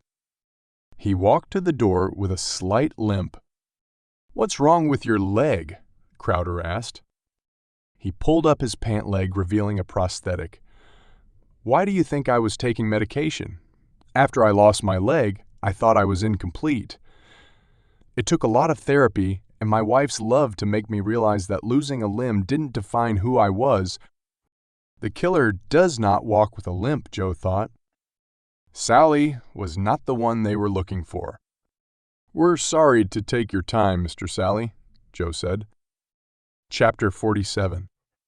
Rhodes was in a small office in the back of the pizza shop.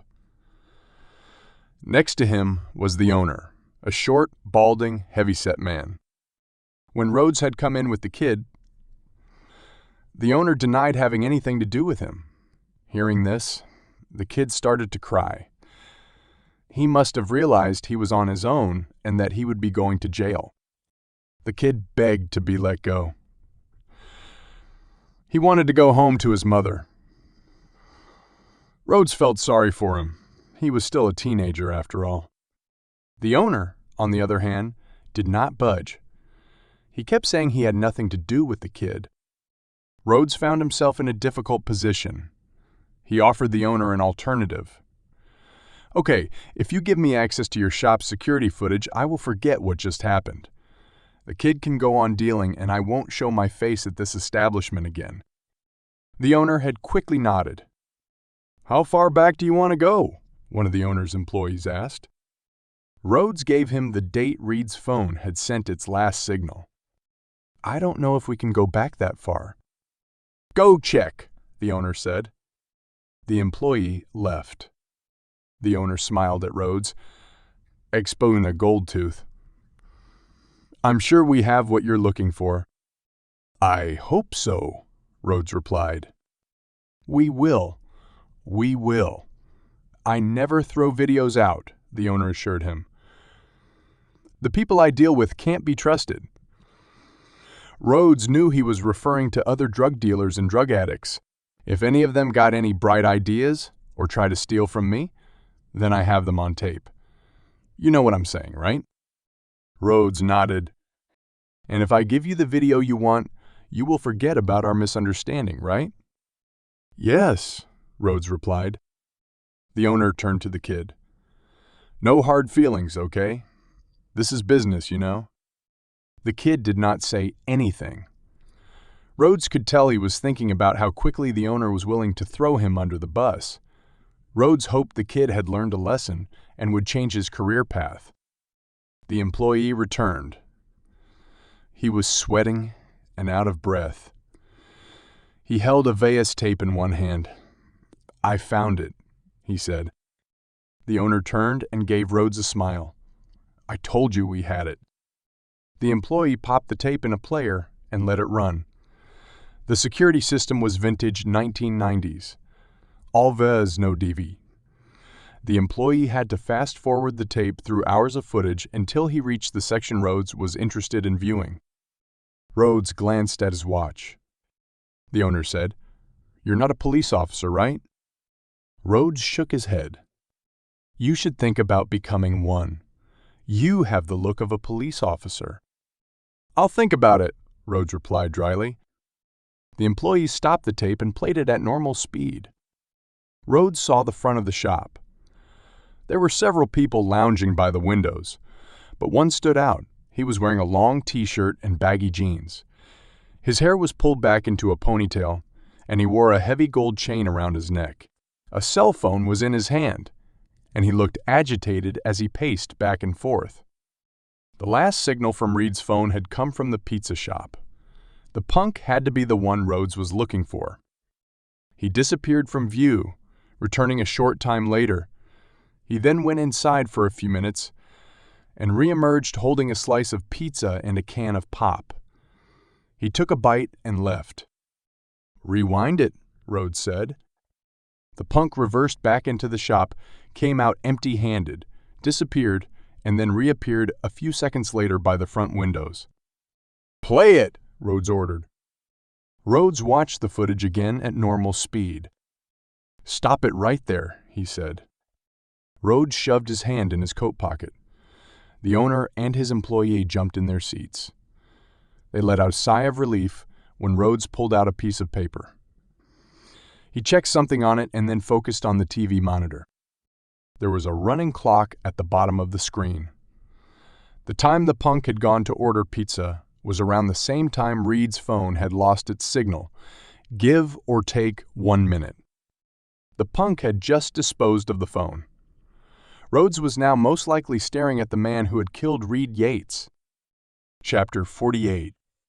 Rhodes walked out of the pizza shop with not only a photo of the suspect but also his name.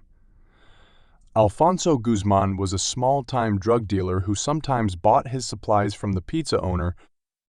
Guzman owned a barber shop at the other end of the city, which was way out of the pizza shop's distribution zone, but the pizza owner did not mind wholesaling drugs to a competitor. All he cared about was the almighty dollar. Now, Rhodes was stuck in a dilemma. If he gave the name and photo to Tim Yates or Detective Crowder, they would want to know how he got it. This meant he would have to tell them about the pizza shop. Rhodes had given his word to the owner that he would not mention the shop in exchange for the information he just received. Rhodes detested having to make deals with drug dealers. "But I did it to capture a murderer," he told himself. The police had had no breaks and Rhodes was no longer working within the confines of the law. He did not have to follow policies or procedures. He was a consultant, as Tim Yates had called him. He was hired to do a job, and that was to find who was responsible for Reed's murder. It was not Rhodes's job to arrest the killer, nor did he have any authority to do so. It was his job to point the police or his employer, Yates, in the right direction, and right now, it was pointing to Alfonso Guzman. There was another problem that prevented Rhodes from going to either Yates or the police. He did not have any substantial evidence linking Guzman to Reed's murder. He had him at the location, but nothing more. Even if Crowder brought Guzman in for questioning, he could deny any involvement in the crime. What if it was not Reed's phone in Guzman's hand? What if the real killer had disposed of the phone and Guzman found it? What if Guzman had bought the phone on the black market, not knowing who it had belonged to? There were too many what-ifs. When Rhodes returned to the Malibu, Tess said, "Did you find what you were looking for?" "I did and I didn't," he replied, sticking the key in the ignition. "I don't understand." "I have the information, but I don't know if I can use it." "Okay, so are we. Like, back to square one?" "Not exactly." He put the car in gear. "Where are we going?" "I want to check out something." Chapter 49. When Joe and Crowder returned to the office, they found Tariq and Irina waiting for them. "How'd it go?" Tarek asked. "Nothing," Joe replied.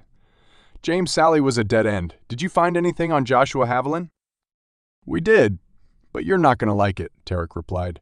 "After Haviland left BMC, there is no record of him, at least not in the U.S. We were able to find a 9-year-old police report from the Mexican authorities that a car belonging to Haviland was found in the Mexican state of Chihuahua, across the border from Texas."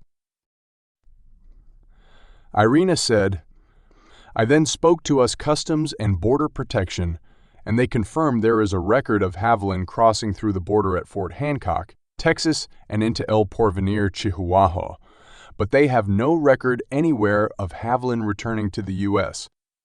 Joe frowned. "So, he might still be in Mexico." "Looks like it," Tarek said. "This means he might not be our suspect," Joe said. "That's why I said you won't like what we found." Joe sat down at her desk and rubbed her temples. "We did, however, speak to Ken Lieberman," Tarek said. Joe looked up. "Who?" "The patient who was close to 300 pounds. And Lieberman is divorced and single. In fact, I think he was lonely. He was more than willing to speak to us. We asked him about Silvio Tarconi and Natasha Wedham. Lieberman said he remembered them. They were never mean or abusive to him. But they were mean to Matthias Lotta." "He was the one in the car accident, right?" Joe asked. "Yep." According to Lieberman, Lotta was a nice kid. He wasn't sure why he ended up at the Institute in the first place. He was so young. He kept to himself, and he only ever spoke to Haviland. I guess they both were teenagers, so they hit it off. I'm not sure how this helps us." Joe felt a headache coming on. One is dead, and the other has disappeared to Mexico. Chapter 50. The camera was pointed at Ellen as the male talk show host asked his next question. "Ellen, why do you think the train killer chose to contact you?" Ever since Ellen had discovered the second victim, she had sort of become a celebrity in Bridgeton. Her producer, Miles, was not happy she had kept her conversation with the killer from him, but he knew reprimanding her would not be a smart move. For one thing, more people were now tuning into her segments. Naturally, Dan Ferguson was quickly pushed aside, but it was not Miles's decision. It was his boss's. She now wanted to make Ellen the face of the evening news. Ellen paused, giving her best smile for the camera, and said, "I don't know why. Really. I hope it's because I am truthful in my reporting." The talk show was on the same network, so her superiors thought it would be a boost to ratings if they had her do the rounds on all their affiliate programs. Ellen knew they were using her, but what they did not realize was that she was using them too. She was getting her name out. Before the train killings, only a small portion of Bridgeton knew who she was or what she did. Now they knew her by only one name, Ellen. She hoped to one day have her own show, where she and other reporters investigated hard-hitting topics. She wanted to be taken seriously, and nothing was more serious than covering a serial killer. The host said, "When do you think the killer will contact you next?" She wished she had an answer. So far, the killer had used her as a puppet to get his sick and twisted message across. She did not mind being a mouthpiece, but she wanted to have some control over the message. She paused again, as if she was contemplating the question, and said, "I hope the killer never contacts me." This was a lie. She was praying for the call every day. "This means that there won't be any more victims," she continued. The truth was that viewers wanted more dead bodies. The more sensational the crime, the more people craved it.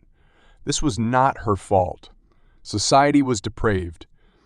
She just reported what was happening around her. "I also hope that the police are able to capture this evil person," she said. The killer had been a godsend. Without him, she would still be fighting for stories.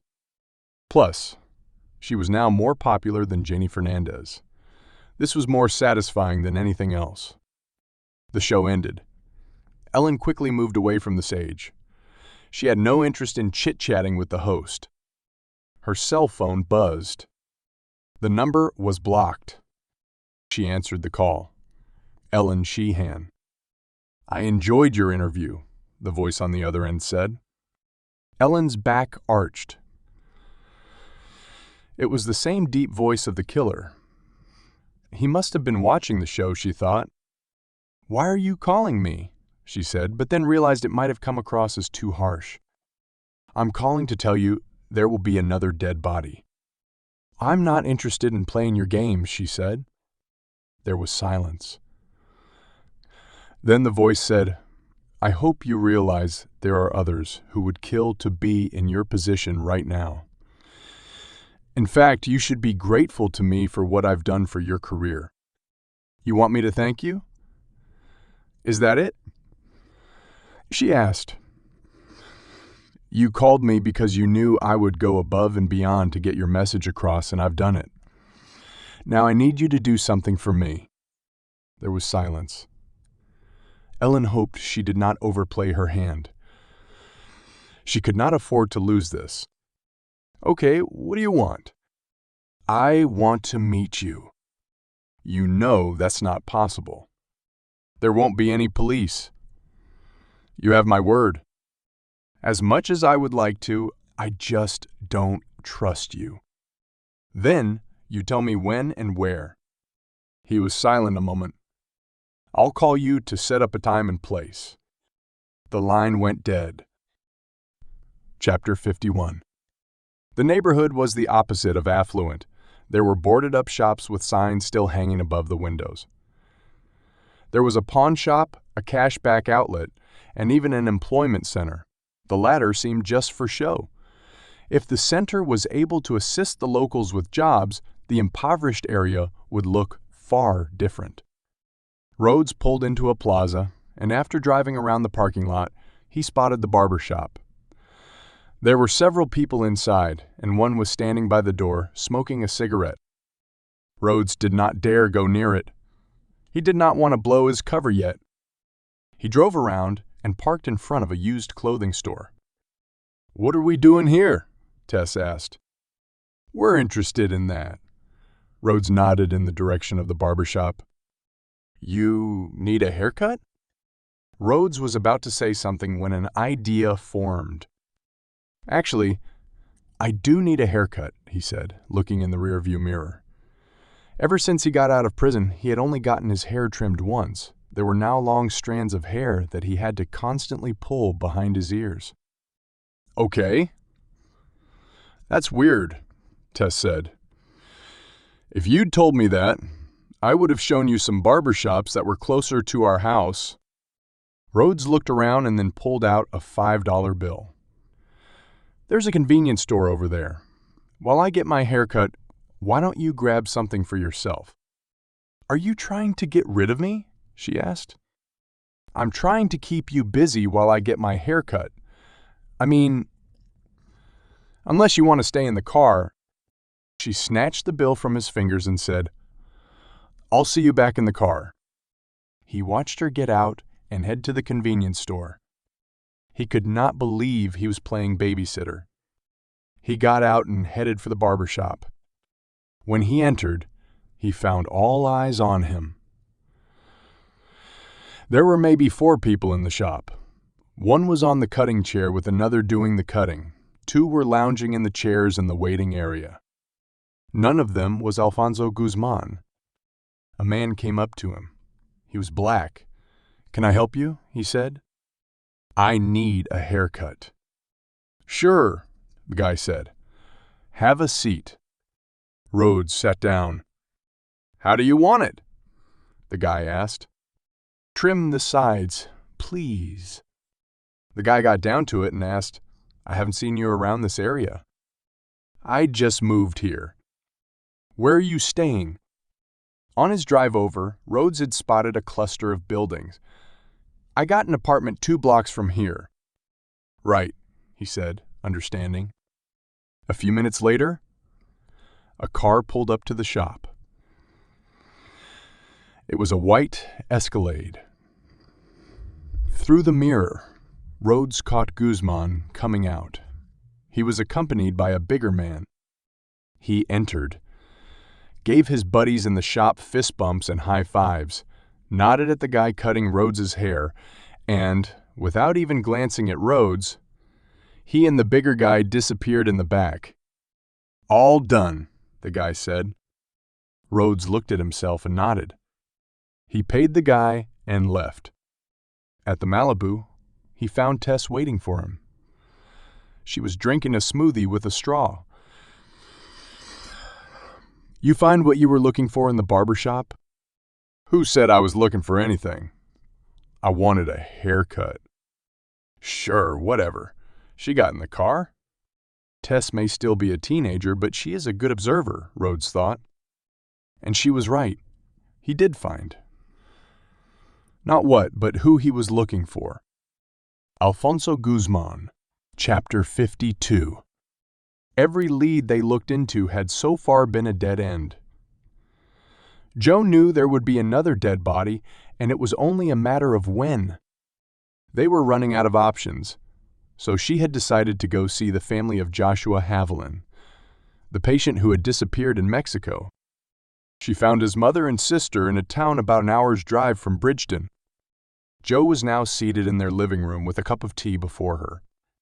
"When was the last time you spoke to or met Joshua?" Joe asked. The sister, whom Joe had found out was 3 years older than Joshua, said Joshua had dropped by to visit my mom right after he got out of the institute. We had wanted to go pick him up, but he insisted he would come see us instead. I think that was almost 10 years ago, but the last time we heard from him was a few years after that. The mother spoke. "I think something horrible has happened to my son." "Why would you say that?" Joe asked.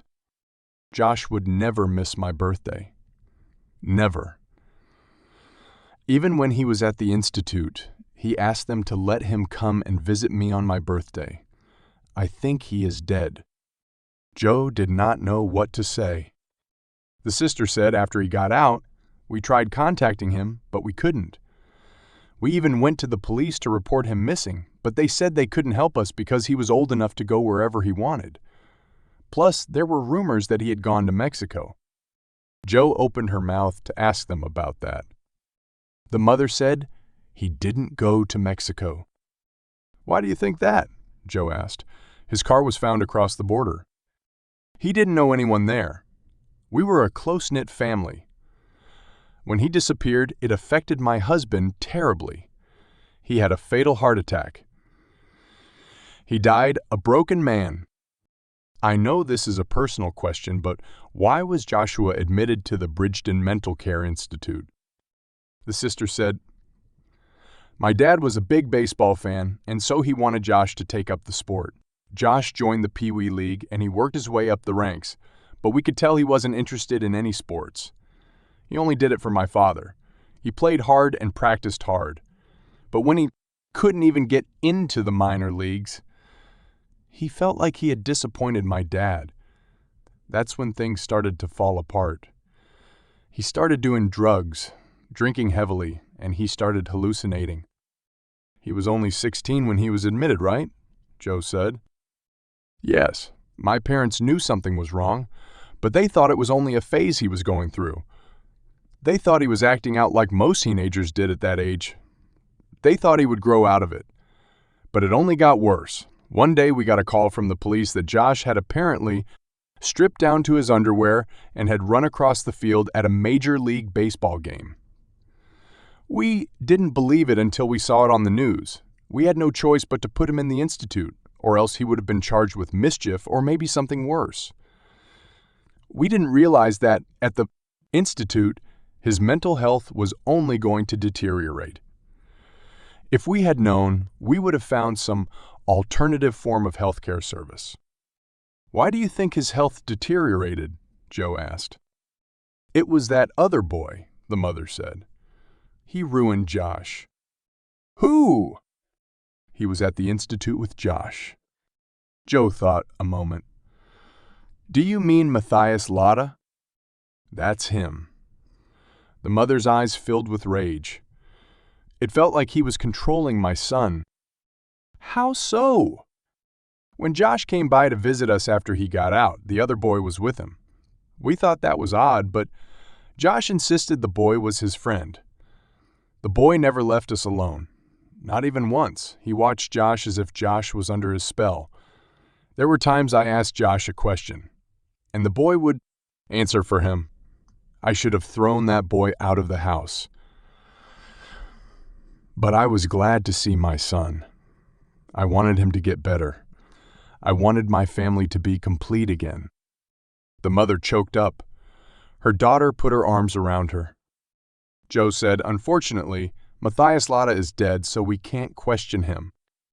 Silence fell over the room. Joe realized it was time to go, but she had one more question to ask, and she did not want to sugarcoat it. "Do you have any reason to believe your son may have come back to Bridgeton to take revenge for what happened to him at the Mental Care Institute?" The mother shook her head. "If Josh was in Bridgeton, he would have come to visit me. I know my son, but he hasn't, and that tells me that he is dead." Chapter 53. Ellen left the studio and took the elevator down to the basement. The parking garage was full at this time of day.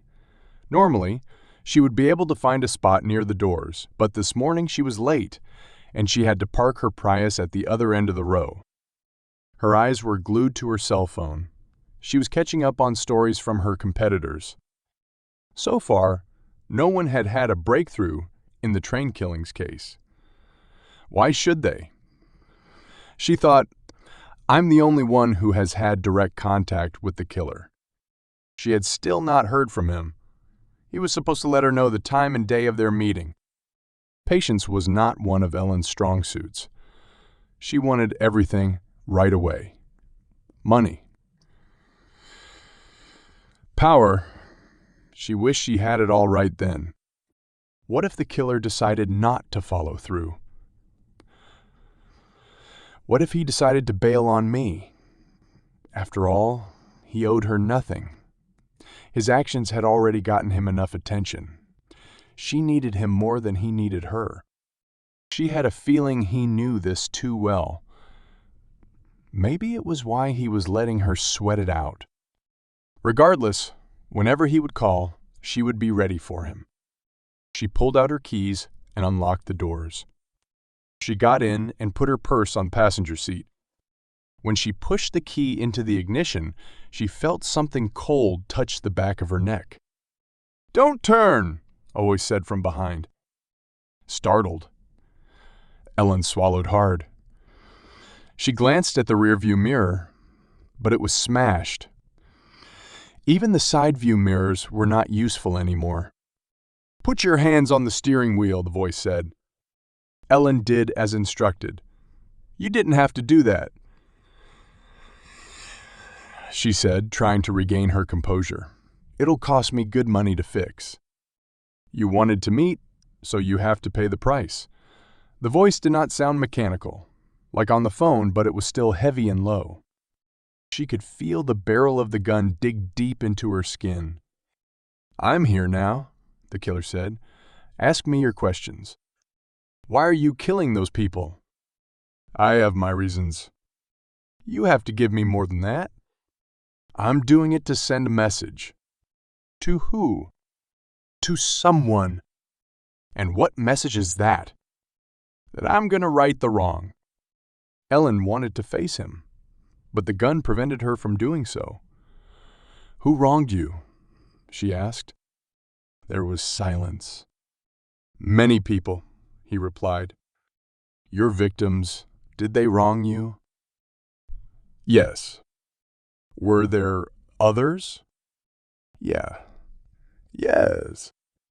"So, there will be another body on the train?" "Yes. Yes." "When?" There was silence. Ellen's mouth was dry, but she wanted an answer. "When will there be another body?"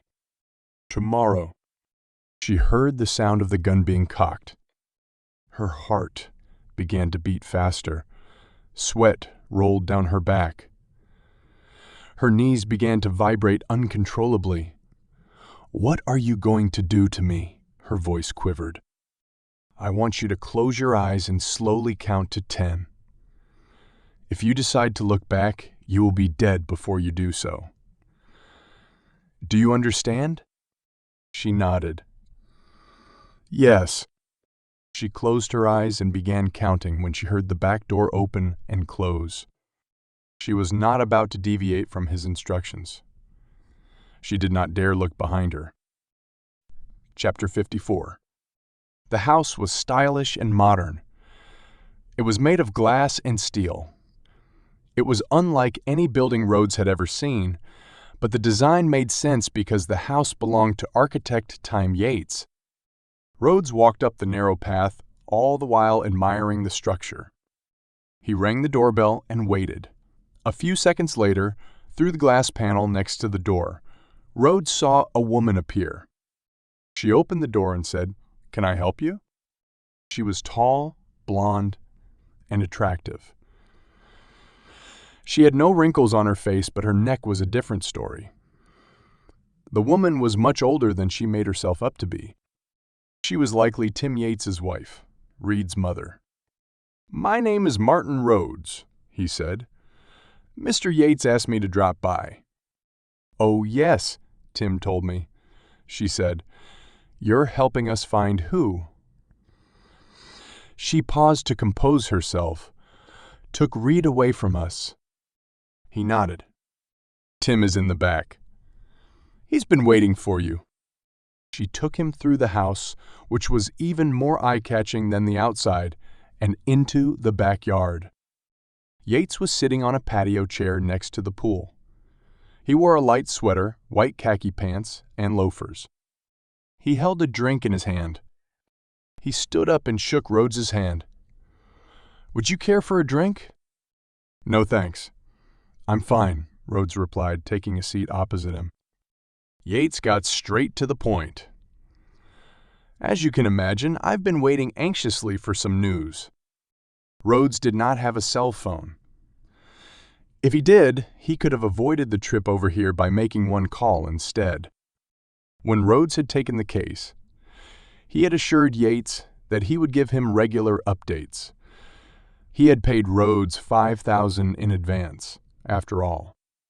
Yates continued, "I didn't know how to contact you, so I was seriously thinking of returning to the bar where we last met." There was a reason Rhodes was hesitant in getting a cell phone. Now he knew why. He did not want people calling him every minute of the day for updates.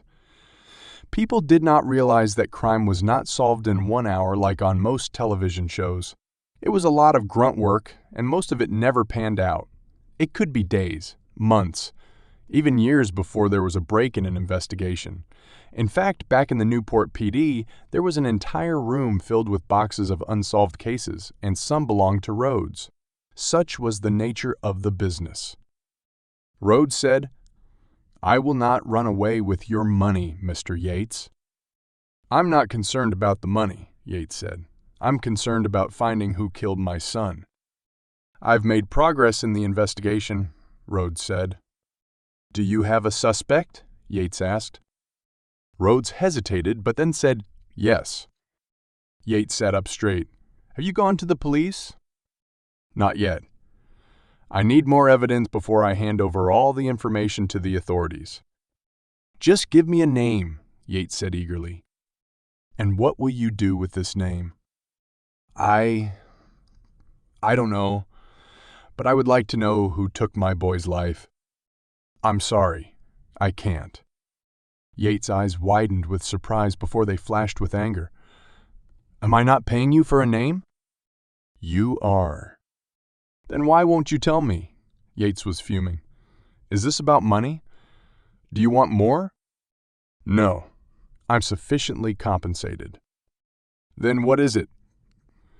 "Why won't you tell me the bastard's name that killed my only son?" Yates was now on his feet. "Do you own a gun?" Rhodes said calmly. Yates blinked. "Yes, But why is that important? If your son's killer was standing before you right now, would you shoot him? Yates paused. He blinked some more and then sat down. The right answer would be no, but who knows how any parent would react at such a moment. I have already paid a steep price for my actions, and I wouldn't want you to make the same mistake. I need to confirm a few things, and when I do, you will have your son's killer. Yates thought about it and then nodded. When will you have a name for me? Soon, Rhodes replied. Very soon. Chapter 55. The moment it was safe, Ellen called the FBI. They had instructed her to drive straight to their office. Ellen was now seated in Charlotte Walters's office. It was medium-sized with windows on one side and a wall with certificates and medals on the other. In the middle was a desk. Behind it was the FBI seal with the words Department of Justice, Federal Bureau of Investigation encircling it. In the middle of the seal was the FBI motto, Fidelity, Bravery, Integrity. Ellen was familiar with it, having read about it when she was young. The choice of colors, the selection of images, and the overall design of the seal represented what the Bureau stood for. No matter how many times she had seen the seal, she always found it imposing and awe-inspiring. Walters sat across from her but did not say anything. Ellen tried to keep her attention on the objects in the office when the door swung open and Johanna Pullinger entered. Ellen had met her before, and she found her to be no-nonsense and straight to the point. We reviewed the footage from the parking lot. Unfortunately, we didn't find anything that might help us, Pullinger said. Are you saying no camera caught him? Ellen said. Your car was parked on the other end of the lot, Pullinger replied. The way the camera was pointed resulted in a small blind spot. The killer must have known this, or why else would he choose to meet you today and not any other day? What about when he left? Ellen asked. There is footage of a man walking out of the parking garage. But he was wearing a hoodie and baseball cap. Never once did he look up. He does fit the description of the killer. This tells us you were telling the truth. Ellen's face twisted in shock. Why would I lie? Walters said, the question we have is, why would you tell us the truth? Why wouldn't I? You have hid information from the authorities before. Who's to say you are not working with the killer? Ellen's mouth dropped. He put a gun to my neck. I thought I was going to be one of his victims. Walters did not say anything. Ellen continued, plus, if I wanted to, I would have kept this information to myself. Walters stared at her and said, And he told you there will be another body on the train tomorrow? Ellen nodded. Yes. Did he tell you when? Ellen shook her head. No. Before I could ask another question, he left. He threatened to shoot me if I looked back. I was not going to do anything stupid. Pullinger turned to Walters. Both bodies were found in the morning. We can assume the next one would be at that time as well. Ellen said, So do we have an agreement? When Ellen had contacted the FBI, she told them she had information on the train killings and she would share it with them on the condition that the Bureau gave her exclusive access to the scene. Walters said, If you turn out to be correct, only then do we have an agreement. Ellen smiled. Chapter 56. After his meeting with Tim Yates, Rhodes needed a drink. After he ordered a whiskey, a voice from behind him said, I'll pay for that. Rhodes turned and found Barry Kowalski. He had a smile on his face, and Rhodes knew this was not going to be good. I'll have a glass of what he's having, Barry said. He sat next to Rhodes on the right. Barry's bodyguard, whose name Rhodes still did not know, took the stool to Rhodes's left. Like before, they had boxed Rhodes in. His drink came, and Rhodes calmly took a sip of it. I have to give it to you, Barry said with a smile, his gold tooth visible. I never thought you hated your old man so much that you would not help him out. Rhodes said nothing. You and he used to be a team before. That was a long time ago, Rhodes replied. Barry nodded. I get it. It was before you went legit. Barry's goon had ordered a bottle of beer. To impress Rhodes, he removed the cap with his teeth. He smiled at him. His left canine tooth was missing. What do you want, Barry? Rhodes asked, annoyed. He was hoping to have a drink in private. I don't want anything, Barry replied. I'm just here celebrating. Do you want to know why? Rhodes did not. Should we tell him? Barry asked his bodyguard. The bodyguard smiled. Yeah, we should. Barry leaned closer to Rhodes. We just beat the shit out of your old man. Rhodes's face turned hard. Barry laughed. Actually, my man did most of the damage. I just slapped him around for fun. Rhodes's jaw tightened. You didn't get your money? We took the motorcycle, of course. Your old man wasn't too happy about it, but what choice did he have? But there was the matter of my reputation, you know. If your old man had paid on time, I would have left him alone. When I had to go to his shithole of a home myself and get what belonged to me, well, I had to teach him a lesson, you know. Rhodes took a deep breath. It was not his problem. Sully should not have gotten involved with them in the first place. He deserved what he got, Rhodes told himself. He calmly took a sip from his glass. Barry said, I wish you were there, boy. You could hear your old man squeal and beg for mercy.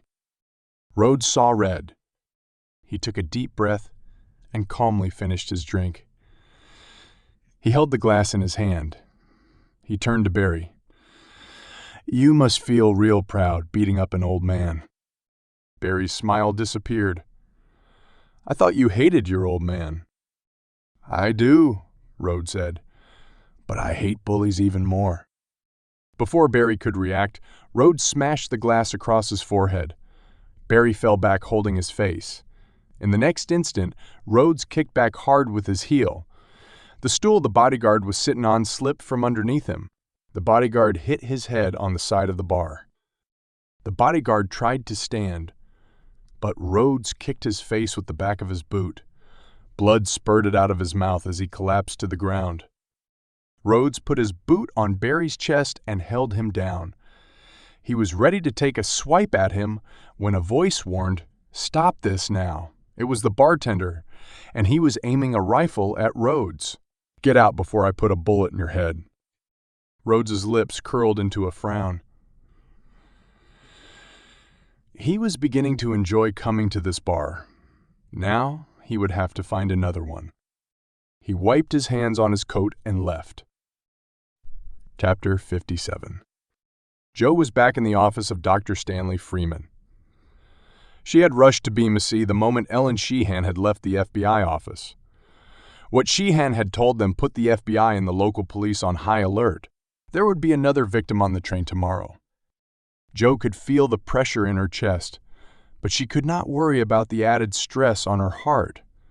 She and her team were working against the clock. They had to stop another person from losing their life. Even though they still did not know who the killer was, they did know how he chose his victims. They had all worked at Beamasea. It was why Joe was back at the Institute. She wanted all current and former employees to take extra precautions. They should not come to work alone or be home alone.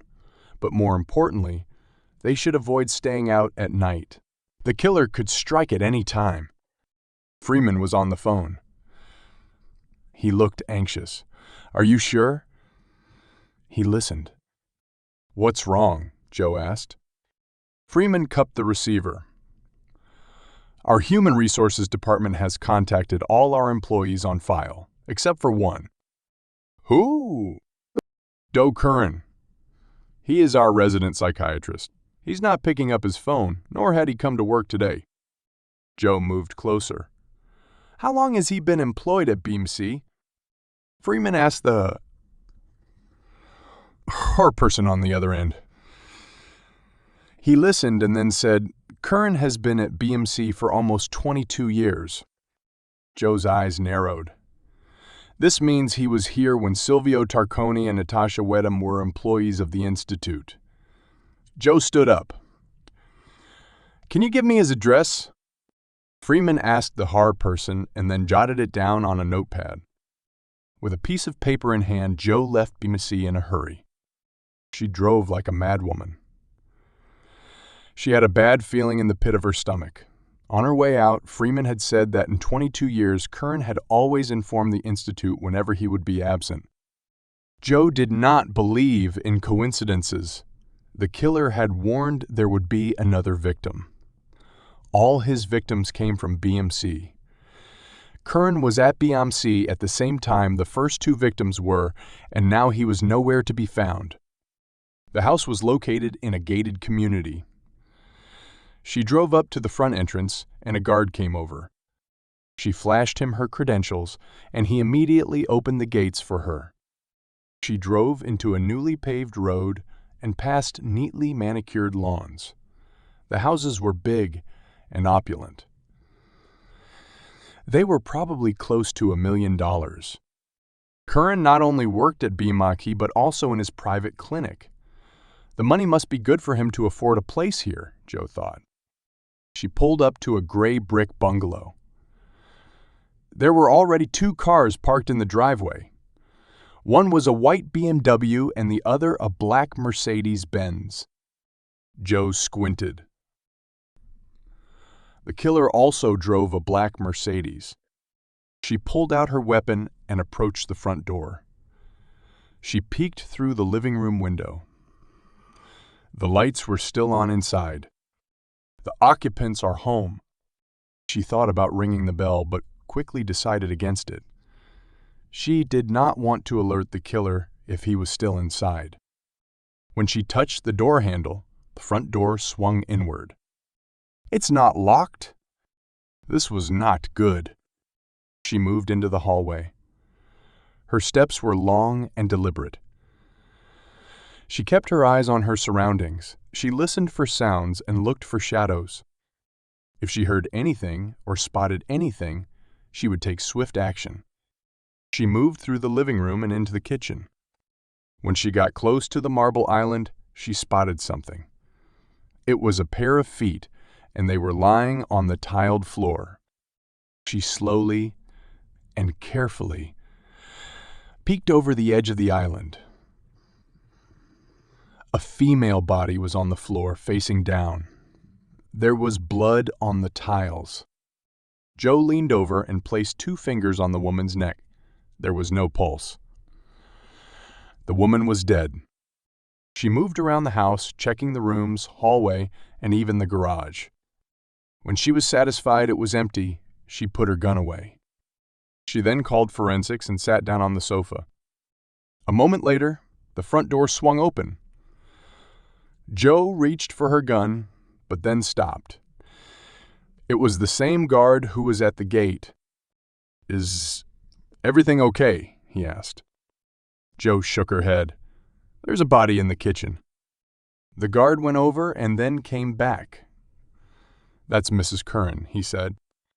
Where's Mr. Curran? Joe asked. I don't know, the guard replied. His car is still parked out in the front, Joe said. He must still be here. He isn't. I checked the entire house. She then thought of something. You guys screen everyone who comes in, right? He shook his head. Not everyone, only the guests and visitors. The owners have their own access cards. Then how can someone go missing? She asked. The guard thought about it and then said, My shift started an hour ago. Let me call the guard that was here before me. He dialed a number, spoke a few words, and then hung up. The guard said he had seen Mr. Curran leave the gates to go out for a run. "When was this?" Joe asked. He said, "It was in the morning." Joe frowned. "Maybe Mr. Curran will come back later," the guard added. Joe knew better. She was too late. Chapter 58. Jacopo watched as Doe Curran wept like a little girl. He had snatched him, while the man had gone for his morning jog. It was not that difficult. Jacopo had driven up to him to ask for directions. Curran did not suspect anything, and why would he? Jacopo was in a Mercedes-Benz. All the neighbors drove high-end vehicles. The moment Curran came near the Benz, Jacopo was able to sedate him.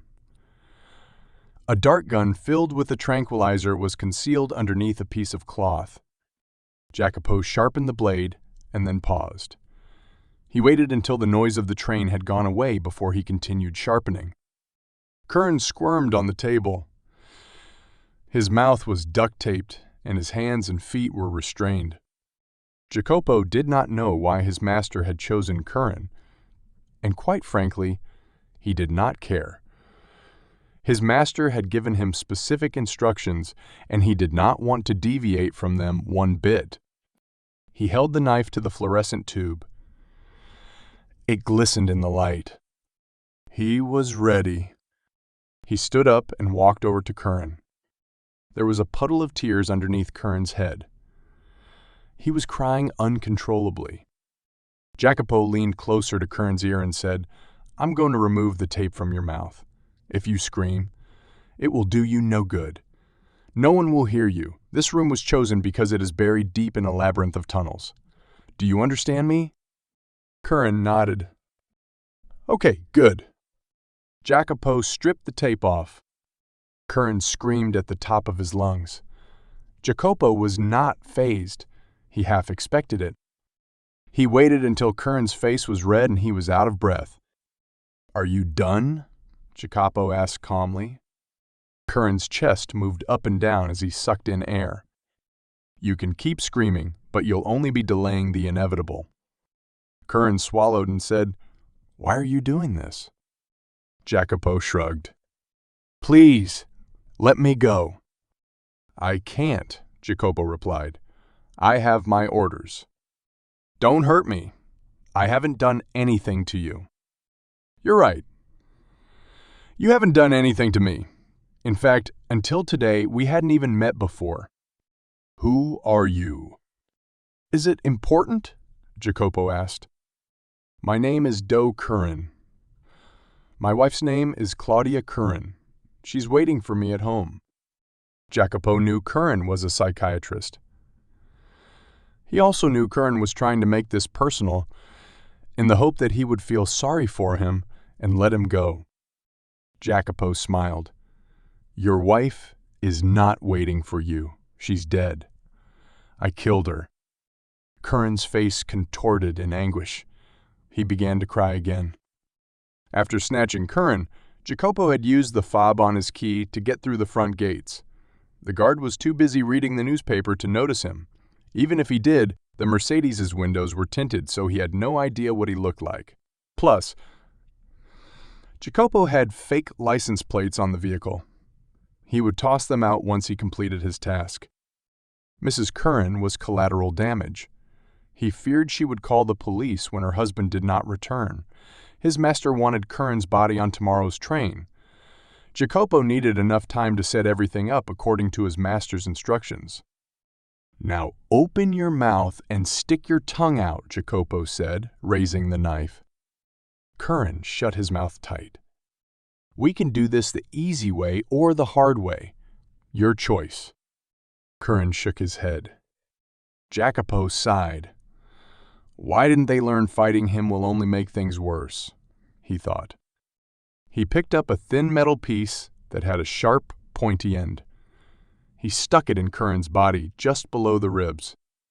Curran clenched his jaw. Tears flowed down his cheeks as he tried to endure the pain. "It is a waste of time," Jacopo thought. He twisted the metal piece. Searing pain shot through Curran's entire body. He tossed and thrashed, but he refused to open his mouth.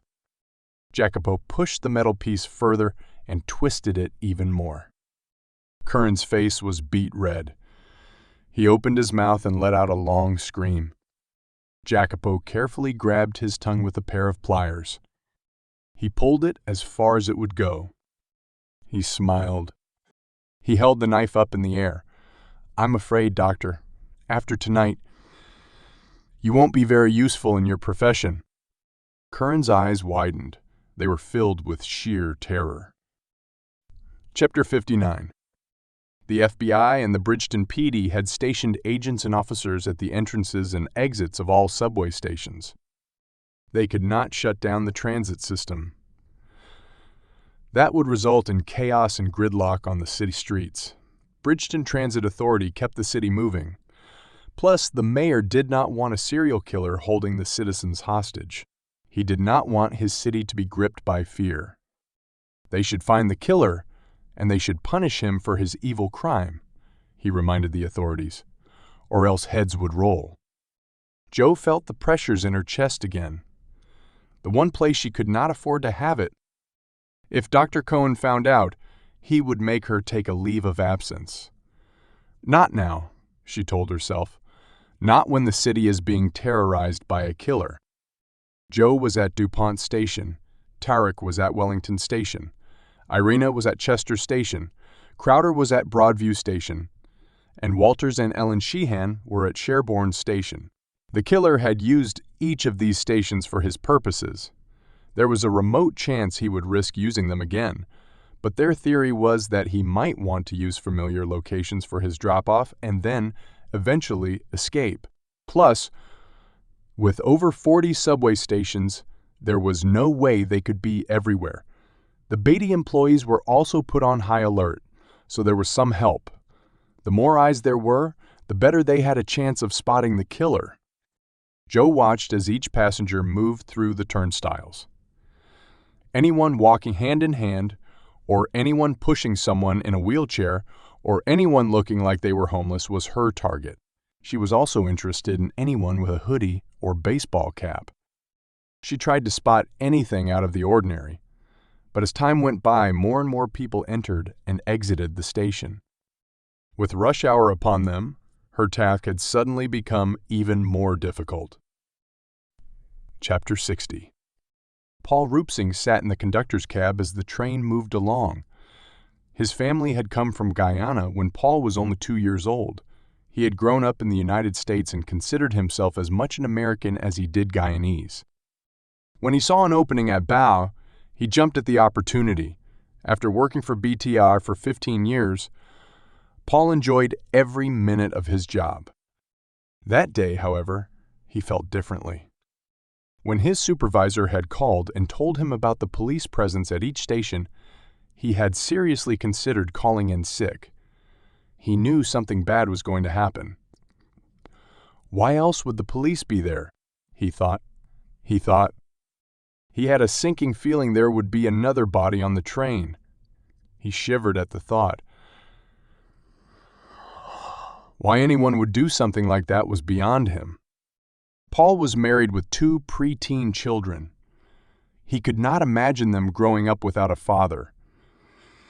He did not want to be involved in whatever was going on at work that day. In fact, when he told his wife, she was adamant he not go to work, but he could not just take time off so suddenly.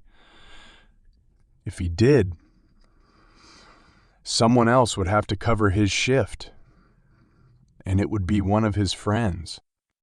Over the years, he had worked with a lot of Beta employees who were now his friends. He knew their spouses, their girlfriends, their boyfriends. He had even gone out drinking with some of them. When his children were born, one of his friends had covered for him, and another friend had taken over his train the day he had to leave work due to his mother's untimely death after suffering a fall at home. Family.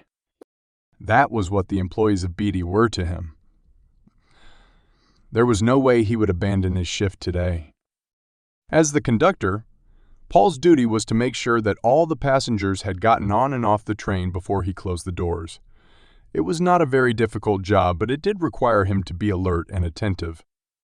There were always people rushing to catch the train before the doors closed.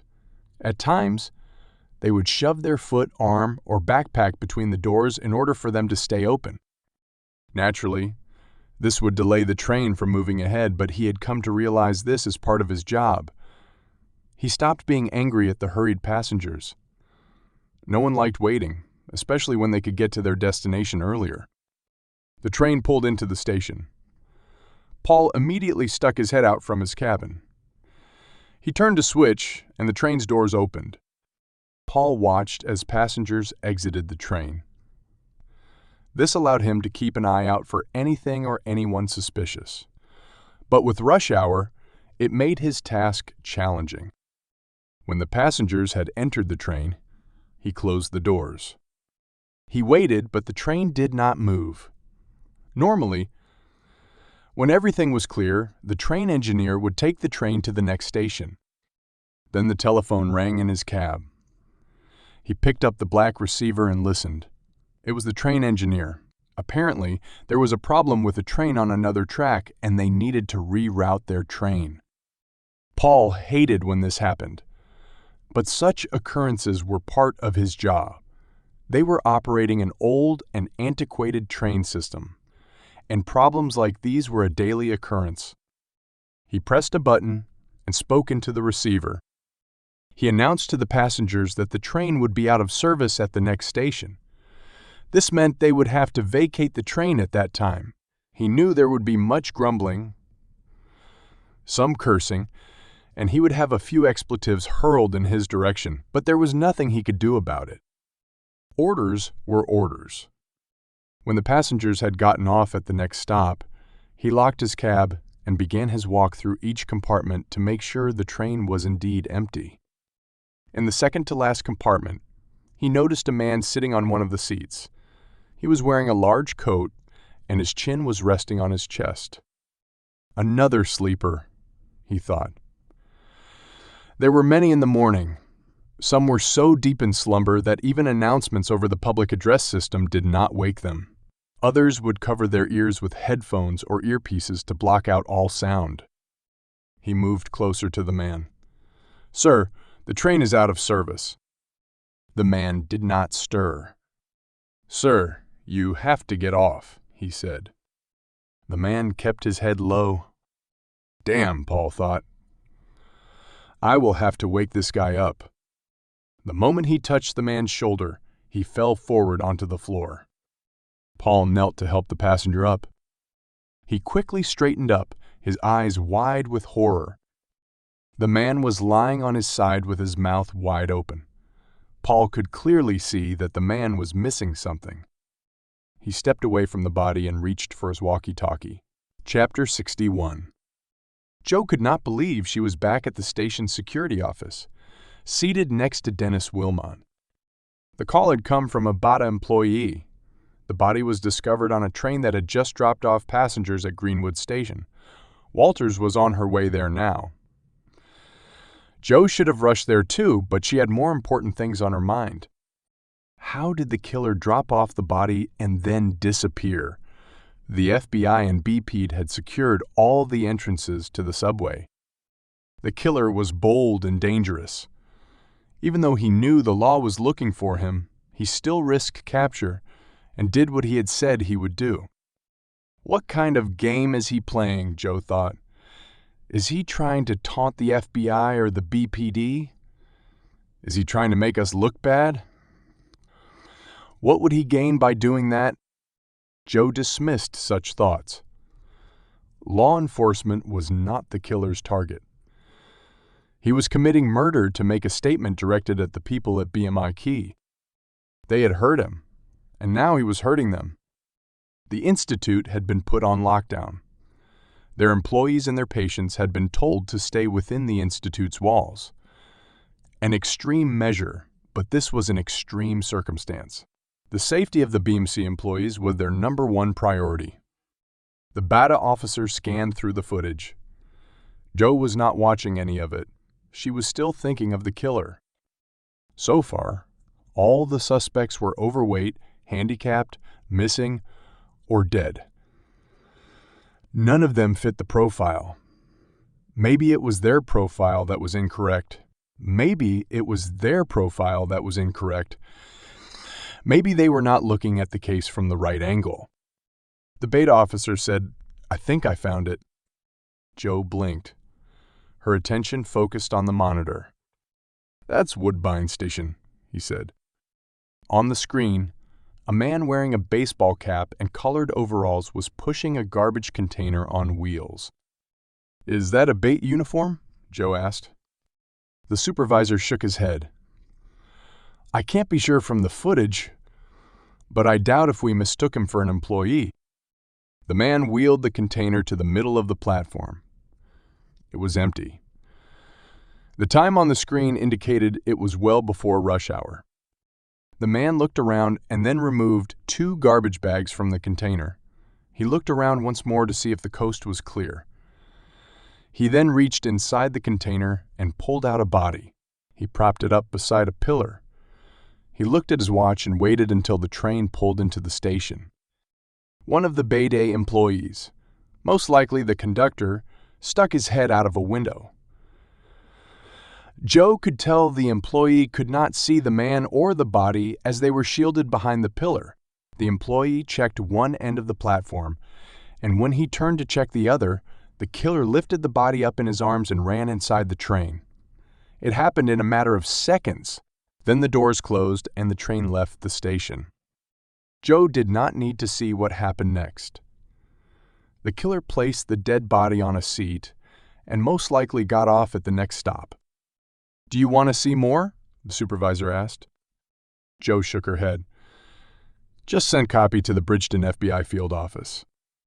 She felt a powerful headache coming on. Chapter 62. Rhodes was parked outside the barbershop. He could see Guzman was inside. He never once picked up a scissor and cut hair. He left that task to the man who had given Rhodes a haircut. Guzman is far more interested in dealing drugs, Rhodes thought. Perhaps the barbershop was a front to peddle the drugs just like the pizza shop was. Regardless, Guzman was now laughing with some of his regular customers. None of them were there to get their haircut. Rhodes rubbed his chin. Tim Yates was already anxious to find his son's killer. His patience would run out if Rhodes did not come up with a name soon. But Rhodes wasn't even sure if Guzman was the man he was looking for. All he had was his gut instinct and footage from the pizza shop. He needed to act quickly. But what could he do? He could not waltz into the shop and accuse Guzman of murdering Reed. He would get beat up for something like that, or worse, get shot.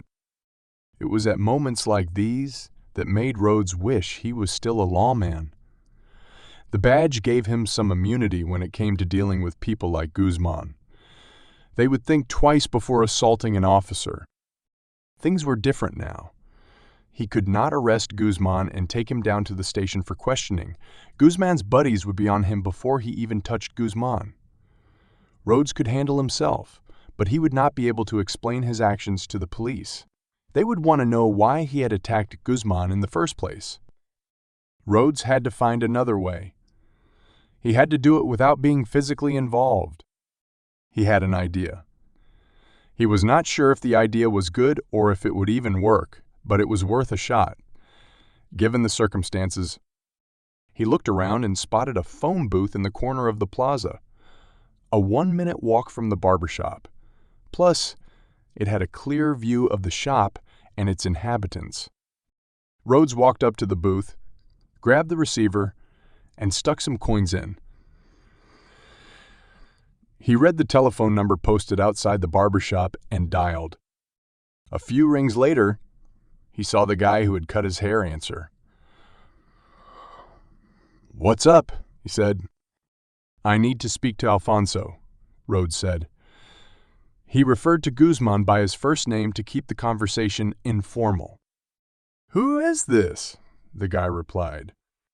"My name is not important, but I need to speak to Alfonso." "Well, he's not here." Rhodes could clearly see he was lying. Guzman was lounging on one of the barber chairs. "Okay, fine," he said. "I'll just go tell the police what I know." When Alfonso finds out, he'll be pissed at you."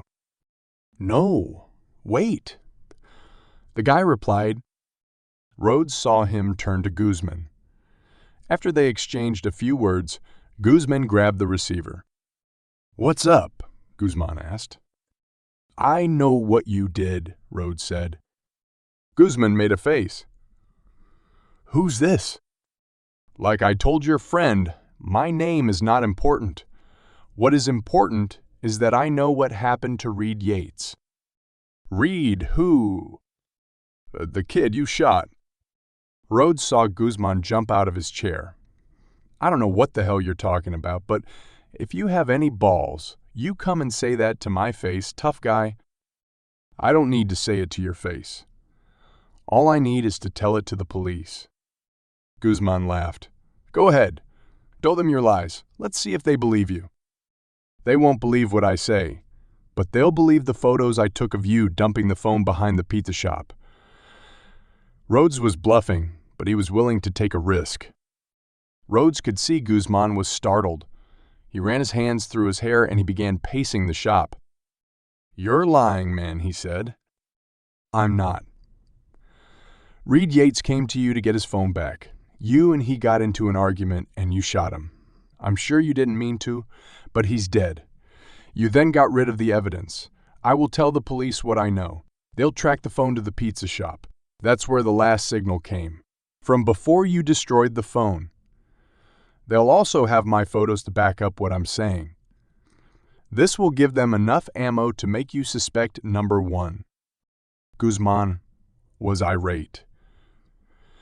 He stomped his feet, and he looked like he was ready to hurl the phone at the wall. His buddies were not sure what was going on. Guzman finally calmed himself. Okay. You want something, right? Isn't that why you called me? I want 10 grand. No way, he spat. I don't carry that kind of money. Then we've got a problem, Rhodes replied. You gotta come up with a reasonable number, man, Guzman complained. You're a drug dealer. You handle cash all the time. Plus, what is 10 grand when you could be facing life in prison? Guzman rubbed his chin. Okay, but you gotta give me some time to get the money.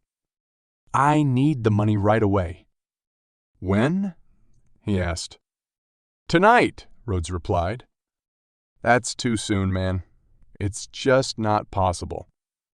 It's tonight, or I go straight to the police tomorrow morning. Guzman sighed. I'll see what I can do. Just have the money. Okay, where? Rhodes gave him an address. He hung up and watched as Guzman rallied his buddies. Even from where he was standing, Rhodes could see they were carrying weapons. There was no way Rhodes would show up at that address without a plan. Chapter 63. Ellen could not believe her luck. Another body had been found on the subway. She had told the FBI about the impending murder, and she turned out to be right.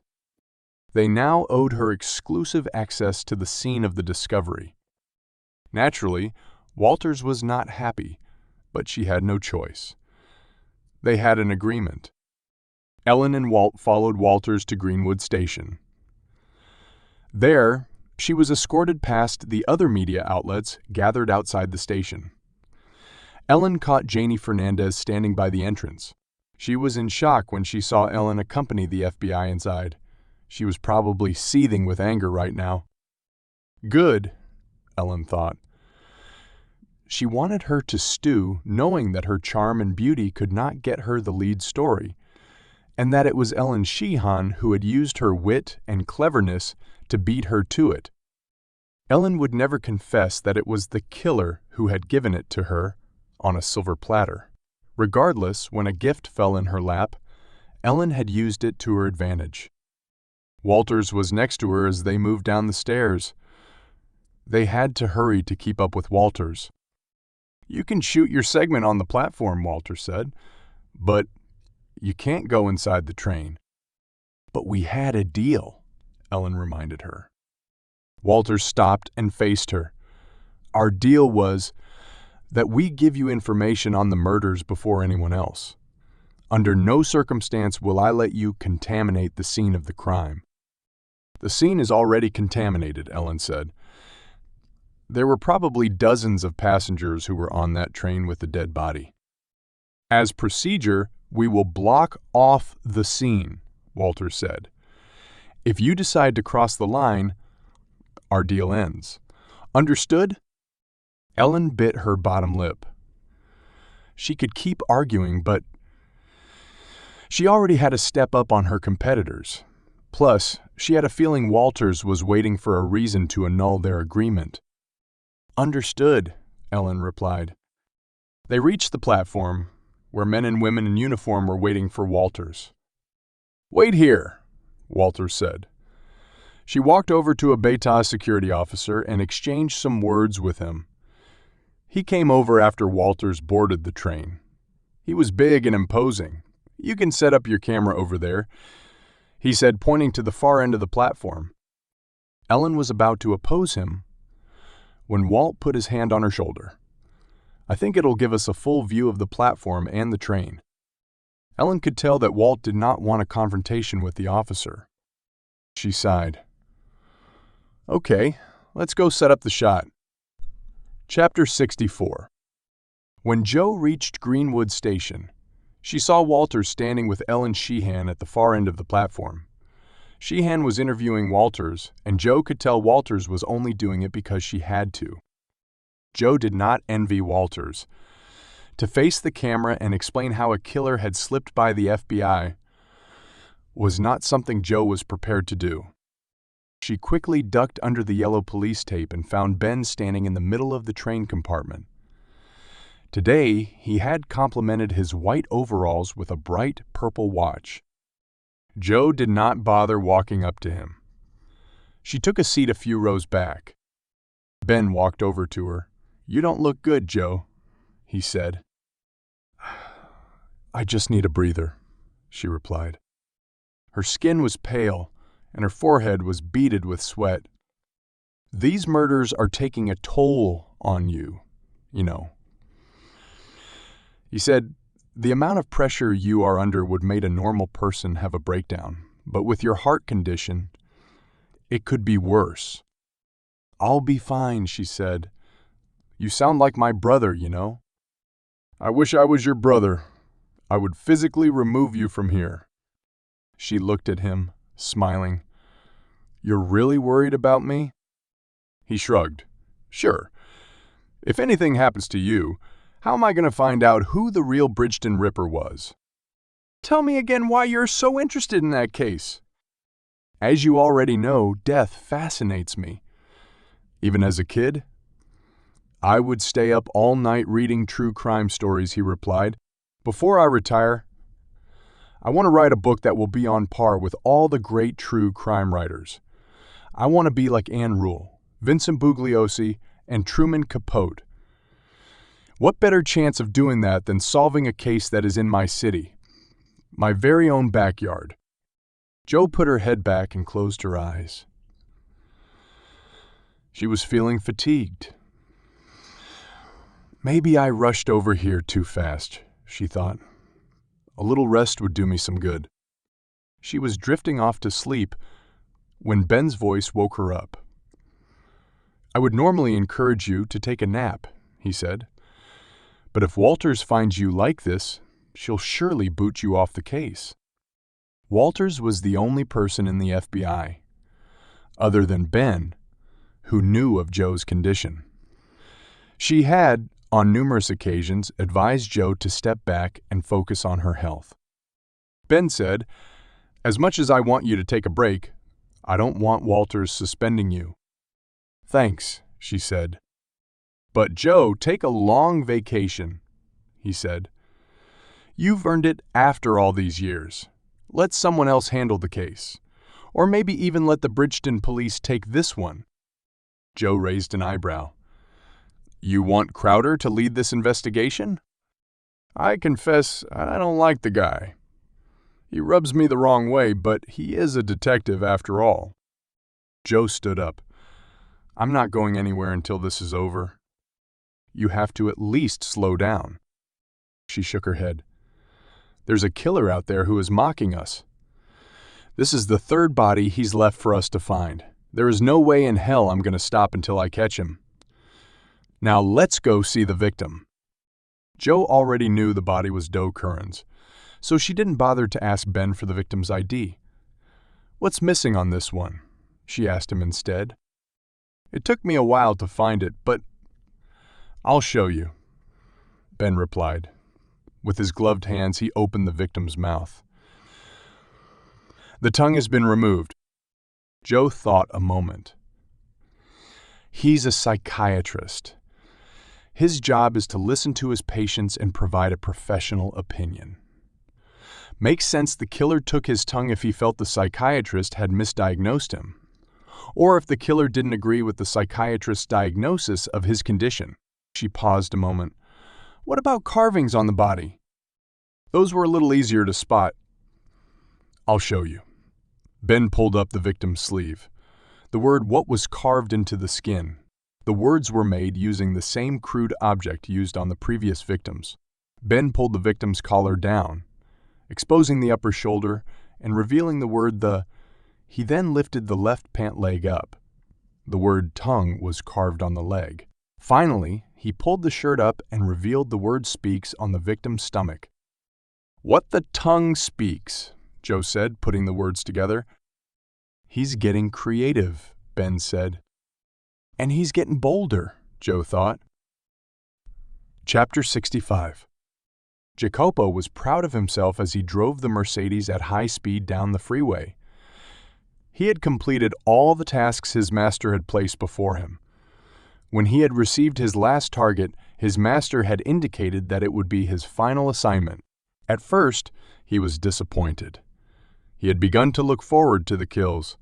They gave him a sense of purpose, a sense of power, a sense of control, something he had never felt before. His life had always been chaotic, unstructured, and full of despair. It had left him feeling lost and helpless. He almost wished his master would give him more to do, but he had to remind himself of why he had done what he did. The car he was driving, the apartment he was staying in, and the money waiting in a Swiss bank account for him to collect were his rewards for a job well done. Sure, killing those people gave him a satisfaction that no amount of money could replace, but he was not some deranged serial killer who wanted to terrorize the citizens of Bridgeton. The media had it all wrong. He was doing it to have a better future. He was doing it to get his family back. But there was something that had nagged him throughout this process. Would his master betray him? Would he renege on their deal now that the mission was complete? He shook his head. No, absolutely not. It was his master who had plucked him out of a life of obscurity and given him so much. If it was not for him, he would still be living in some dumpster, or worse, dead. No, his master owed him nothing. This knowledge made the task all that much easier. He trusted his master as his master trusted him. Why else would he have chosen him? Loyalty meant a great deal to his master. He had said so on numerous occasions. Jacopo was loyal to him, and he hoped he had fulfilled his duty loyally. It was now time to celebrate by reaping the rewards of his labor. But before he could do that, there was one more thing he needed to do. He had to go back and clean his kill room of anything that could lead back to him. He would do that later tonight when the police were gone. It was nerve-wracking seeing them outside each station this morning. But fortunately for him, he had something that gave him access to the transit system. Once he flashed it, they let him through without a single question. He smiled once again at his good fortune. Life was going to be different from now on. Craig Orton was his past, and Jacopo Manfredi, the full name his master had given him, was his future. "Jacopo Manfredi," he said. letting the name roll off his tongue. He was beginning to like that name because it had a sort of ring to it. Maybe he'd take it as his new name when he started his new life. But he still had some unfinished business to attend to. Chapter 66. Rhodes watched as Guzman and his bodyguard left the barber shop. Rhodes was right behind them as they drove away in the Escalade. He kept a fair distance between the two cars. Even though Guzman had no suspicions he was being followed, Rhodes still wanted to be careful. He wanted to keep the element of surprise with him. Guzman had been rattled, and Rhodes wanted to see what he would do next. Rhodes had a strong feeling that Guzman did not act alone, and that there were others who were involved in what happened to Reed. How did a teenager's cell phone end up in the hands of a drug dealer? Rhodes thought. There has to be some link. During his research, Rhodes found nothing that indicated Reed was involved in drugs of any kind. In fact, he was a good kid with good grades. He had ambitions of becoming an architect like his father. Rhodes did not get the impression that he would jeopardize his future by doing something illegal. But Rhodes also knew that almost everyone had secrets. Whether it was an affair they hid from their spouse or a love child from a previous relationship they did not want the world to know about, or a fraudulent action caused by a lapse of judgment that made them keep up the lies. These were their Achilles' heel, and they would go to great lengths to keep it from those around them. Sometimes a devastating event, a death for instance, exposed the facade they had carefully cultivated for so long. Was Reed hiding something he did not want anyone to know, not even his father? Rhodes could find nothing in his investigation that linked him to the barbershop or even the pizza shop. Maybe Reed's death was a terrible accident. Maybe he was at the wrong place at the wrong time. This reminded Rhodes of the case of the woman who was on her way to her friend's house when she decided to stop by a gas station. Even though there was more than enough gas in her car, she wanted to pump some more in case of an emergency. After filling up, she went inside to pay when an armed robber came in, demanding all the cash. The clerk behind the counter happened to be new, and in his eagerness, he tried to play the hero. Things didn't turn out as he had planned. Not only did the clerk get shot, but also an innocent bystander. The clerk somehow survived being shot in his stomach, but the woman who had come in to pay for gas died after being shot in her chest. Rhodes believed what happened to the woman was a tragic accident. Had she not decided to stop for gas, she might have still been alive. What if Reed had not lost his phone? More importantly, what if Reed had not gone to retrieve it? He surely would still be alive today. Rhodes had a feeling there was more to this story than met the eye. He was determined to find out what it was. Chapter 67. Joe was at her desk when Chris came over. "You okay?" he asked. "You don't look so good." Joe had her eyes closed and she was leaning back in her chair. "I'm fine. I was just thinking. Actually, I've been doing a lot of thinking too lately." Joe felt like her headache would turn into a full migraine. She was not in the mood to deal with Chris's quips and quirks right now. "Is it about Irina?" Joe asked. "Because I still don't think she has changed her mind about going out with you." "Really?" he asked. "I've been going out of my way to compliment her for the last couple of days. I've asked what diet she's on because she looks slimmer than before. I've inquired if she used to be a supermodel in Ukraine because she looks hot. I've even smelled her so I can tell her how much I like her perfume." Joe raised an eyebrow. "She didn't punch you when you did that?" "She has no idea. I always do it from behind her, and if she turns, I quickly make it look like I'm texting someone." "Creepy," Joe finally said. She then added, "Is that why you are here, Chris?" He squinted, shook his head, and then said, "No, actually. I wanted to talk to you." "Okay, what is it?" she said, rubbing her temples. "I think we've been looking at this the wrong way." "Looking at what?" she replied. "We've been too focused on how the killer leaves the bodies on the trains."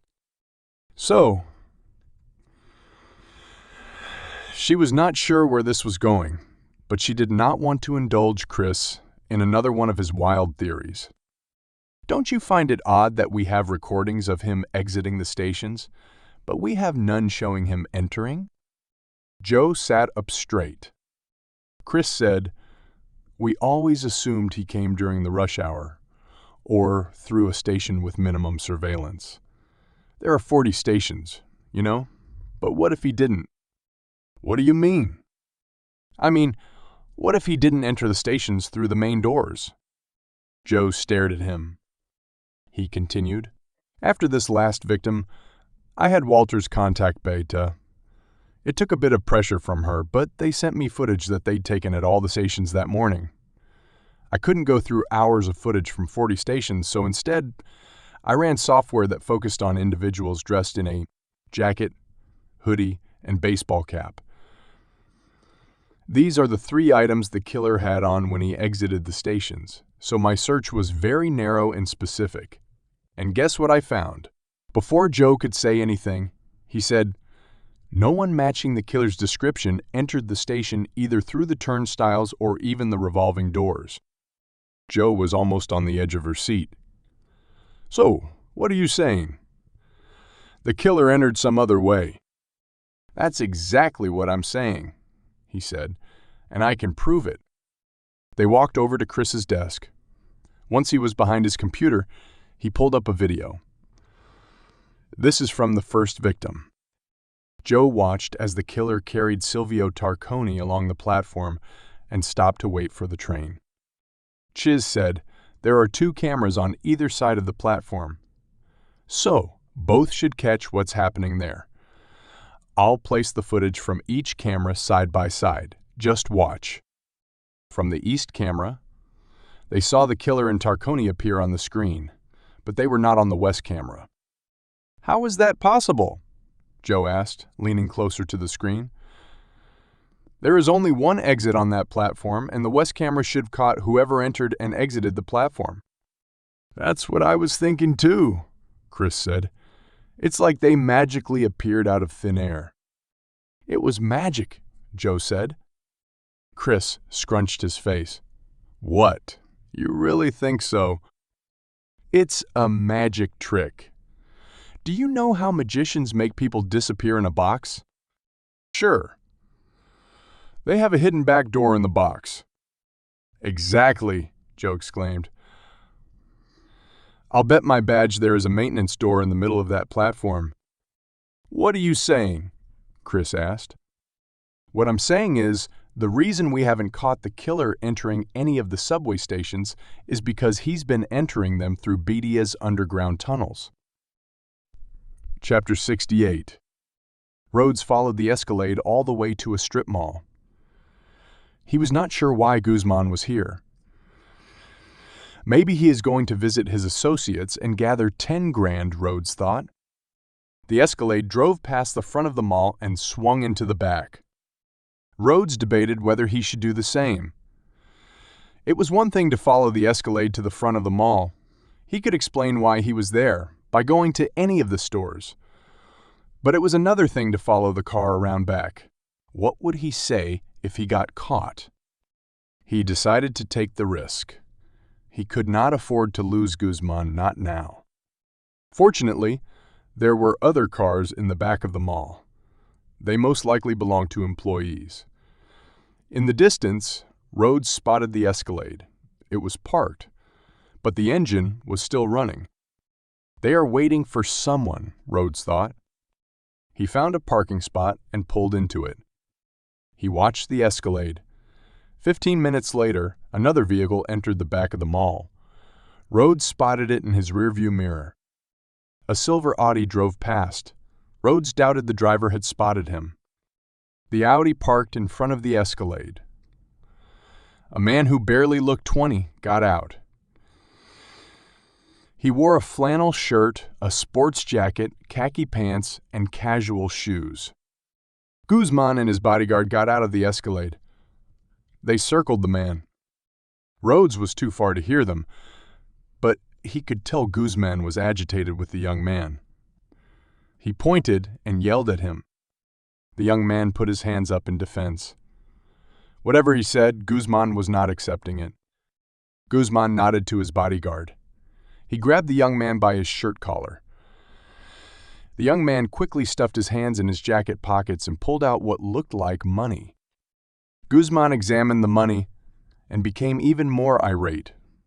He suddenly pulled out a gun and waved it at the man. His bodyguard pushed the man to his knees. Are they going to execute him? Rhodes thought. Should I get involved? Rhodes shook his head. No, that would not be smart. The young man pleaded for his life, but Guzman began pacing back and forth. It looked like he was lecturing him. Guzman stopped and pointed at the man's car. He said something, and the young man shook his head. Guzman pressed his gun against the young man's temple. The young man began to cry. Guzman ordered him to stop. The young man then pulled out his car keys and handed them to Guzman. Guzman pointed the gun at the young man and said something to him. Rhodes could not tell what it was, but he was sure Guzman was warning the youth not to go to the police. The bodyguard punched the young man in the face. He fell to the ground, covering his face. The bodyguard gave a roundhouse kick to the young man's stomach. He curled into a fetal position. Guzman handed the keys to his bodyguard. The bodyguard got in the Audi while Guzman returned to the Escalade. A few seconds later, both vehicles left the back of the mall. Rhodes debated following them, but his instincts told him the young man was somehow involved in Reed's death. Plus, Rhodes already knew where Guzman and his bodyguard were heading. He could always catch up with them later. He decided to follow the young man instead. Chapter 69. He took a sip of cognac. He had thick white hair with sharp gray eyes and leathery skin. He was in excellent shape for his age. He always had strong and sturdy hands, which came in handy in his line of work as a surgeon. He took another sip and focused his attention on the television mounted on the wall of his residential office. He could hear noises outside. It was his daughter's 16th birthday, and his wife had decided to throw her a surprise party in their 5,000-square-foot home. He also had a daughter who was 12. The older was more like her mother, outgoing and socially conscious. The youngest was more reserved and preferred small events rather than big ones, just like him. He had wanted to get away from the party. The guests were mostly his wife's friends and acquaintances. He tried to be cordial with them, but he could not stand them. They always thought they were better than him. He did not know why. Like them, he came from wealth and privilege, but there was something different about him. He did not belong with them, and they knew it. But for the sake of his marriage and for his daughters, he put up with them. However, not all was bad. He had money. He had respect. And he had a family. What more could a man ask for?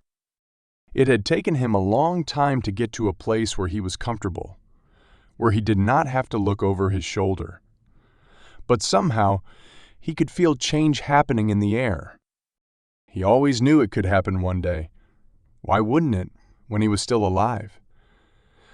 He should have gotten rid of him when he had the chance, but he did not. How would he have explained it to the world if he had? The focus would have turned on him, opening up old wounds. No, what he did at that time was the right course of action. He just never expected things to turn out this way. He watched as the reporter on the screen spoke about the train killings. She ended her segment by saying the FBI had no suspects or any leads at this time. His face grew grim. He had a feeling. The longer this was allowed to happen, the more complicated his life was going to become. There was a knock at the door. "Honey, are you coming down?" his wife said. "We're about to cut the cake." "I'll be there in a sec," he replied. He put his glass down, turned off the TV, and left. Chapter 70. After speaking to Chris, Joe had called Walters and told her of their discovery. Walters had immediately convened a meeting where she, Joe, Tariq, Irina, Crowder, and Chris discussed their next course of action. They understood why the killer had chosen to use the tunnels to enter the stations, but not to exit. He did not want the authorities to know about the underground route. It was why he always chose to leave through the main doors of the stations. It was his way of throwing them off. If he left through the stations, the authorities would believe he must have also entered through them as well. The only reason he was doing it was because he wanted to keep using the tunnels to dump his victims' bodies. "That ends now," Joe vowed. "We will go down and bring him out." Chris had pulled up a map of the tunnels on a giant screen. It was then that they realized how massive the subway system was. It reminded Joe of a spider's web. "He could be anywhere," Walters had said, staring at the screen. Joe knew where to look. She told them, "Our focus will be on the stations the killer used to drop off the victims' bodies. We thought the killer had chosen those stations because they gave him a clean exit. We were wrong. He chose them because they are all close to each other. This means the killer kept the bodies somewhere in the vicinity of those stations in order to move the bodies through the tunnels and onto the platforms." After the meeting, Irina and Tariq went to Davenport Station. Walters and another agent headed to Sherborne Station, and Joe and Crowder had driven to Woodbine Station. Crowder took the tunnel going east while Joe took the tunnel going west. With a flashlight in one hand and her gun in the other, Joe walked carefully over the tracks. She had been advised by the BT safety employee that the tracks contained 600 volts of live electricity. There were lights on the tunnel ceiling, but they were not strong enough to see someone in the distance. There was no telling if the killer was still underground, though. Joe did not want him to get a jump on her. The tunnels had a foul odor, a stench that was the mixture of garbage and rotting flesh. Joe had seen rats the size of squirrels, and she assumed some of them had inadvertently made contact with the live tracks. The first time she saw a rat, she had been so startled she almost fired her gun at the rodent. She kept moving when she heard a noise coming toward her. She knew what it was. A train was heading in her direction. As she had been instructed by the BT employee, she got off the track and flattened her body next to the tunnel wall. She waited when she saw bright lights around the bend. She closed her eyes and clenched her jaw as a train flew by her. She had to strain her body to stop from being sucked under the train. She relaxed when the noise faded away. She quickly got back on the tracks. She did not want to be caught by another train. Joe moved down tracks. She stopped when something caught her attention. A strip of light was coming from somewhere down the tunnel. She flashed her light and saw a door. She moved the light over it and caught the sign on the door. Maintenance. She placed the flashlight in her pocket and tightly gripped her weapon. She turned the doorknob with her free hand. It was unlocked. She pushed the door in and entered with her gun aimed before her. The room was small, no bigger than a car garage. There was a table by the wall with a fluorescent light bulb hanging above it. She was moving toward it when her foot hit something. She looked down and saw a metal pail. There was liquid inside it. She looked carefully. The fluid was thick and red. Blood. Blood. She moved it to the table and found it was wet and sticky. Fresh blood. She suddenly realized where she was. She was in the killer's kill room. She pulled out her cell phone but found there was no signal. She was too deep underground. She was about to put her phone away when something caught her eye. Another bucket was next to the table. The light was too low for her to see what was inside. She pulled out her flashlight and shined it in the bucket. She quickly turned away to compose herself. She flashed the light on the bucket again and found 2 hands, 2 eyes, and a tongue. They belonged to Silvio Tarconi, Natasha Wedham, and Doe Curran. A putrid smell emanated from inside the bucket. She covered her nose with her hand. She sensed a shadow behind her. She turned when something hard hit her in the spine. She fell forward and her head banged on the table. Her gun nearly flew out of her hands, but she held on to it. She turned to fire a shot as the figure disappeared through the door. She touched her forehead. It stung. She got to her feet and ran after the figure. Chapter 71. Rhodes watched as the young man waited at the bus stop. With his Audi taken, he could either walk from where he came from or take public transit. He took the latter. The moment he got on the bus, Rhodes drove up right behind it. He was going to follow the bus to see where the young man got off. He wanted to find out who he was. The bus kept going on its designated route, stopping only to drop off and pick up passengers. When the bus finally turned into a station, Rhodes considered abandoning his chase. He could still catch up with Guzman. But then he thought, I've come this far, I might as well keep going. After talking to Rhodes, Guzman had called the young man right away. Why? There had to be a reason. Did the young man merely owe drug money to Guzman? If so, this chase was a waste of time. Did the young man have anything to do with what happened to Reed? Rhodes was not sure, but the only way to find out was to not lose him. He drove around for several minutes until he found a parking spot across from the station. Rhodes raced up to the ticket booth and purchased a ticket. He went through the turnstiles and headed straight for the buses. He knew the bus number the young man had gotten on. As luck would have it, the bus was still at the station, and people were still getting off. He watched with bated breath until he spotted the young man. He had his head down, and he was clutching his stomach. The young man followed the other passengers down the stairs on the other side of the station. Rhodes ran and was down the stairs in no time. He saw the young man turn left at the end of the tunnel. He is going east, Rhodes thought. Rhodes moved past a group of commuters and was at the end of the tunnel when he heard the sounds of a train. He hurried his steps, but when he reached the platform, the train doors had already closed. The train slowly pulled out of the station. Rhodes grunted. He had missed the train by mere seconds. Chapter 72. Jo ran as fast as her legs would allow her, but she was careful not to touch the tracks. She heard footsteps up ahead. The killer was only a couple of yards away. If she could get in range, she was confident she could take him down with a bullet to the leg. She heard the familiar sounds. A train was approaching from behind her. She kept moving. She did not want to lose the killer, but when the sounds got louder, she gritted her teeth and shoved her body against the wall. It did not take long for the train to speed past her. She shut her eyes and held on tight. Her gun shook in her hand. When the train was gone, she jumped back on the tracks and resumed her pursuit. The tunnel swerved to the left. She followed it. She saw a light in the distance. She also saw a figure running toward it.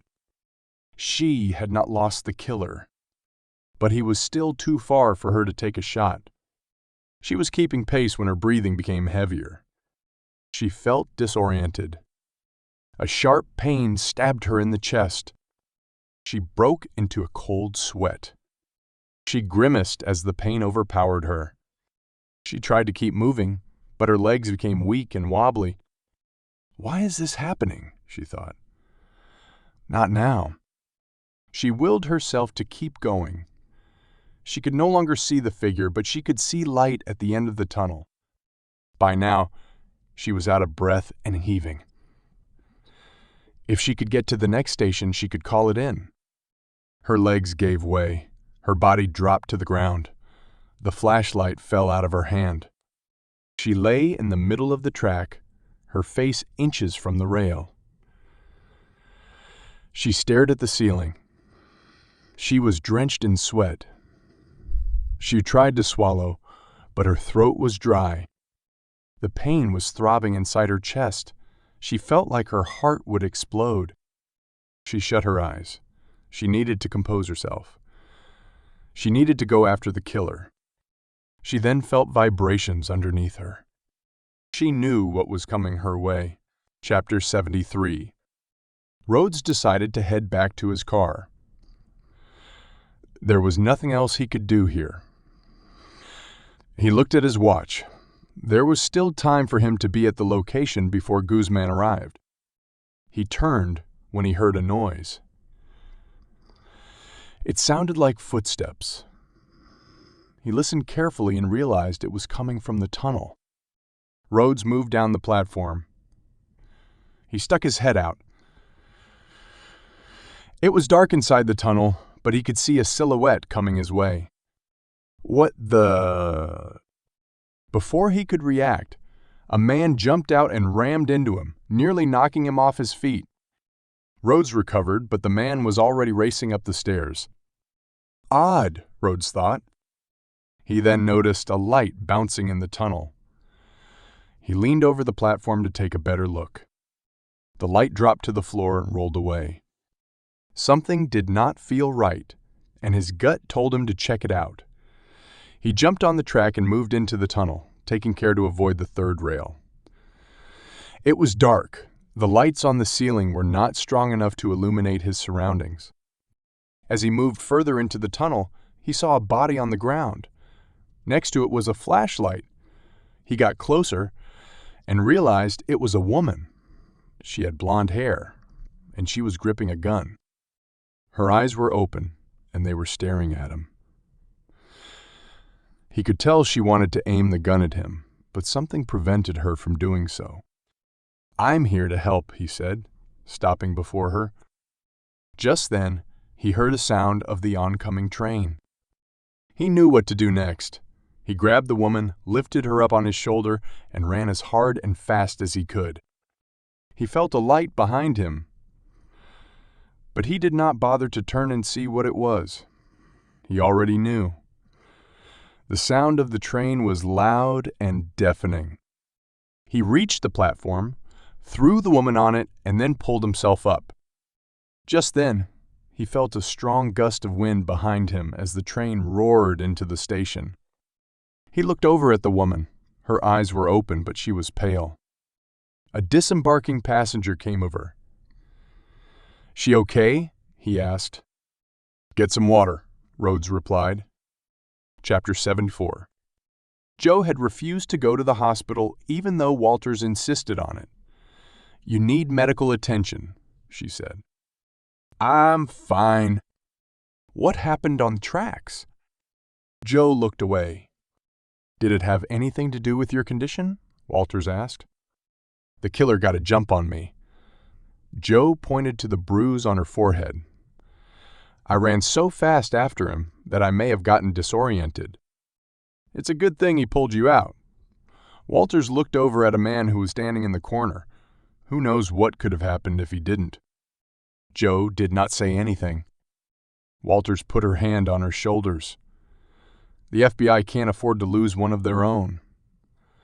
"I can't afford to lose a member of my team." Joe nodded.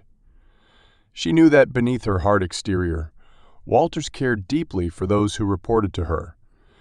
She also knew how concerned Walters was for her health. Joe then said, "I was in the kill room. I saw where he cut up his victims. You'll find all 3 victims' appendages in that room. I've spoken to BT, and they'll be rerouting all trains away from that tunnel. I'm going to have a team go through that room with a fine comb." "Did you see what he looked like?" Joe shook her head. "It happened too fast." "What did he say, though?" She nodded at the man who had pulled her out of the tunnel. He was looking impatient, as if he was in a hurry to be somewhere. "He didn't say much," Walters replied. Only that a man ran out of the tunnel in a hurry and that you were behind him." Joe was relieved. Maybe he did not see her clutching her chest when she fell to the ground. Why would he, though? She was too far from the platform. He did say that if it weren't for your flashlight, he wouldn't have known someone was on the tracks. You were lucky. In more ways than one, Joe thought. She was lucky that the man had seen her light. She was even luckier that he risked his life to save her. Walters said, "Do you know who that is, though?" Joe shrugged. "Martin Rhodes." Joe squinted.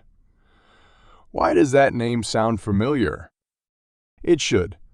He used to be a detective in Newport." "Used to be?" "Yes. Until he shot and killed a suspect." "A suspect?" Joe asked, trying to recall the case. "Yes, and that suspect turned out to be a child murderer." "I remember now. He spent 10 years in prison for it." Joe stared at the man. If it were not for him, she would not be standing here now. Walter said, "I don't know what he's doing in Bridgeton. I hope he doesn't plan to stay here too long. I can't stand police officers who take the law into their own hands." A paramedic walked over to them. Walter said, "If you won't go to the hospital, then at least let these guys check you out." Joe conceded. The paramedic put his bag next to her. He quickly pulled out his equipment. He first checked her forehead, and then he flashed a light in her eyes. He pulled out his stethoscope and began to check her heart. Joe could tell Walters must have said something to him. By the time the examination was done, Martin Rhodes was gone. Chapter 75. Rhodes came out of the station and found his car missing. He walked around the block, hoping he might have parked it somewhere else, but there was no sign of it. "It might have been towed," he heard a voice say. He turned and found it was the same woman he had pulled out of the tunnel. "It happens sometimes," she said. "If you park in the wrong spot, they won't even bother giving you a ticket. They just haul it away." A man with a guitar approached them. He looked like a street performer. "Are you the owner of the Malibu?" Rhodes nodded. "I was playing music over there," he said, pointing at a spot across the street, "and I saw a man run out of the station. He saw your car and jumped in and drove away." "Can you describe the man?" Joe said. The man shrugged. "I guess so. I didn't get a good look at his face, but he was wearing a jacket and a baseball cap." "That's my suspect," Joe said. She turned to Rhodes. "What's your license plate number?" Rhodes gave it to her. Joe pulled out her cell phone and called Chris. She told him to send out an all-points bulletin to all law enforcement agencies. She hung up. "If he's still driving that car, we'll grab him." The witness said to Rhodes, "You shouldn't keep your windows down. You're asking someone to take it, you know?" Rhodes looked at him. He was certain the windows were up and that the car was locked. Maybe in his haste he had been negligent. Rhodes looked at his watch. "Shit," he thought. Guzman would be at the location by now. The day was not turning out the way he had planned it. "You need to be somewhere?" the woman asked. Rhodes nodded. "I can drive you." He looked at her. "It's the least I can do. You saved my life." He thought about it. "I should get home, but I need to make a call first." "You can use my phone." She offered it to him. Rhodes was not sure he wanted her involved. "I prefer to use the phone booth. It's a private call." They were silent at first during the drive, but Joe finally broke the ice. "By the way, I'm Joe." "Martin," Rhodes replied. "I know. My supervisor told me," she said. She paused and then added, "She also told me you used to be a detective." Rhodes said nothing. He just stared out the window. "I can tell you're not much of a talker," she said. He did not say anything.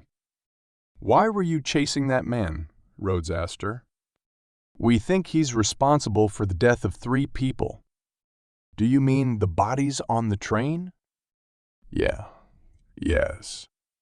Rhodes nodded, as if it now made more sense.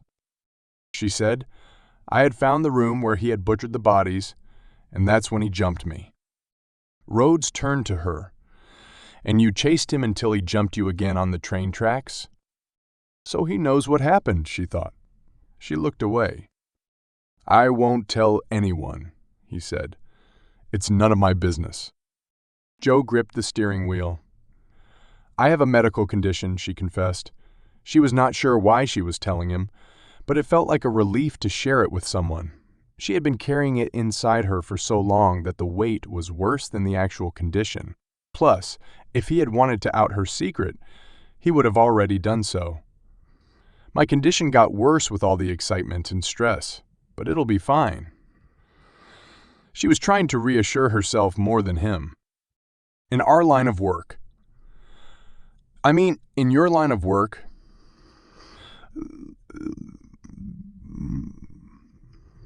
something like this can get you killed, Rhodes replied. I know, Joe said. They drove in silence for a time. Thanks, Joe said. He nodded and went back to staring out the window. Chapter 76. Crowder had received a call. It had come from a payphone. Crowder thought it was someone trying to play a prank on him. But what the caller told him made him think it might be something he should look into. He was now in the interview room at the police station. The room had a 2-way mirror. 2 men watched eagerly from behind it. The suspect's name was Alfonso Guzman. Crowder had picked up him and his buddy outside a bar. Why am I here? Guzman asked, sitting on a chair. We received a tip, Crowder said, circling him. What are you talking about? What tip? That you were involved in the death of Reed Yates. Guzman made a face. Who's that? I don't know that name. Whoever called you, they lied to you, man. Well, the caller told us where to find you. We did. The caller said you would be armed. You were. The caller also said that you would be carrying lots of cash. You had in your possession close to $6,000. Guzman went silent. Crowder continued. The caller said that you had beaten him up and had taken his car at gunpoint. Is that true? The blood drained on Guzman's face. Crowder smiled. I'm guessing you know who I'm talking about. That rat, Guzman spat. He's a dead man. I wouldn't say that at a police station, Crowder said. But I'll get to him later.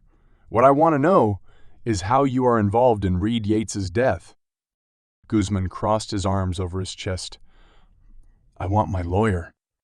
Sure, you have the right to an attorney.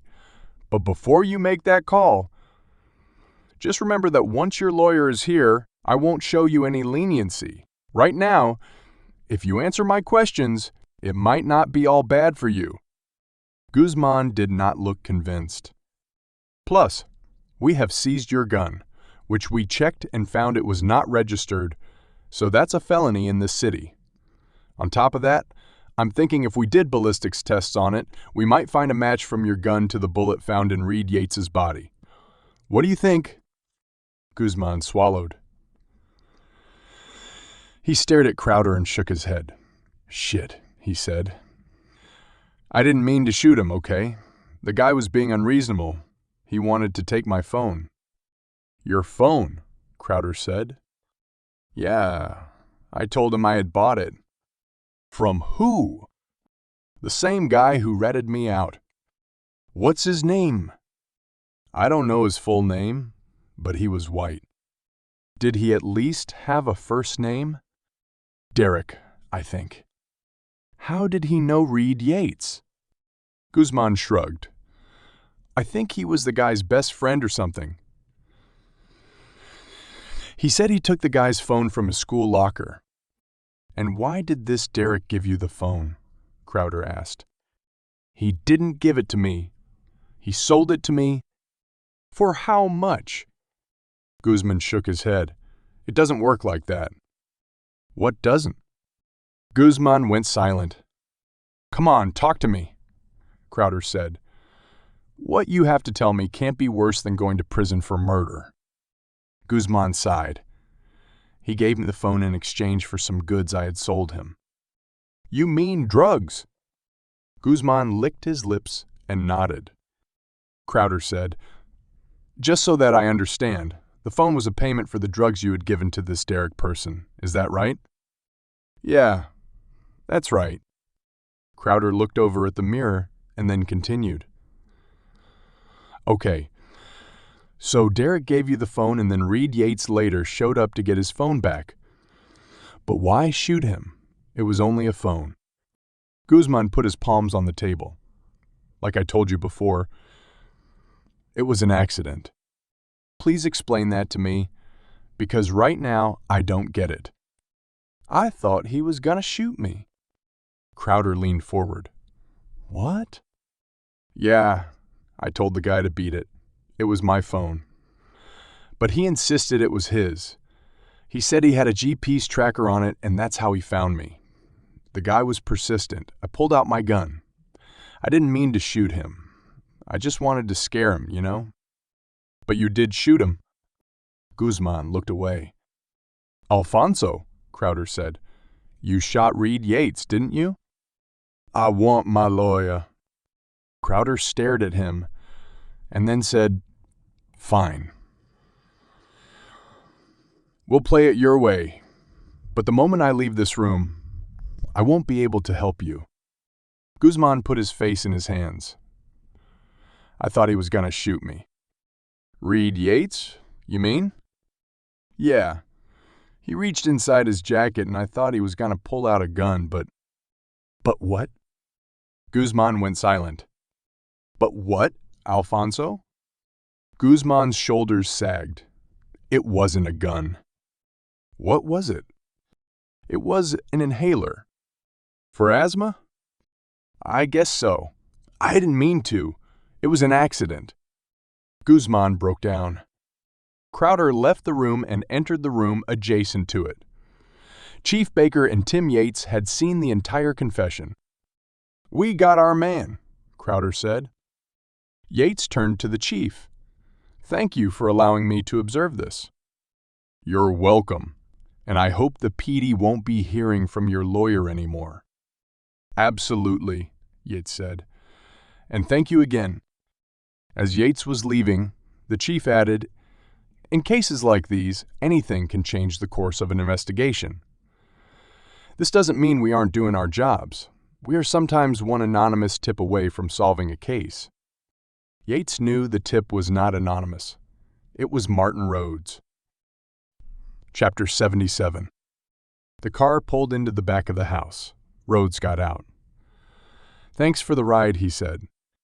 "No problem," Joe replied. Rhodes walked up to his apartment. He saw Tess's mom waiting by his front door. "Where is she?" the mom said. "Where is who?" he replied. Tess. "How would I know?" he asked, confused. "I saw her sitting in your car earlier." Rhodes's heart sank. Rhodes turned and ran back to Joe, who was pulling her car out of the back lane. He waved to her. She stopped. He leaned over to her window. "We need to find my car." "I've put a call out already," she replied. "You don't understand. A neighbor of mine might be in that car." Joe was confused. "What?" "I'll explain later, but we have to find it." "Okay, get in." As they drove, Rhodes told her about Tess and how she had once hidden in his trunk. "How can you be sure she was in the car today?" "The window," Rhodes replied. "The witness outside the station mentioned my window was down. I thought that didn't make sense, but now it does. Tess must have rolled it down." "What if she wasn't there when the killer took it?" Joe suggested. If that was the case, then she would come home by now, he said. Rhodes frowned. He now regretted letting her use his car as a refuge from her problems at home. He should have let her sit on his front steps when he had first met her. At least then her life would not be in danger. Chapter 78. Tess gripped the handrest as the man drove erratically around the city. Earlier, when Rhodes had parked the car by the subway station, Tess had used the back seat to get out of the trunk. She wanted to surprise him. She knew he would be upset with her, but she wanted to be part of his investigation. She wanted to help him solve the case he was working on. It was more exciting than sitting outside her house, waiting for her mom's creepy boyfriend to leave. Helping Rhodes at the pizza shop made her feel needed. She never knew her dad, and her mom moved from one job to another, one city to another, and one boyfriend to another. Throughout all this, she was nothing more than someone who tagged along with her mother. There were times when she felt like her mom would have been happier if she was never born. Her mom never said it, but she felt it. She did not think anyone cared for her or protected her, not even her mom. Her mom did not even take her side when it came to her boyfriend. She accused Tess of lying. She had thought Tess was jealous that she finally had someone in her life. That was not the case. Tess wanted her mom to be happy. She wanted someone to take care of her mom like she wanted her mom to take care of her.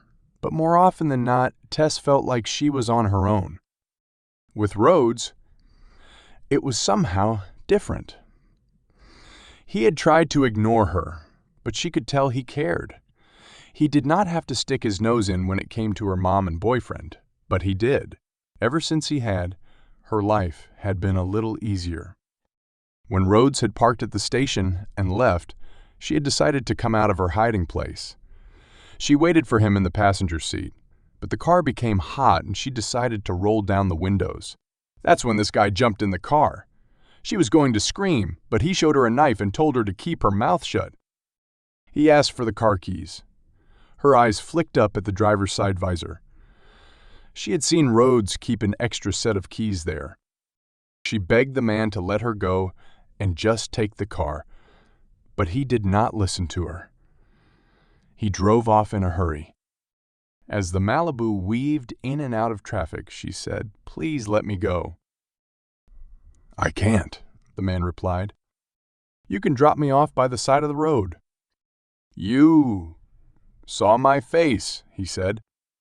"I won't tell anyone, I promise.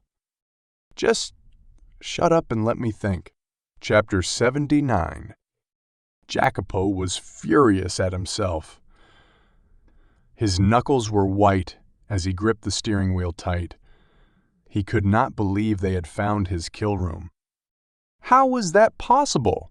His master had planned everything with incredible skill, and he had executed the plans to perfection. Then what went wrong, he thought. He tried to go over all his steps, but he could not see where he had slipped up. Maybe I shouldn't have gone back into the tunnel, he thought. Maybe I should have cleaned up before I dumped the last body. He gritted his teeth. I got careless, he told himself. He should have dumped his victim's appendages when he had the chance. Instead, he kept them in a bucket as if they were trophies of his kill. He had gotten cocky.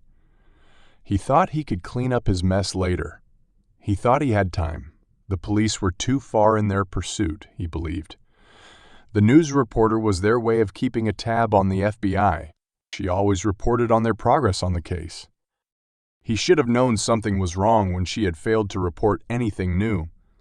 The FBI had withheld vital information from the media. This should have raised a red flag, but it was not his job to monitor this. It was his master's. Jacopo shook his head. He could not blame his master. That would be wrong. It was not his master who had failed. It was him. His master had always told him to leave no evidence behind. He did. He was going to dump the bucket of appendages at a more convenient time. His master had told him to always wear gloves. He did not. He found it was easier to perform the procedures with his bare hands. Now, the entire kill room was covered in his fingerprints. Shit! Shit! He pounded on the steering wheel. The girl next to him let out a scream. He turned to her. She instantly fell silent when she saw the look on his face. He should not have brought her with him, but he needed a hostage in case things got complicated. He would kill her and dump her body when the time suited him. But for now, he had to find a way to contact his master. Chapter 80. Rhodes felt helpless. They were driving back to the spot where his car was taken from, but he knew it was a waste of time.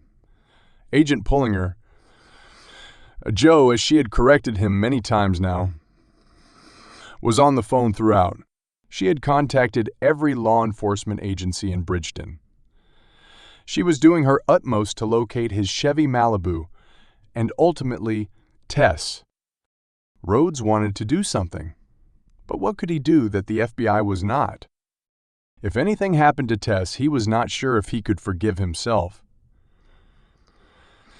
There was already too much blood on his hands. He could not bear any more of it. Tess was innocent in every sense of the word. She had harmed nobody. In fact, there were others out there who wanted to harm her, and he did not just mean the killer. The killer had used an opportunity to his advantage. He was escaping capture, and when he saw an unlocked vehicle, he did not hesitate to make use of it. Rhodes was thinking of her mother. She had neglected Tess, which was why she had looked for a father figure from a total stranger. Rhodes was nothing more than that to her, he believed. Rhodes had never been a father to anyone, and he had no desire to be one in the future. Tess was a good kid, and he felt bad for her. He meant every word when he had warned her mother and her creepy boyfriend about treating Tess improperly. Rhodes would have made good on his promise if anything remotely bad happened to her. Why? Why am I getting involved in something that does not concern me? Maybe it had something to do with his upbringing. Tess did not know her father, and Rhodes would have been better off if he did not know his father, either. At least Rhodes had had a loving and caring mother. Tess did not even have that. Maybe that was why he felt this anger inside him now. It was consuming him, eating away at every fiber in him. He had not felt this way since he had shot and killed that man almost 10 years ago. If the man who had taken Tess was standing in front of him now, would Rhodes do the same to him? Shoot him without a second thought? He was grateful he did not own a weapon. He no longer trusted himself with one. Joe's phone rang again, and he turned to her eagerly. Joe listened and said to him, "Unfortunately, we still have not located your vehicle, but my supervisor spoke to Beta Security, and they know who the killer is. His name is Craig Orton. He was a former Beta employee. Several years ago, Craig Orton drove a bus full of passengers into a lamppost. Fortunately, no one was seriously injured, but when he was taken in for questioning, they found Craig Orton was under the influence of drugs and alcohol. At the time of the accident, Orton's marriage had fallen apart, and he was fighting his ex for the custody of his daughter. Prior to this, there were other incidents involving him. He had once assaulted a passenger who had been rude to him. He also had issues with his superiors regarding his tardiness and erratic behavior. Unsurprisingly, after the incident with the bus, the Beta fired him. His union couldn't help him either because he'd had too many strikes against him. This explains why he was using the subway to dump his victims. Rhodes thought of something. I'm not too familiar with the train killer case, but weren't the victims from some mental institute? They were, Joe agreed. And apparently, right after the bus incident, he was referred to the Bridgeton Mental Care Institute. Rhodes thought about it and nodded. He then looked out the window. The feeling of powerlessness did not leave him. In fact, he felt even worse after what he had heard. Craig Orton was not only a murderer, but also insane. Sensing his mood, Joe said, "We will find him. And we will find your neighbor. I promise." Rhodes did not respond. He just stared out at the passing streets. Chapter 81. Jacopo was breathing heavily. He tried to control his composure, but nothing worked. He needed his master now more than ever. He just was not sure how to contact him. His master came to him, not vice versa. His master always chose the time and place, and he always kept himself hidden from him. Jacopo always thought this was odd. Did his master not trust him enough to reveal his true identity? Jacopo trusted his master implicitly, and he wished his master would trust him in return. Maybe his master was waiting for the time when he had truly proved himself. Maybe he was waiting for when the mission was complete. Jacopo grimaced. His carelessness had nearly sabotaged the mission. Now he was not sure if his master would ever reveal himself to him. He took a deep breath. Not all was lost. The FBI agent had not gotten a good look at his face. He had gotten a jump on her before she had the chance. On top of that, the tunnel was too dark for her to see clearly. His heart sank again. The FBI was probably going through his kill room with a fine tooth comb. He did not have time to scrub it clean. They would surely find something that would connect him to the murders. He punched the steering wheel. The girl jumped up from her seat. He had startled her. He had forgotten she was there. She was another problem he had to deal with. He had his knife in his pocket. He could cut her throat and dump her body by the side of the road. He had already committed 3 murders. What was one more? Yes, that's what he would do. Stab her in the chest with a knife, and then bleed her until she was gone. But a thought popped in his head. He could not do it in a moving car. Plus, it would be messy. The blood would easily get on him. He still had to go back to his luxury apartment and retrieve his belongings. How would he explain the blood if anyone saw him? Another thought came to him. What if the FBI was already at his apartment? He cursed. He could not go back. It was too risky. He felt like a caged animal with nowhere to run. The FBI was closing in on him. And he was running out of options. He suddenly had an idea. He turned the wheel and drove in the other direction. Chapter 82. Tess thought about jumping out of the car, but at the speed they were going, she knew she would either seriously hurt herself or worse, she would not survive the fall. Plus, there were cars right behind her coming at a fast pace. She had to come up with a plan. She was not sure if anyone knew she was with this man, so it was up to her to do something. There was no telling what this man would do to her once he stopped the car. On numerous occasions, he had moved his hand over the side pocket of his jacket. It was where she had seen him keep his knife. She did not believe for one bit that he would let her go. She knew what he looked like.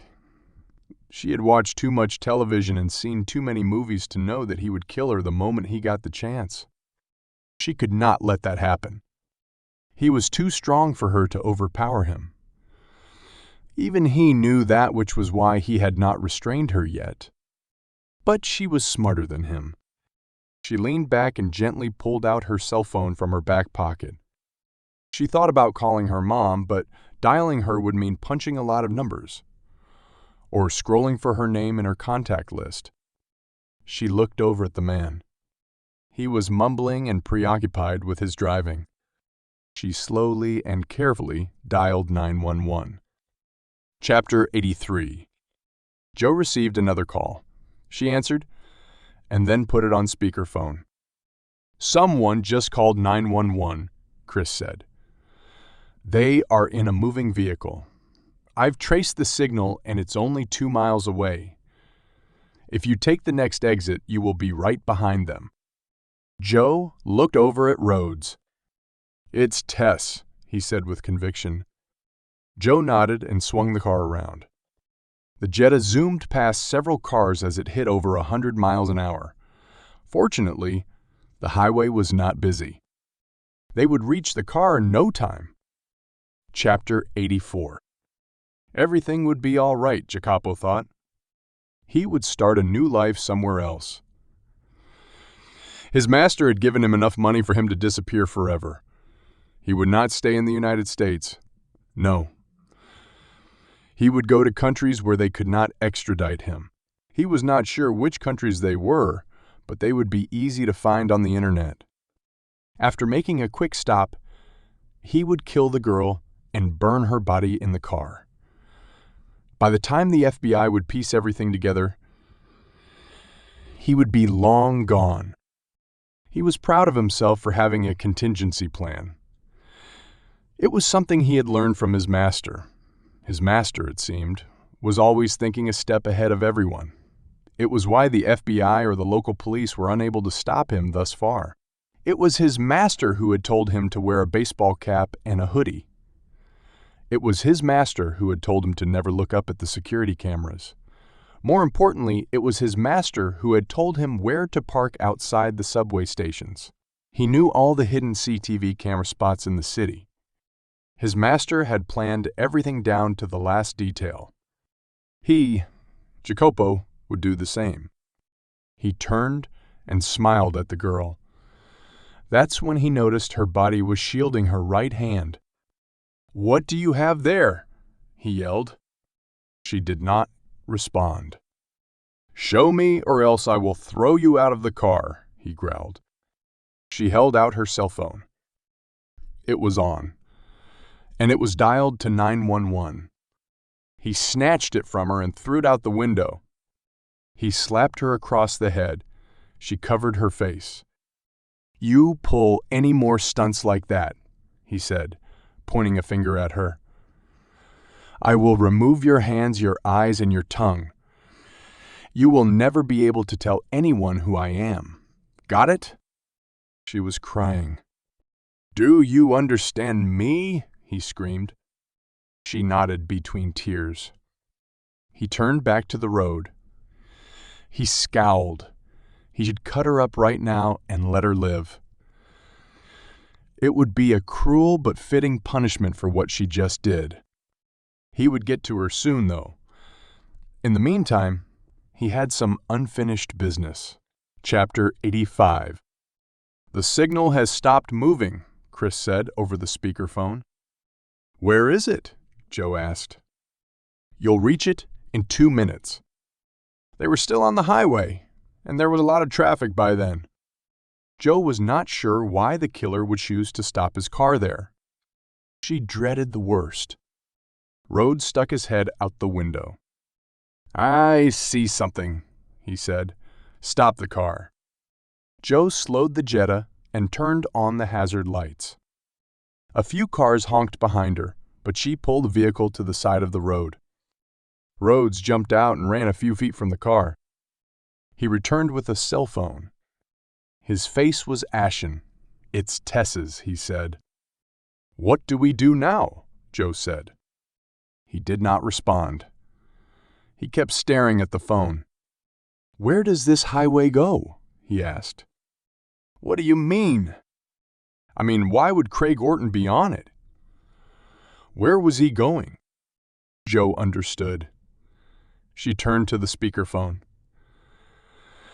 "Chris, can you check to see if anyone related to Craig Orton lives nearby?" They heard Chris tap on his keyboard. "Oh, wow," Chris finally said. "What?" Joe asked. "You wouldn't believe this, but Orton's ex-wife and daughter live only a mile away." Chapter 86. When the woman opened the door, her eyes widened with shock. "Craig, what are you doing here?" she asked. She had dirty blonde hair, green eyes, and a pale complexion. "I need to see Ally," he replied. "You're not allowed to come near us. Have you forgotten there is a restraining order against you?" "I know, but I have to see Ally now." His ex-wife did not move away from the door. "Leave right now, Craig, or else I am calling the police." He pulled out a gun and aimed it at her stomach. She froze, and then slowly moved back. He entered. "Who is she?" his ex-wife asked once she saw a girl with him. The girl looked scared. It looked like she had been crying. "Don't worry about her." They moved to the living room. "Sit down," he ordered the girl. She did. "Where is Ally?" he said, turning to his ex-wife. "Don't do anything stupid, Craig," his ex-wife warned him. "If you leave now, I won't call the police." His hand shot out and grabbed her throat. He placed the gun to her forehead. "You will not threaten me. Not anymore. Do you understand?" She was terrified. She nodded. "Now, I'm going to ask you again. Where is Ally?" She's upstairs in her room." "Call her." His ex-wife hesitated. "If you don't, I will put a bullet in your head, and then I'll take Ally and disappear." She swallowed. "Allie, baby, please come downstairs," she said. There were footsteps on the second floor. "Don't try to do anything stupid. Do you understand?" he warned her. She nodded. He released her and put the gun away. Just then, a girl, not even 5, with blonde hair, blue eyes, and wearing a polka dot dress, came down the stairs.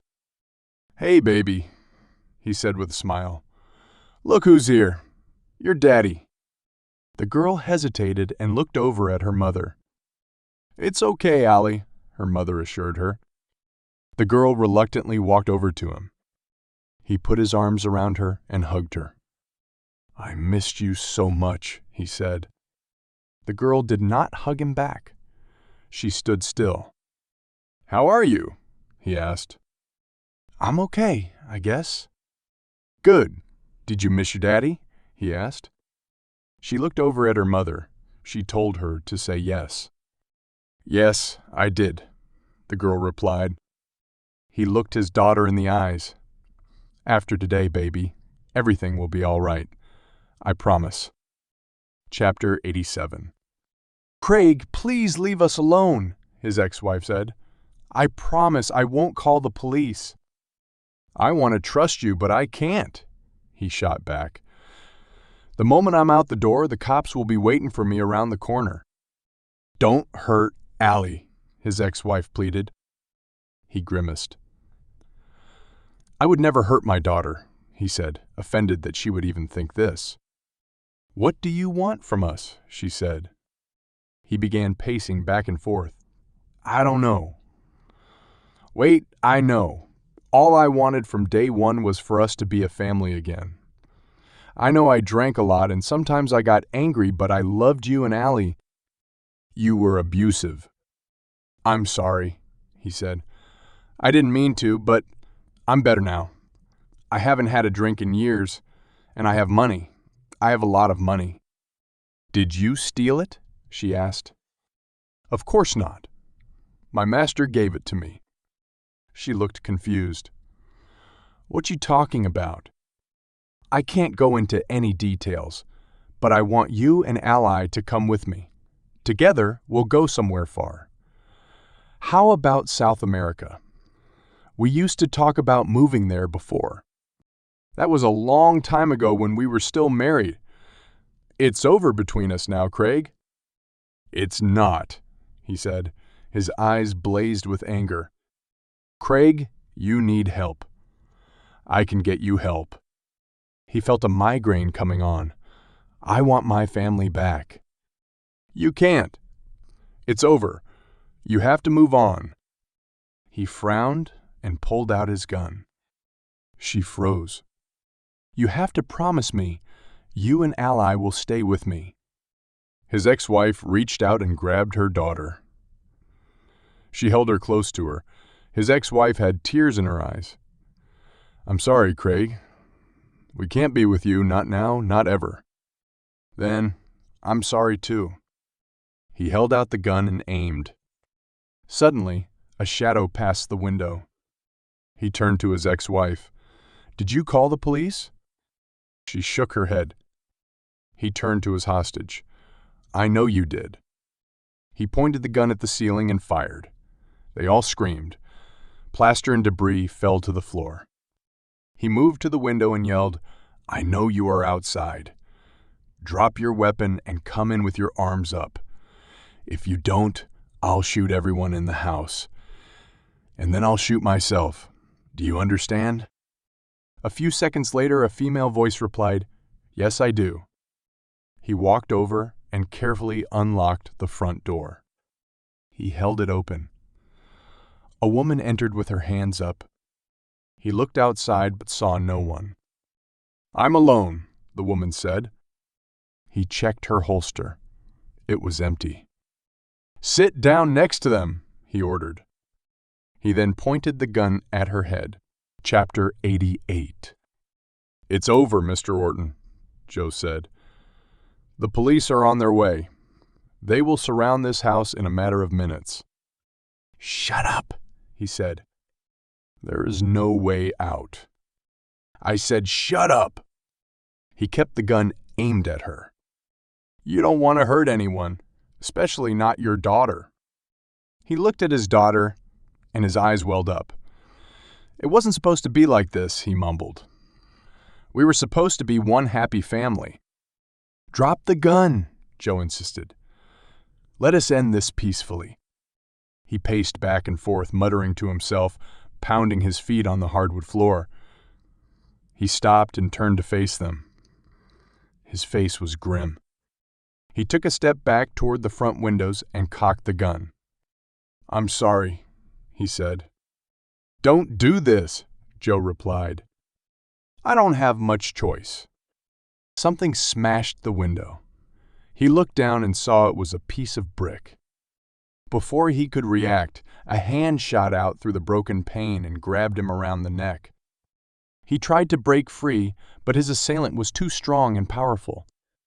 He pulled him through the window. Glass cut him as he fell onto the porch. He turned and saw it was the same man he had seen on the train platform. The man swung his fist, slamming Jacopo in his cheek. He was disoriented, but he held on to the gun. The man swung again, but he blocked it with his knee. He kicked the man in the chin. The man stumbled back, but then he was back on his feet in an instant. He aimed the gun at the man's chest. Before he could pull the trigger, his body shook. He looked down and saw blood on his shirt. "What the hell?" He turned and saw through the broken window that the woman had a gun aimed directly at him. He cursed and lifted his gun at her. She fired. Several bullets penetrated his body, shaking it like a rag doll. He fell to the ground with a loud thud. His last thought was of his master and how he had failed him. Chapter 89. Joe was glad they had ended the train killings. The killer was dead, and there would be no more dead bodies. She was also glad that Rhodes' neighbor was safe. She was tough, and Joe knew she would overcome this ordeal. If it were not for her 911 call, they would not have been able to find her and Craig Orton. Orton's wife and daughter were also relieved that they did not have to worry about him terrorizing them anymore. His death had eased a lot of lives. Rhodes had thanked Joe for her help, but she felt like it was she who should have been thanking him. After all, if it were not for him, she would not be alive. She had offered to give Rhodes and his neighbor a ride, but they declined. Joe had called Walters and told her about what had happened at the house. Walters then told her something that shook her to the core. The name Orton had used to lease the condo and rent the Mercedes was none other than Dagmar Cole. Cole was thought to have been the Bridgeton Ripper and her father's killer. He was eventually exonerated. But why had Orton used his name? Joe wasn't sure. At the moment, though, she did not care. She took a deep breath and touched her chest. Her heart could only take so much excitement in one day. Maybe it is time I took that vacation, she thought. Chapter 90. Joe knocked on the door. Her sister-in-law opened it. "Hey there, stranger," Kim said with a big smile. "Where have you been?" Before Joe could respond, she heard a girl squeal. Her niece ran over and gave Joe a big hug. Joe held on to her. It felt nice and warm. "Auntie Joe, where were you?" Chrissy asked. "I was busy," Joe replied. "You were catching bad guys." "Yes, I was. I'm gonna catch bad guys too when I grow up." Her brother came over. He looked horrified by what his daughter had just said. Joe knew Sam had already lost a father to the profession, and he feared he would one day lose his sister to it as well. Joe said to Chrissy, "Your dad catches bad guys too."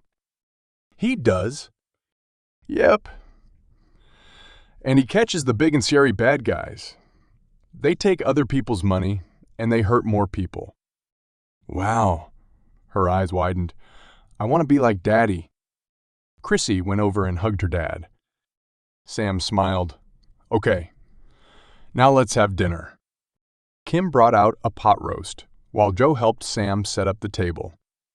They laughed and ate, and for a brief moment, Joe had no worries in the world. Her failing heart, searching for her father's killer, solving more crimes. Nothing mattered to her at that moment. What mattered was that she was with her family. Chapter 91. Tim Yates paid Rhodes the money he was owed. He wanted to give him extra, but Rhodes declined. According to him, a deal was a deal. Rhodes then headed straight to the House of Hope. He took Tess along with him to the homeless shelter. There was already a line outside the shelter, but Rhodes managed to get in after asking for Father Mike. He handed him a thick envelope. Father Mike looked inside and said, "That's a lot of money. Please take it. You can do more good with it than I can. Plus, without your help, I'd probably have slept on the streets on my first night in the city." Father Mike was still in shock. "Thank you from the bottom of my heart. Do you guys want to join us for dinner? We could use a hand." Rhodes looked over at Tess. She was smiling. "Sure," he said. Tess grabbed paper plates and plastic cutlery and began setting up the tables. Once all the tables were set, Tess turned to Rhodes. "Thanks again for coming for me." "Why wouldn't I?" he replied. She shrugged. "Maybe because you'd be happy no one would bother you anymore." "That's true," he said. "But then who would help me solve my cases?" Her face brightened. "Really, you'll let me be your partner?" "I never said that," Rhodes replied. "All I'm saying is that I might need someone who knows the streets of Bridgeton more than I do." She was smiling from ear to ear. "Will I get paid?" Rhodes raised an eyebrow. "We'll talk salary later." They served food to over 50 people. Then Rhodes and Tess joined the homeless, the destitute, and the forgotten people of Bridgeton for dinner. There was nowhere else Rhodes would have rather been than with them. Chapter: A few days later. Ellen left Bean 24's headquarters and stormed to the parking lot. Ever since the FBI killed a man responsible for the train killings, Ellen's position was back to where it was prior to the murders. Dan Ferguson had decided to return to work full-time, and Miles was more than willing to give some of her stories to him.